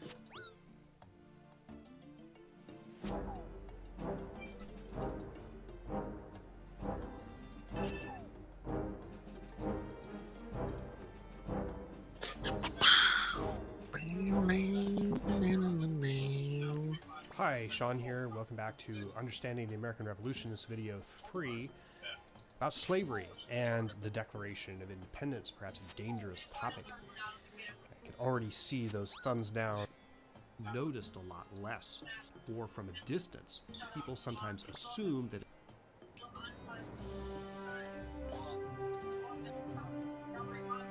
33 years ago, on Memorial Day weekend, 1989, I went with my parents to a multiplex to see Indiana Jones and the Last Crusade, the second sequel to Steven Spielberg's classic adventure film Raiders of the Lost Ark. It was a tremendously fun time at the movies. About a month later, we saw it again. It was still in theaters, and I remember that experience specifically because we were in the process of moving across the country to the Pacific Northwest, where I live now. This was the last movie we saw in the place that we were moving from, the city of Philadelphia, so I remember it as part of a life transition. I was captivated by Indiana Jones and the Last Crusade, and my interest and imagination was fired by the depictions of medievalism, ancient artifacts and manuscripts, tombs and temples and that sort of thing. I also love the music, which in my opinion is one of John Williams' best ever scores. Many years later, when I left the business world to go back to school and become a historian, I listened to the soundtrack on headphones, specifically Henry Jones's theme, as I was walking up to the history department building for the very first time. In some ways, this film is part of why I eventually became a historian, and I know that it's had that effect on others as well. So it's an absolutely perfect subject for a historical movie analysis.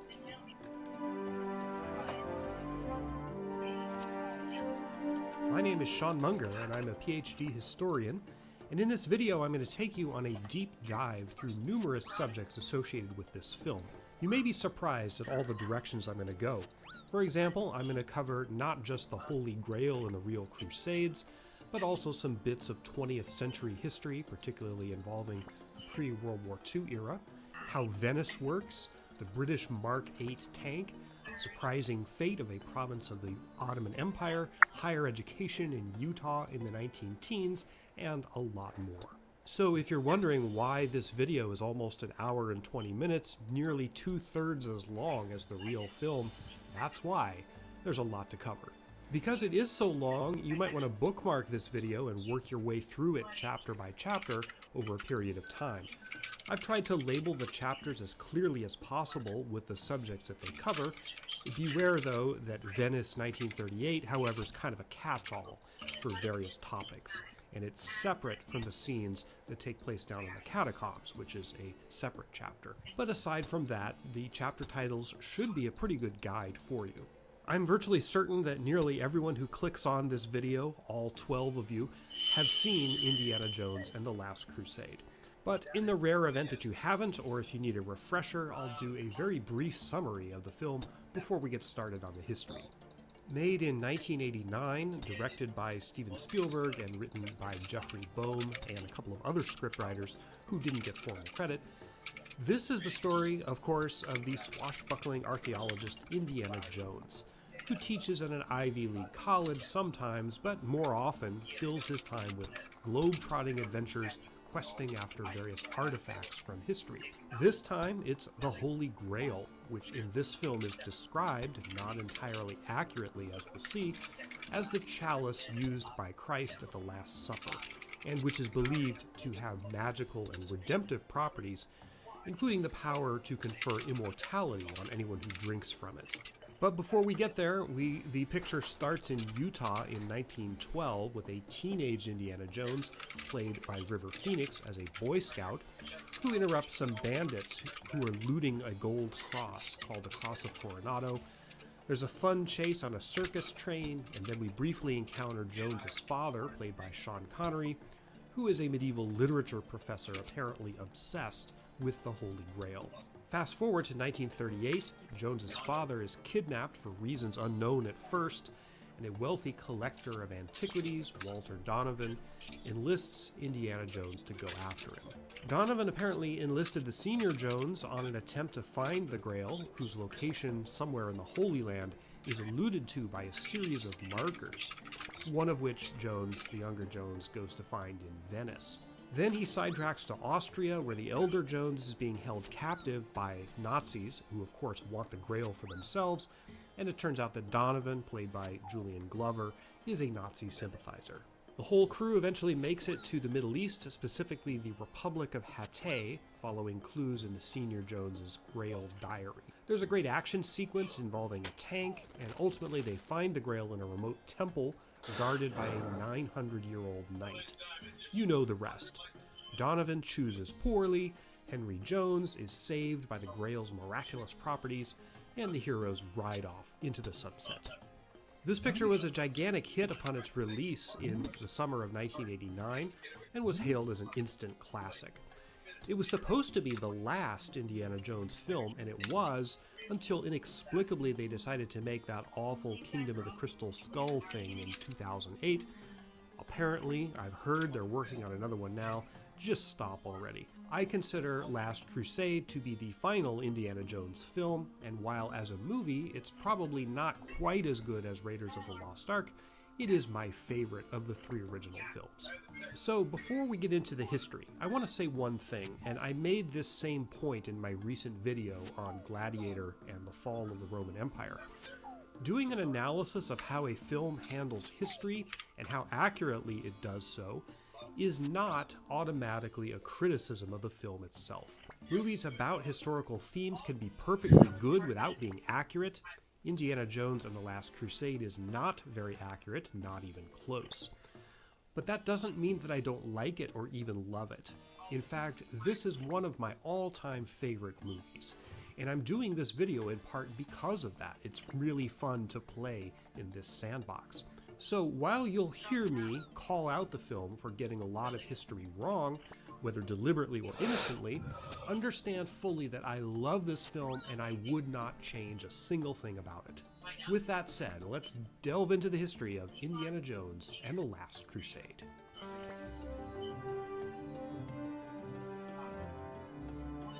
The first issue that we need to deal with is the title of this film, which is highly misleading in a historical sense. Indiana Jones and the Last Crusade. Let's talk about the key word in that title, which is last, and also the word crusade. Because the story of the film is Indiana Jones's quest for the Holy Grail, the title gives the impression that one or more of the previous crusades were also about the Holy Grail. Just to give you a sense of how misleading the title is, let me tell you a war story. I teach a course in pre-modern history at a middle school, and when we get to the subject of the Crusades, I often start by asking my students, 7th graders in this case, what they think, without knowing anything about them, that the Crusades were about.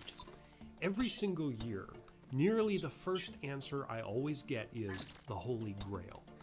That's in their minds because they've seen or at least heard about this film, and they've internalized the narrative that that title suggests. Here's the most important fact in this video, and the one point that I hope everyone who watches it comes away with. The Crusades, in reality, were not about possession or recovery of the Holy Grail. Let me repeat that. The Crusades were not about the Holy Grail. The story of the Holy Grail is complicated, and it's the subject of an online class that I teach for free on my website, and the videos for that class, 6 of them in total, they're here on my YouTube channel, so you can see that for yourself. And without rehashing all of that, let me just...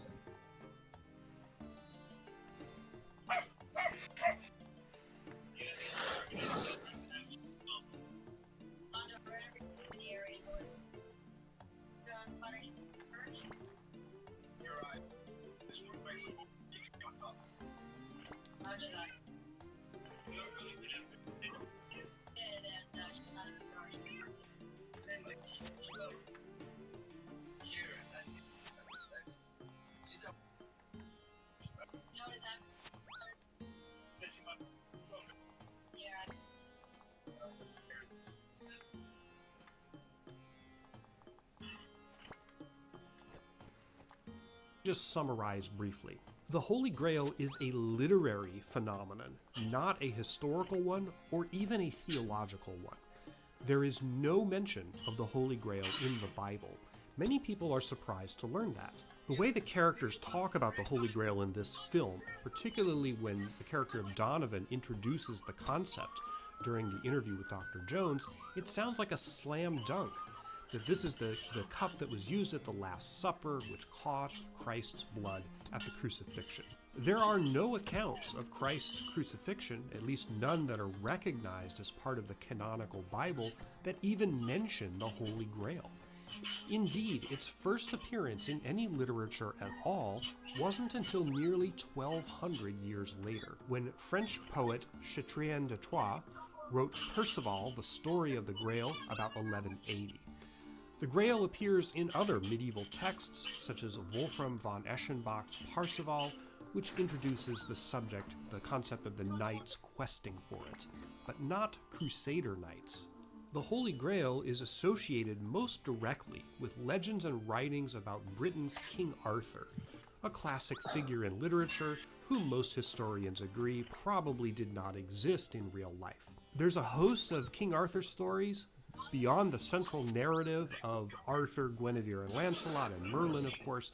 The Holy Grail kind of weaves in and out of these stories, but it's usually sort of a side hustle, an object that Arthur's knights seek occasionally in order to prove their religious and moral virtue. Probably the best known of the Arthur stories is Le Morte d'Arthur by Sir Thomas Malory, written in the 15th century, which is the source code for pretty much every King Arthur tale that has made its way into pop culture in the English-speaking world for the last 500 years or so. Everything from T.H. White's The Once and Future King, which I read in middle school, to John Boorman's 1981 fantasy film Excalibur. What's bizarre about the Grail narrative presented in Indiana Jones and the Last Crusade is that it never once mentions King Arthur, which is what the Holy Grail is almost universally associated with. Centering a story around the Holy Grail without mentioning King Arthur is kind of like doing a story involving kryptonite without once mentioning Superman. In the abstract, it doesn't even seem possible, but the scriptwriters of this film somehow managed to do it.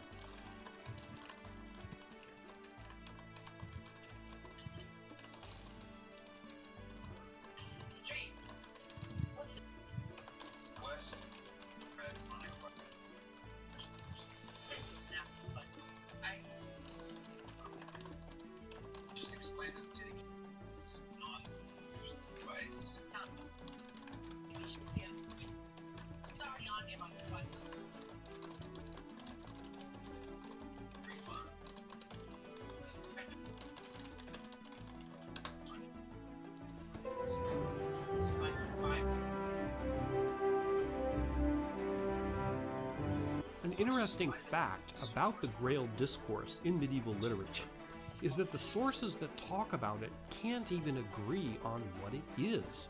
Sometimes it's a cup or chalice, but not always.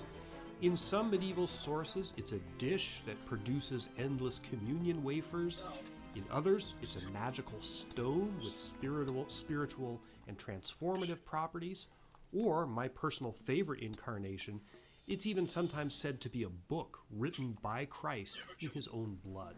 The film glosses over these alternative interpretations by pretending as if it's universally accepted that the Grail is the cup used at the Last Supper. It's not universally accepted. That said, there are medieval texts that portray the Grail as a chalice, so that does appear, and those usually do mention Joseph of Arimathea. It appears that Joseph of Arimathea was a real person, but we don't really know very much about him historically. He is mentioned in the Bible, usually in connection with the burial of Christ. It's said that he donated his tomb for Christ's burial. The site of that is now the Church of the Holy Sepulchre in Jerusalem. Apparently, Joseph of Arimathea was a member of the Sanhedrin, the Jewish ruling council in Judea. So the medieval legends that associated the Grail with Joseph of Arimathea usually have him bringing it from the Holy Land to Britain. That would have been an arduous trip in the 1st century CE, but there is no historical evidence that Joseph of Arimathea ever was in Britain, much less that he brought the Grail there. Glastonbury Abbey, which is traditionally associated with King Arthur, and indeed said to be his burial place, if he existed, is supposed to be where the Grail was kept. So you got that? The more traditional resting place of the Holy Grail is not the Holy Land at all, but Glastonbury in England. That would have been an interesting take for an Indiana Jones film. In the later Middle Ages, several objects, usually cups or chalices of some kind, have been asserted by priests or local authorities to be the Holy Grail. Again, no agreement, no consensus on which one, and there are several competing claimants. The reason for this is that in the Middle Ages, various towns and churches in parts of Europe depended financially on tourism. pilgrims coming to your church to worship, which was certainly helped if you had something that you could claim was a holy relic, an object associated with Christ or the saints. This was huge business in the Middle Ages, and it accounts for the phenomenon of what's called pious fraud, where numerous fake objects were ginned up and said to be holy, but actually weren't. They were just made up for financial gain. This, incidentally, is how we got the Shroud of Turin, one of the few examples of these fake relics that have survived into modern times. Scientific analysis of the Shroud of Turin, which was supposedly Christ's burial shroud that purports to show an image of him. Anyway, scientific analysis of that object demonstrates that it was created in the 12th or 13th century. If you want to see an object that has been claimed to be the actual Holy Grail, you don't need to fight Nazis and go on some long quest. Just go to the Cathedral of Valencia in Spain, and they've got a whole special chapel built there just to house this object, called the Chalice of Valencia. Now, there's no proof that this cup is the one used at the Last Supper, but believers think it is.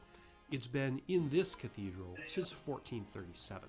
There's also a chalice in Genoa, Italy, that is claimed to be the Holy Grail.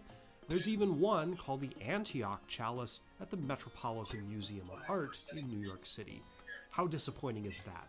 The final resting place of the Holy Grail is New York City. Okay, so much for the Grail.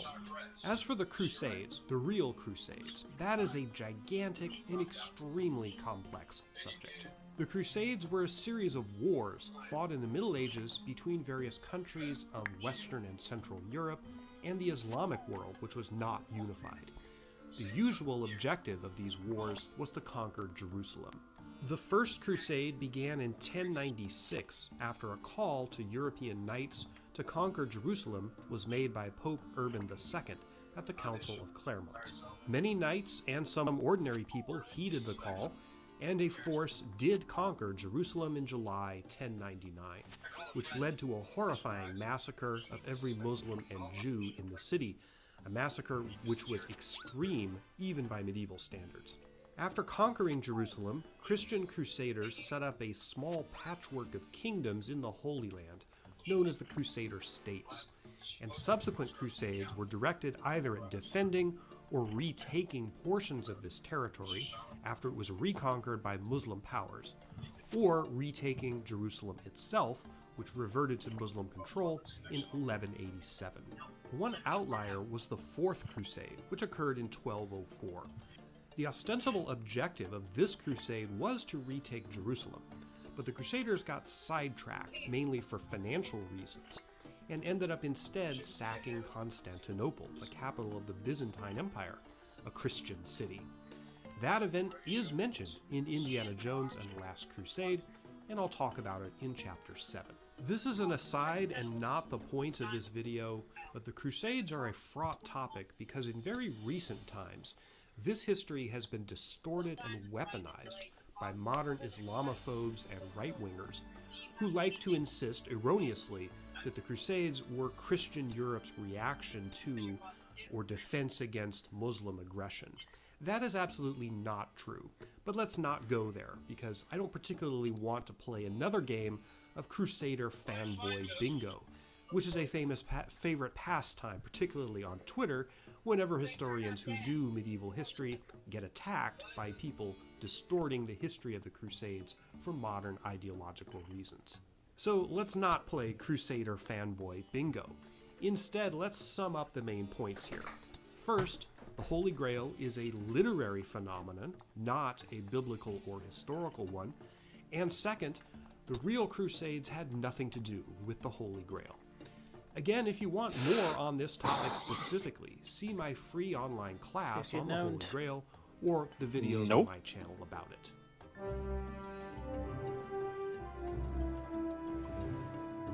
I am a historian, you all know that.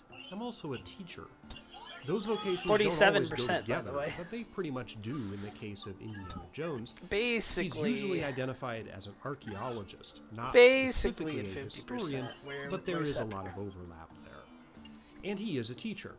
In No Indiana Sceptre. Jones and Plus, the I Last wasn't Crusade, tracking we visit for his the classroom, as we did first in a very handful of similar sessions scene anyway. in I think I'm Raiders of the definitely Lost over Ark, 50%. which heavily like, totally implies now, that a major reason why young women take his archaeology class is because they're not so secretly in love with him. In this chapter, I want to talk about Dr. Jones both as a historian and as an educator. I'm going to be a bit harsh here, so remember what I said in Chapter 1. I love this movie, I wouldn't change anything about it, and it was one of the inspirations for me becoming a historian. That said, Indiana Jones, I have to say, is really bad at his job. To his credit, though, in the brief classroom scene in Last Crusade, he is teaching real archaeology. What he's going over on the board here refers to Mescaltipan Island.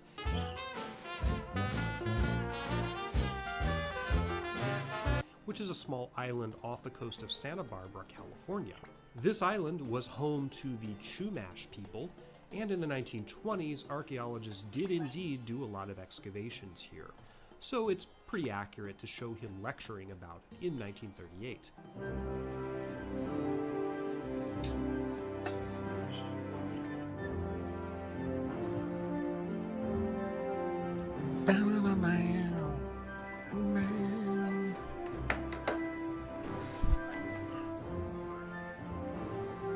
Then there's the homework assignment that he gives his class, excavation of Naucratis, Flinders Petrie, 1885. What if you were Flinders bearing Petrie heads was of a skin and British bone? Egyptologist prominent in the late 19th and early 20th century. Naucratis was a village in the Nile Delta in Egypt, and it What was if you were stabbed by a excavated mummy? by archaeologists in 1884 I would have and predict from melee, 1885. personally. Flinders Petrie, who was a huge racist, by the way, Joke's on you, believed he's strongly in got a eugenics, ranged trained weapon. a young student named Howard Carter, who went on to discover the tomb of Tutankhamun in 1922. So after this bit, we follow Dr. Jones to his office. The college he teaches at is never identified, but I believe it's supposed to be Yale. In one of the novelizations of the Indiana Jones films, if I recall correctly, they said it's supposed to be in Connecticut. Yale is in Connecticut. We see this scene where Dr. Jones's office is mobbed by angry students, and his hassled secretary reminds him that term papers still haven't been graded, which is presumably what all these students are pissed off about. This is what's known in academia as office hours. Professors, or TAs, I've been one, will have a set time each week, an hour or two when they're in their offices, and students can come see them and ask about pretty much anything. In real life, office hours are pretty lonely. It was rare and frankly a happy occasion when a student actually came to my office hours to ask about something. Clearly not the case with Dr. Jones. He talks a good game in this scene, promising that he'll see each and every one of the students in turn, but then he does something inexcusable. He crawls out his office window to get away. This is absolutely appalling. I mean, come on, Dr. Jones, have some respect for your students. I don't think they would have revoked his tenure for this, especially at an Ivy League school in the 1930s, but at least he should get a stern talking to by the head of his department, I guess that would be Marcus Brody, about taking students seriously and that sort of thing. Setting aside his performance on campus, the biggest gripe I have with the way Indiana Jones does his job is that he totally desecrates everything except the thing that he's looking for. Take this scene in the Venice catacombs, which we're told is an early Christian burial ground. I'll get to this in Chapter 7. Jones is looking around for the tomb of a Crusader knight, but look at this. He grabs a skeleton out of one of those wall niches and uses its leg bone as a torch. I mean, that skeleton has been down here for hundreds of years. Who knows what it can tell us historically or archaeologically? But no, it's not what Dr. Jones happens to be looking for, so bam, it's expendable. Makes a great visual, and I suppose that it illustrates Jones's bull in a china shop approach, but this has got to be against some canon of professional ethics in the archaeology field. Jones also ends up destroying a lot of stuff he is looking for. He smashes right through the floor of the church/library in the X marks the spot scene, and even after he finds the knight whose tomb is the one he's looking for, one action scene later, it's destroyed for all time by being burned and flooded. If this is the way he does his job, the world must be littered with burned out, collapsed piles of rubble that used to be robust and priceless archaeological sites, but which can now tell us next to nothing because, unfortunately, Indiana Jones was here. The characterization of Indiana Jones has always been that he's a bit of a misfit, kind of misplaced in academia, sort of bored and checked out when it comes to the real nuts and bolts of his job, but a swashbuckling adventurer the rest of the time. It's part of what makes the character endearing, but if you ever want to go into an academic discipline or teaching profession, please don't be like Dr. Jones. One last minor thing that I want to say on the subject of academia that doesn't fit nicely into any other chapter. One of my favorite jokes in the movie is when Indiana Jones says about his father, he's a professor of medieval literature, one the students hope they don't get. I laugh out loud at this every time. However, most people who've been to college will tell you that students almost always get to choose their classes and their professors. Especially a topic as niche as medieval literature, anyone who signed up for that class would know that Dr. Jones Sr. is teaching it. So it's not like high school where you gotta take geometry and you really hope you don't get assigned to Mr. Calhoun's class. Yes, that was my high school geometry teacher.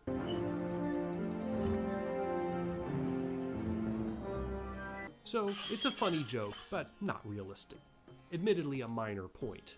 Special bonus, you get to see my Indiana Jones action figure from 1982. Not very many of these were produced, they're fairly rare, but you can still find them. I still have mine.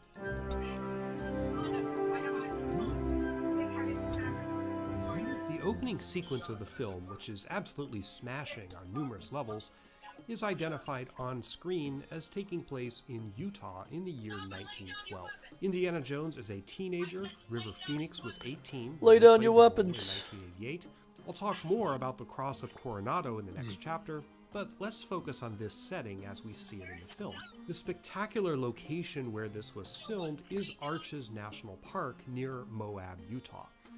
Though the town the Joneses live in is not specifically identified as Moab, I'm going to assume it is, or is at least intended to be someplace analogous.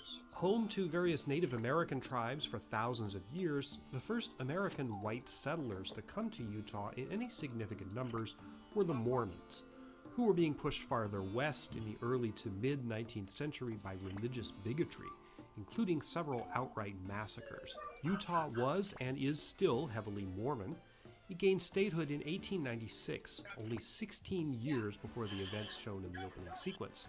Statehood was delayed for a long time because Congress really didn't like the idea of making the adopted Mormon homeland a U.S. state. Arches National Park was not made a national park until 1926. It would, however, clearly have been a focus of tourist and outdoors interest even before the foundation of it as a park, and I could certainly see Boy Scouts taking a field trip there. The Boy Scouts were founded in 1910, so Indiana Jones could have been a charter member. The rank insignia on Jones's uniform isn't clearly visible, but it looks like it might be the Life rank, which is just one below Eagle Scout. The first person to become an Eagle Scout, Arthur Rose Eldred, achieved that rank in 1912. Moab, assuming that is the town the Joneses live in, was founded as a settlement in 1878 by, you guessed it, Mormons, and was formally incorporated as a city in 1902. I'm not going to quibble that the railroad line that was built through Utah territory in 1883 did not pass through Moab, so Jones couldn't have gotten home from the future Arches National Park by riding a circus train. I'm just going to let that one go. But here's what I do find a little bit incongruous about this scene. Dr. Henry Jones, Indiana Jones' father, the Sean Connery character, we don't see his face until later, he's a professor of medieval literature.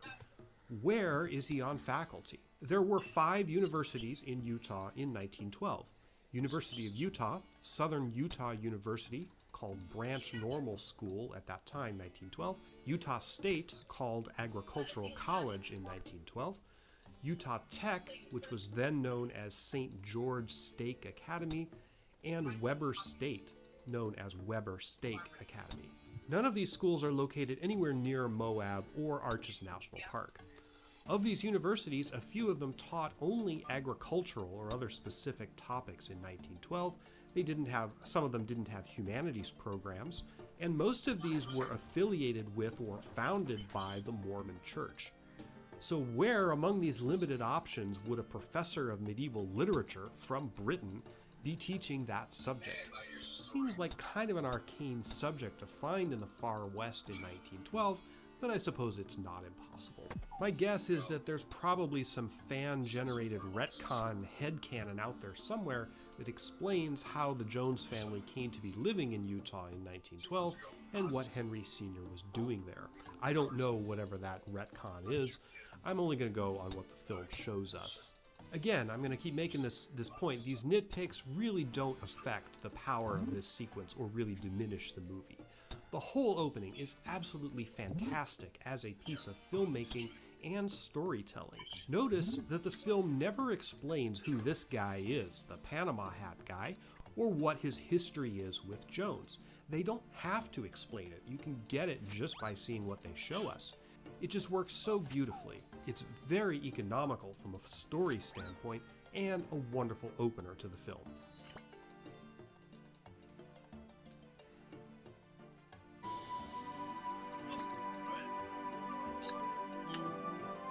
The Utah prologue establishes the pattern of the character of Indiana Jones. He's always looking for something, trying to recover some specific artifact, a MacGuffin in storytelling terms. In this bit of the film, the MacGuffin is a jeweled crucifix called the Cross of Coronado.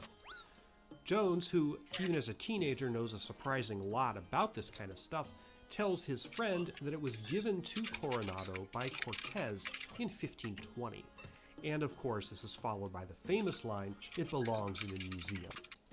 Let's unpack this very briefly. The Cross of Coronado is totally fictional. This is not a real artifact. The backstory given for it, though clever and communicated with admirable word economy, is extremely improbable. Francisco Vasquez de Coronado was a Spanish conquistador who led an expedition from 1540 to 1542 that explored what is now the American Southwest, Great Plains, and part of Mexico. Coronado was searching, appropriately enough, for gold, the 7 cities of Cibola, famed in legend, which were supposed to have buildings made of gold and, gold paving the streets and that sort of thing. I guess that is a plausible enough explanation for how an artifact associated with him supposedly got to Utah. But here's the tell that it's fake. Cortez could not have given Coronado a jeweled cross or anything else in 1520. First of all, Coronado was about 10 years old in 1520. We think he was born about 1510 in Salamanca in Spain. He didn't even go to New Spain, what's now Mexico, until 1535. Second, Cortez was already in the New World in 1520. He arrived on the island of Hispaniola in 1504, even before Coronado was born, and was there continuously until 1528. Did Cortez and Coronado know each other? I couldn't figure that out specifically in my research. My guess is that they probably met, but their lives and careers were pretty separate for the most part. Now, I haven't researched this super deeply, so I don't know for certain. I haven't really gone into a lot of sources on this. We do know that Cortez died in 1547 in Spain. Coronado died 7 years later in Mexico City. Coronado never found the 7 cities of Cibola, not surprising considering they never existed, at least not in the way that the Spaniards thought they did. Unfortunately, he did succeed in massacring huge numbers of Pueblo Indians in an event called the Teguix War. His reputation for cruelty, even by the standards of Spanish colonizers of the 16th century, was pretty extreme. Cortez, of course, had this reputation also. Anyway, we don't need to dwell on this, but I thought it was worth mentioning that the object of Indiana Jones's first adventure is totally made up. There is no historical basis to the Cross of Coronado, though it is a pretty cool prop. Incidentally, the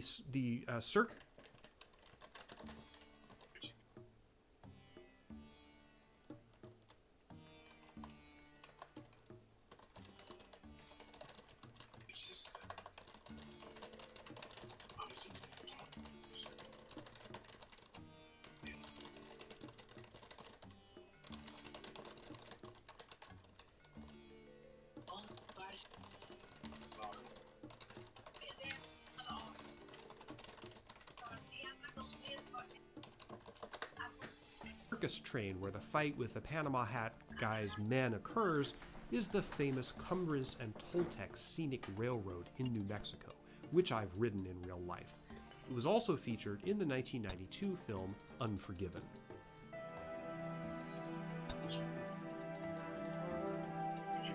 The title of this chapter is Venice 1938, and I am going to discuss some of the scenes in the film that occur there, but I'm also using it as kind of a catch-all for a bunch of stuff in this part of the film, from roughly the meeting between Jones and Donovan and the catacombs scene, which I'll talk about more in the next chapter. First, I absolutely love the set design here.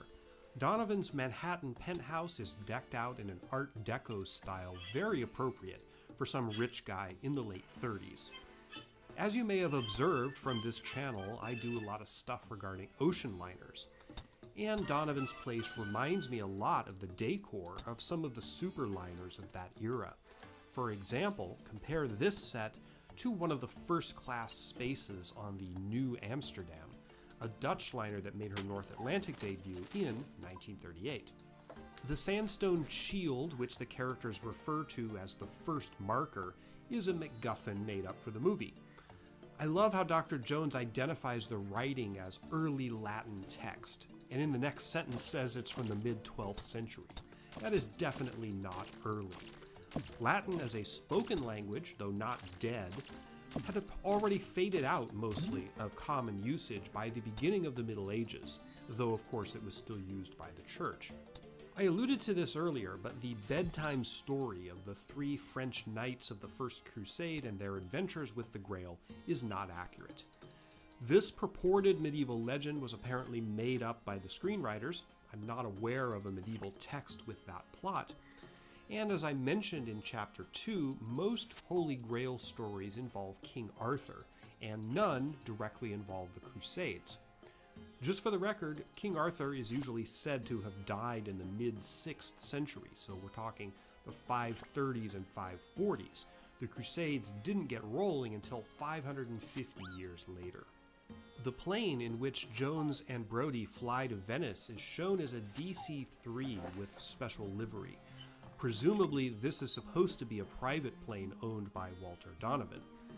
The DC-3, introduced in 1936, was flying, of course, in 1938. However, the journey that they show on screen with the moving red line is inaccurate. The DC-3 did not have the range to fly from Newfoundland to the Azores. They would have had to skip around along the north of the Atlantic Ocean, probably stopping in Greenland and Iceland along the way. The DC-3 is, however, one of the coolest planes ever built. Although the last one, at least the last civilian version, was manufactured in 1942, there are DC-3s still flying today in the 2020s. I mean, they're still around. It's pretty amazing. Finally, we get to Venice. I'm intrigued by the way the characters in this picture treat Austria as a super dangerous infiltration mission going into the heart of the Third Reich, while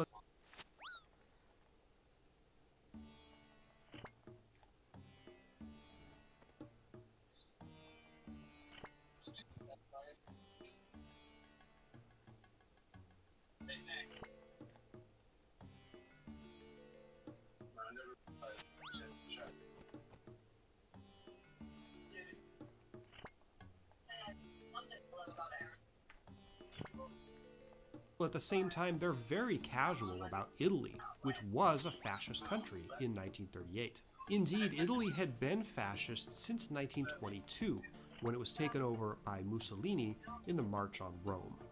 Granted, Italy was not as repressive in a day-to-day sense as Germany was in this same period.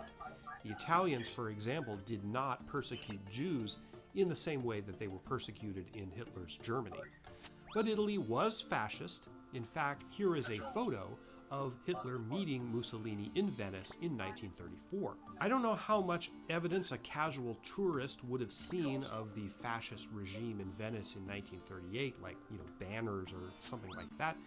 I generally didn't see any in any of the photos that I looked at of Venice in the 1930s, which are pretty awesome, by the way, like these ones that you've been seeing. But it might have been nice to have at least a nod, perhaps a short reference in dialogue to the fact that Italy was fascist in the 1930s, or maybe a mention of Mussolini. The library in the converted church is totally fictional. The structure shown in the film, at least the exterior, is the Church of San Barnaba in Venice. Though a church has stood on this site since the 800s, this particular structure was built in 1776, which accounts for why it looks a little less ancient than it probably should. I don't know why they chose to do it this way, going to the trouble of having it looks like a converted church in dialogue, except that maybe they found this location and liked it, but realized, yeah, it really does look like a church, because it is. Now, finally, we get to the Venice catacombs.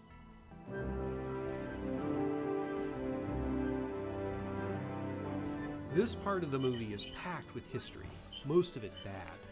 For that reason, I'm going to start with some praise. Once they get into the church, Ilsa explains that the columns that we see, this is a set by the way, were brought back as spoils of war from the sack of Byzantium during the Crusades. Kudos to Spielberg and the scriptwriters for mentioning this. She's talking about the Fourth Crusade, which I mentioned in Chapter 2. This was the crusade that got sidetracked.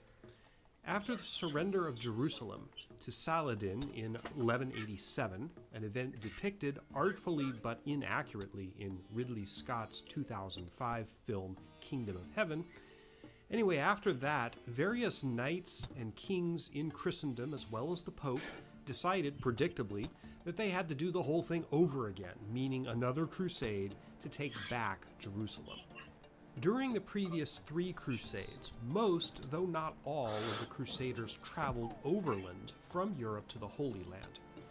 In 1202, however, when the Fourth Crusade was proclaimed by Pope Innocent III, they decided to go primarily by sea. The Crusaders, many of them from France, didn't have ships, and the best place on the European continent to get them was from Venice, which was at that time a powerful city-state, sort of a country of its own. The Crusaders ran up a huge bill to get the Venetians to build ships for them. When they couldn't pay, the Venetians essentially repossessed the crusade. They said to the Crusaders, we'll forgive part of your bill if you take the city of Zara for us, and if you put the Doge of Venice, the 80-year-old blind man Enrico Dandolo, in charge. The Crusaders essentially remained in hock to Venice. In search of loot to pay them back, they decided, screw Jerusalem, let's just sack Constantinople, the capital of the Byzantine Empire, and the richest city in Europe at that time. The sack of Constantinople in the Fourth Crusade was one of the most egregious war crimes in European history. The city was destroyed and rapaciously looted, erasing centuries of cultural history, books, knowledge, art treasures, and other legacies of the Roman and Byzantine empires. Virtually anything valuable was stolen and carried off back to Venice. The most famous prizes were the 4 golden horses that used to stand atop the front gate of the Hippodrome, the chariot racing track in Constantinople. More than 800 years later, those horses are still there at the Basilica of St. Mark's, though the ones on top of the building are replicas. The real ones were moved indoors to the basement to prevent continued exposure to air pollution. So if you go to Venice and see the amazing art treasures there, particularly those in St. Mark's, you will be looking mostly at loot stolen from Byzantium. Neither Venice nor any of the successor states that have controlled its territory, including the modern country of Italy, have even entertained the idea of repatriating these stolen artifacts back to their country of origin, which today would be Turkey. Though in 2001, 797 years after the Fourth Crusade, the Pope did officially apologize for it. Anyway, don't get me started on that. Suffice it to say, I'm glad the Crusade and the true origin of most of Venice's treasure was referenced in this film. Let's move on.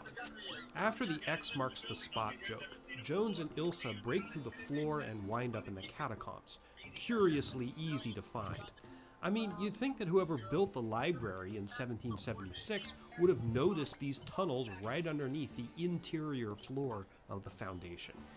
Anyway, they quickly discover what they call pagan symbols 4th or 5th century, 600 years before the Crusades. According to legend, Venice was founded on March 25th in the year 421 as a trading post on several islands in the lagoon. It was founded as a Christian city. Before that time, there wasn't much happening in Venice, though apparently it was. The islands were used by fishermen. While I haven't done a deep dive on this, it doesn't appear that there was a sizable community on this spot before 421, 5th century, pagan or otherwise. That period was just before the fall of the Western Roman Empire, which collapsed in 476.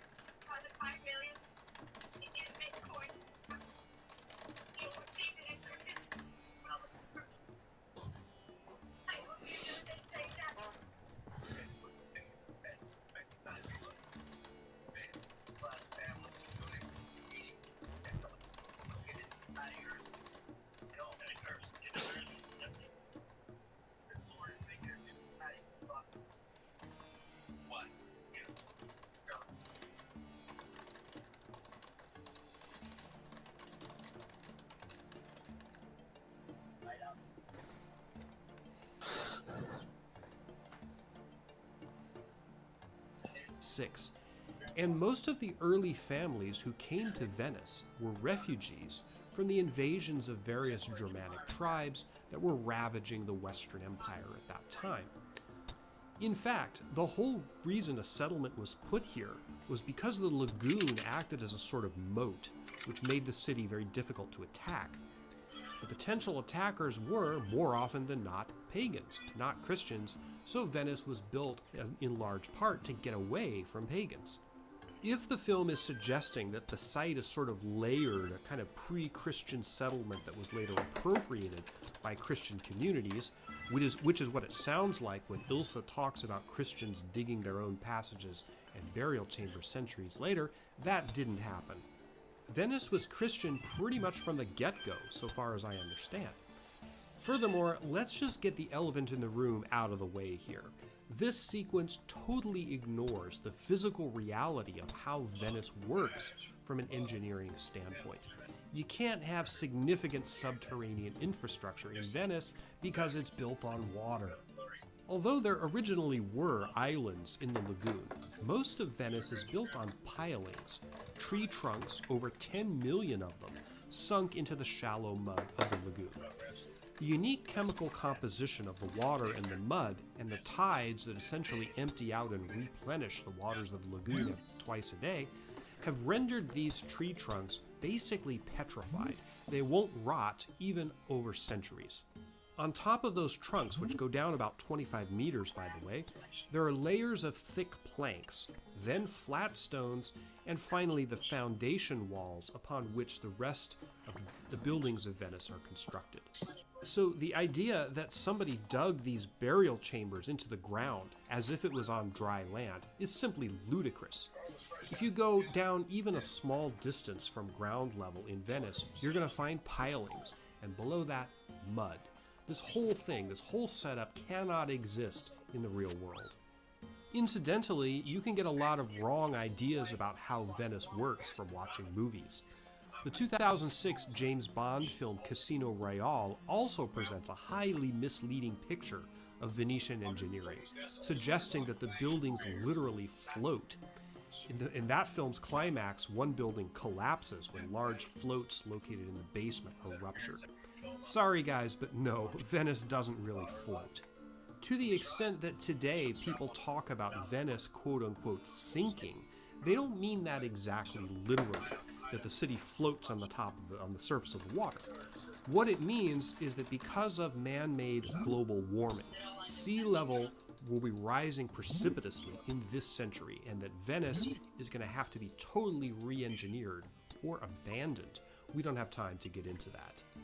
Getting back to Indiana Jones, we've got another improbable thing going on here. Oil sloshing around in the water, as Jones says he should sink a well down here and retire.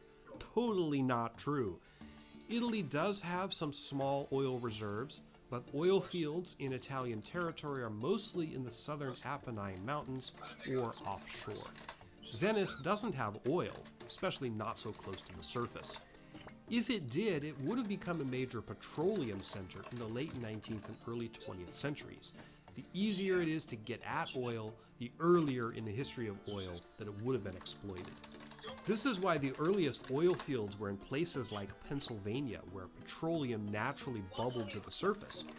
So, while in the story, in this film, I guess they needed the petroleum to turn the waterlogged catacombs into a flaming death trap for Indiana Jones to escape, in reality, there's no oil in Venice. Finally, last bit I'm going to pick on. The discovery of the remains of Sir Richard, a supposed knight of the First Crusade, in this Venice tomb is a great clue to encounter from a story standpoint, and it's done extremely well. But it doesn't make a whole lot of historical sense. Even if you grant the film's premise about 3 knights of the First Crusade going questing after the Holy Grail, it's a little far-fetched that he would have wound up in Venice. The routes taken by the major bands of crusaders during the First Crusade of 1090... Alright, this will be the last blunder of tonight. It'll get me to 49%.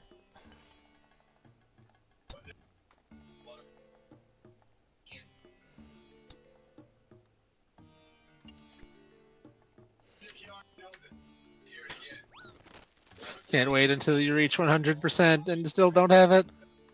Well, that's not how percentages work. It's not going to hit 100% until like I was here forever. 99% is probably like 10 times the drop rate or whatever. You will be there forever. Could be. Eventually I'll give up, because it's not that important, but I guess I might as well go until I hit 85 or something. I don't know, maybe at 81 I'll just start doing sneakless runs. Try and rush the Sceptre itself. Less XP. Can you...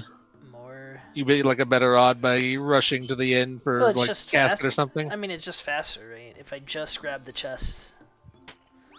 The sneak stuff's just for XP. They can't have it. Can't they have your scepter? No. Just the sarcophaguses and the big chests. Sneak pots, completely optional. I warned you to get your hands out of the pot and you didn't listen. Well, I wanted the XP. Still do. You didn't listen. It's at 85, I can pickpocket from freaking elves.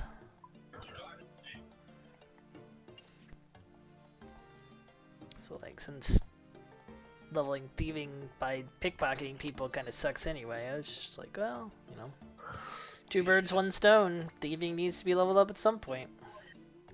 Oh, we're officially at 49%. And no scepter in sight. But at 81, my odds go up, like per run, pretty significantly, because I get the next floor. Floors every 10 levels. Starting at whatever the minimum was, 40 I guess. Or 41.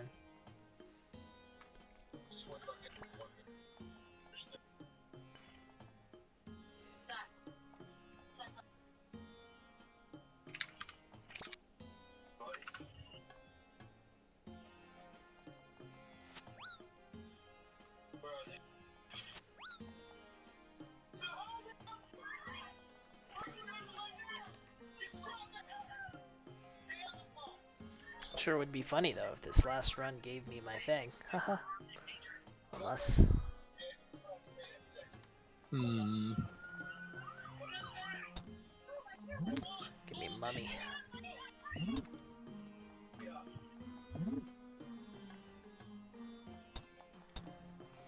Alright, I am tired of this not compatible nonsense.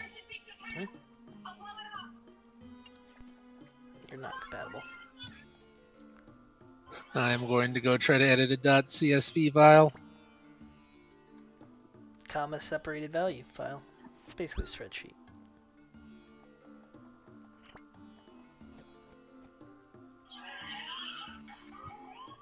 You can open it in Google Sheets if you need to or something. I don't know, maybe if you have Excel it would open there too. Or it definitely would open there rather. I know anytime I've tried to open Excel, Microsoft tells me I need to do things, and I tell them no. Yeah, I don't think I will Excel not buy Excel.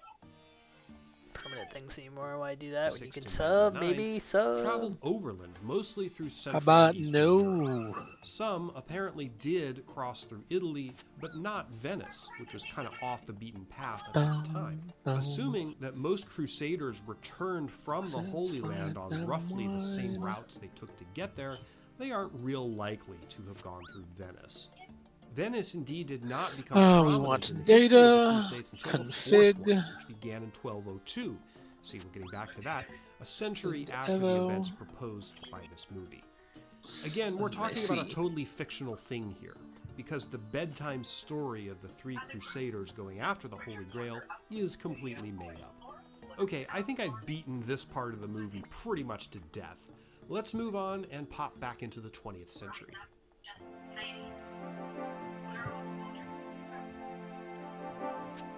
The next part of the film involves Indiana Jones going after his father, who a member of the secret Grail-protecting Brotherhood in Venice told him was being Turns held out at Notepad++ Castle seems to Grunwald work on the fine too. German-Austrian border.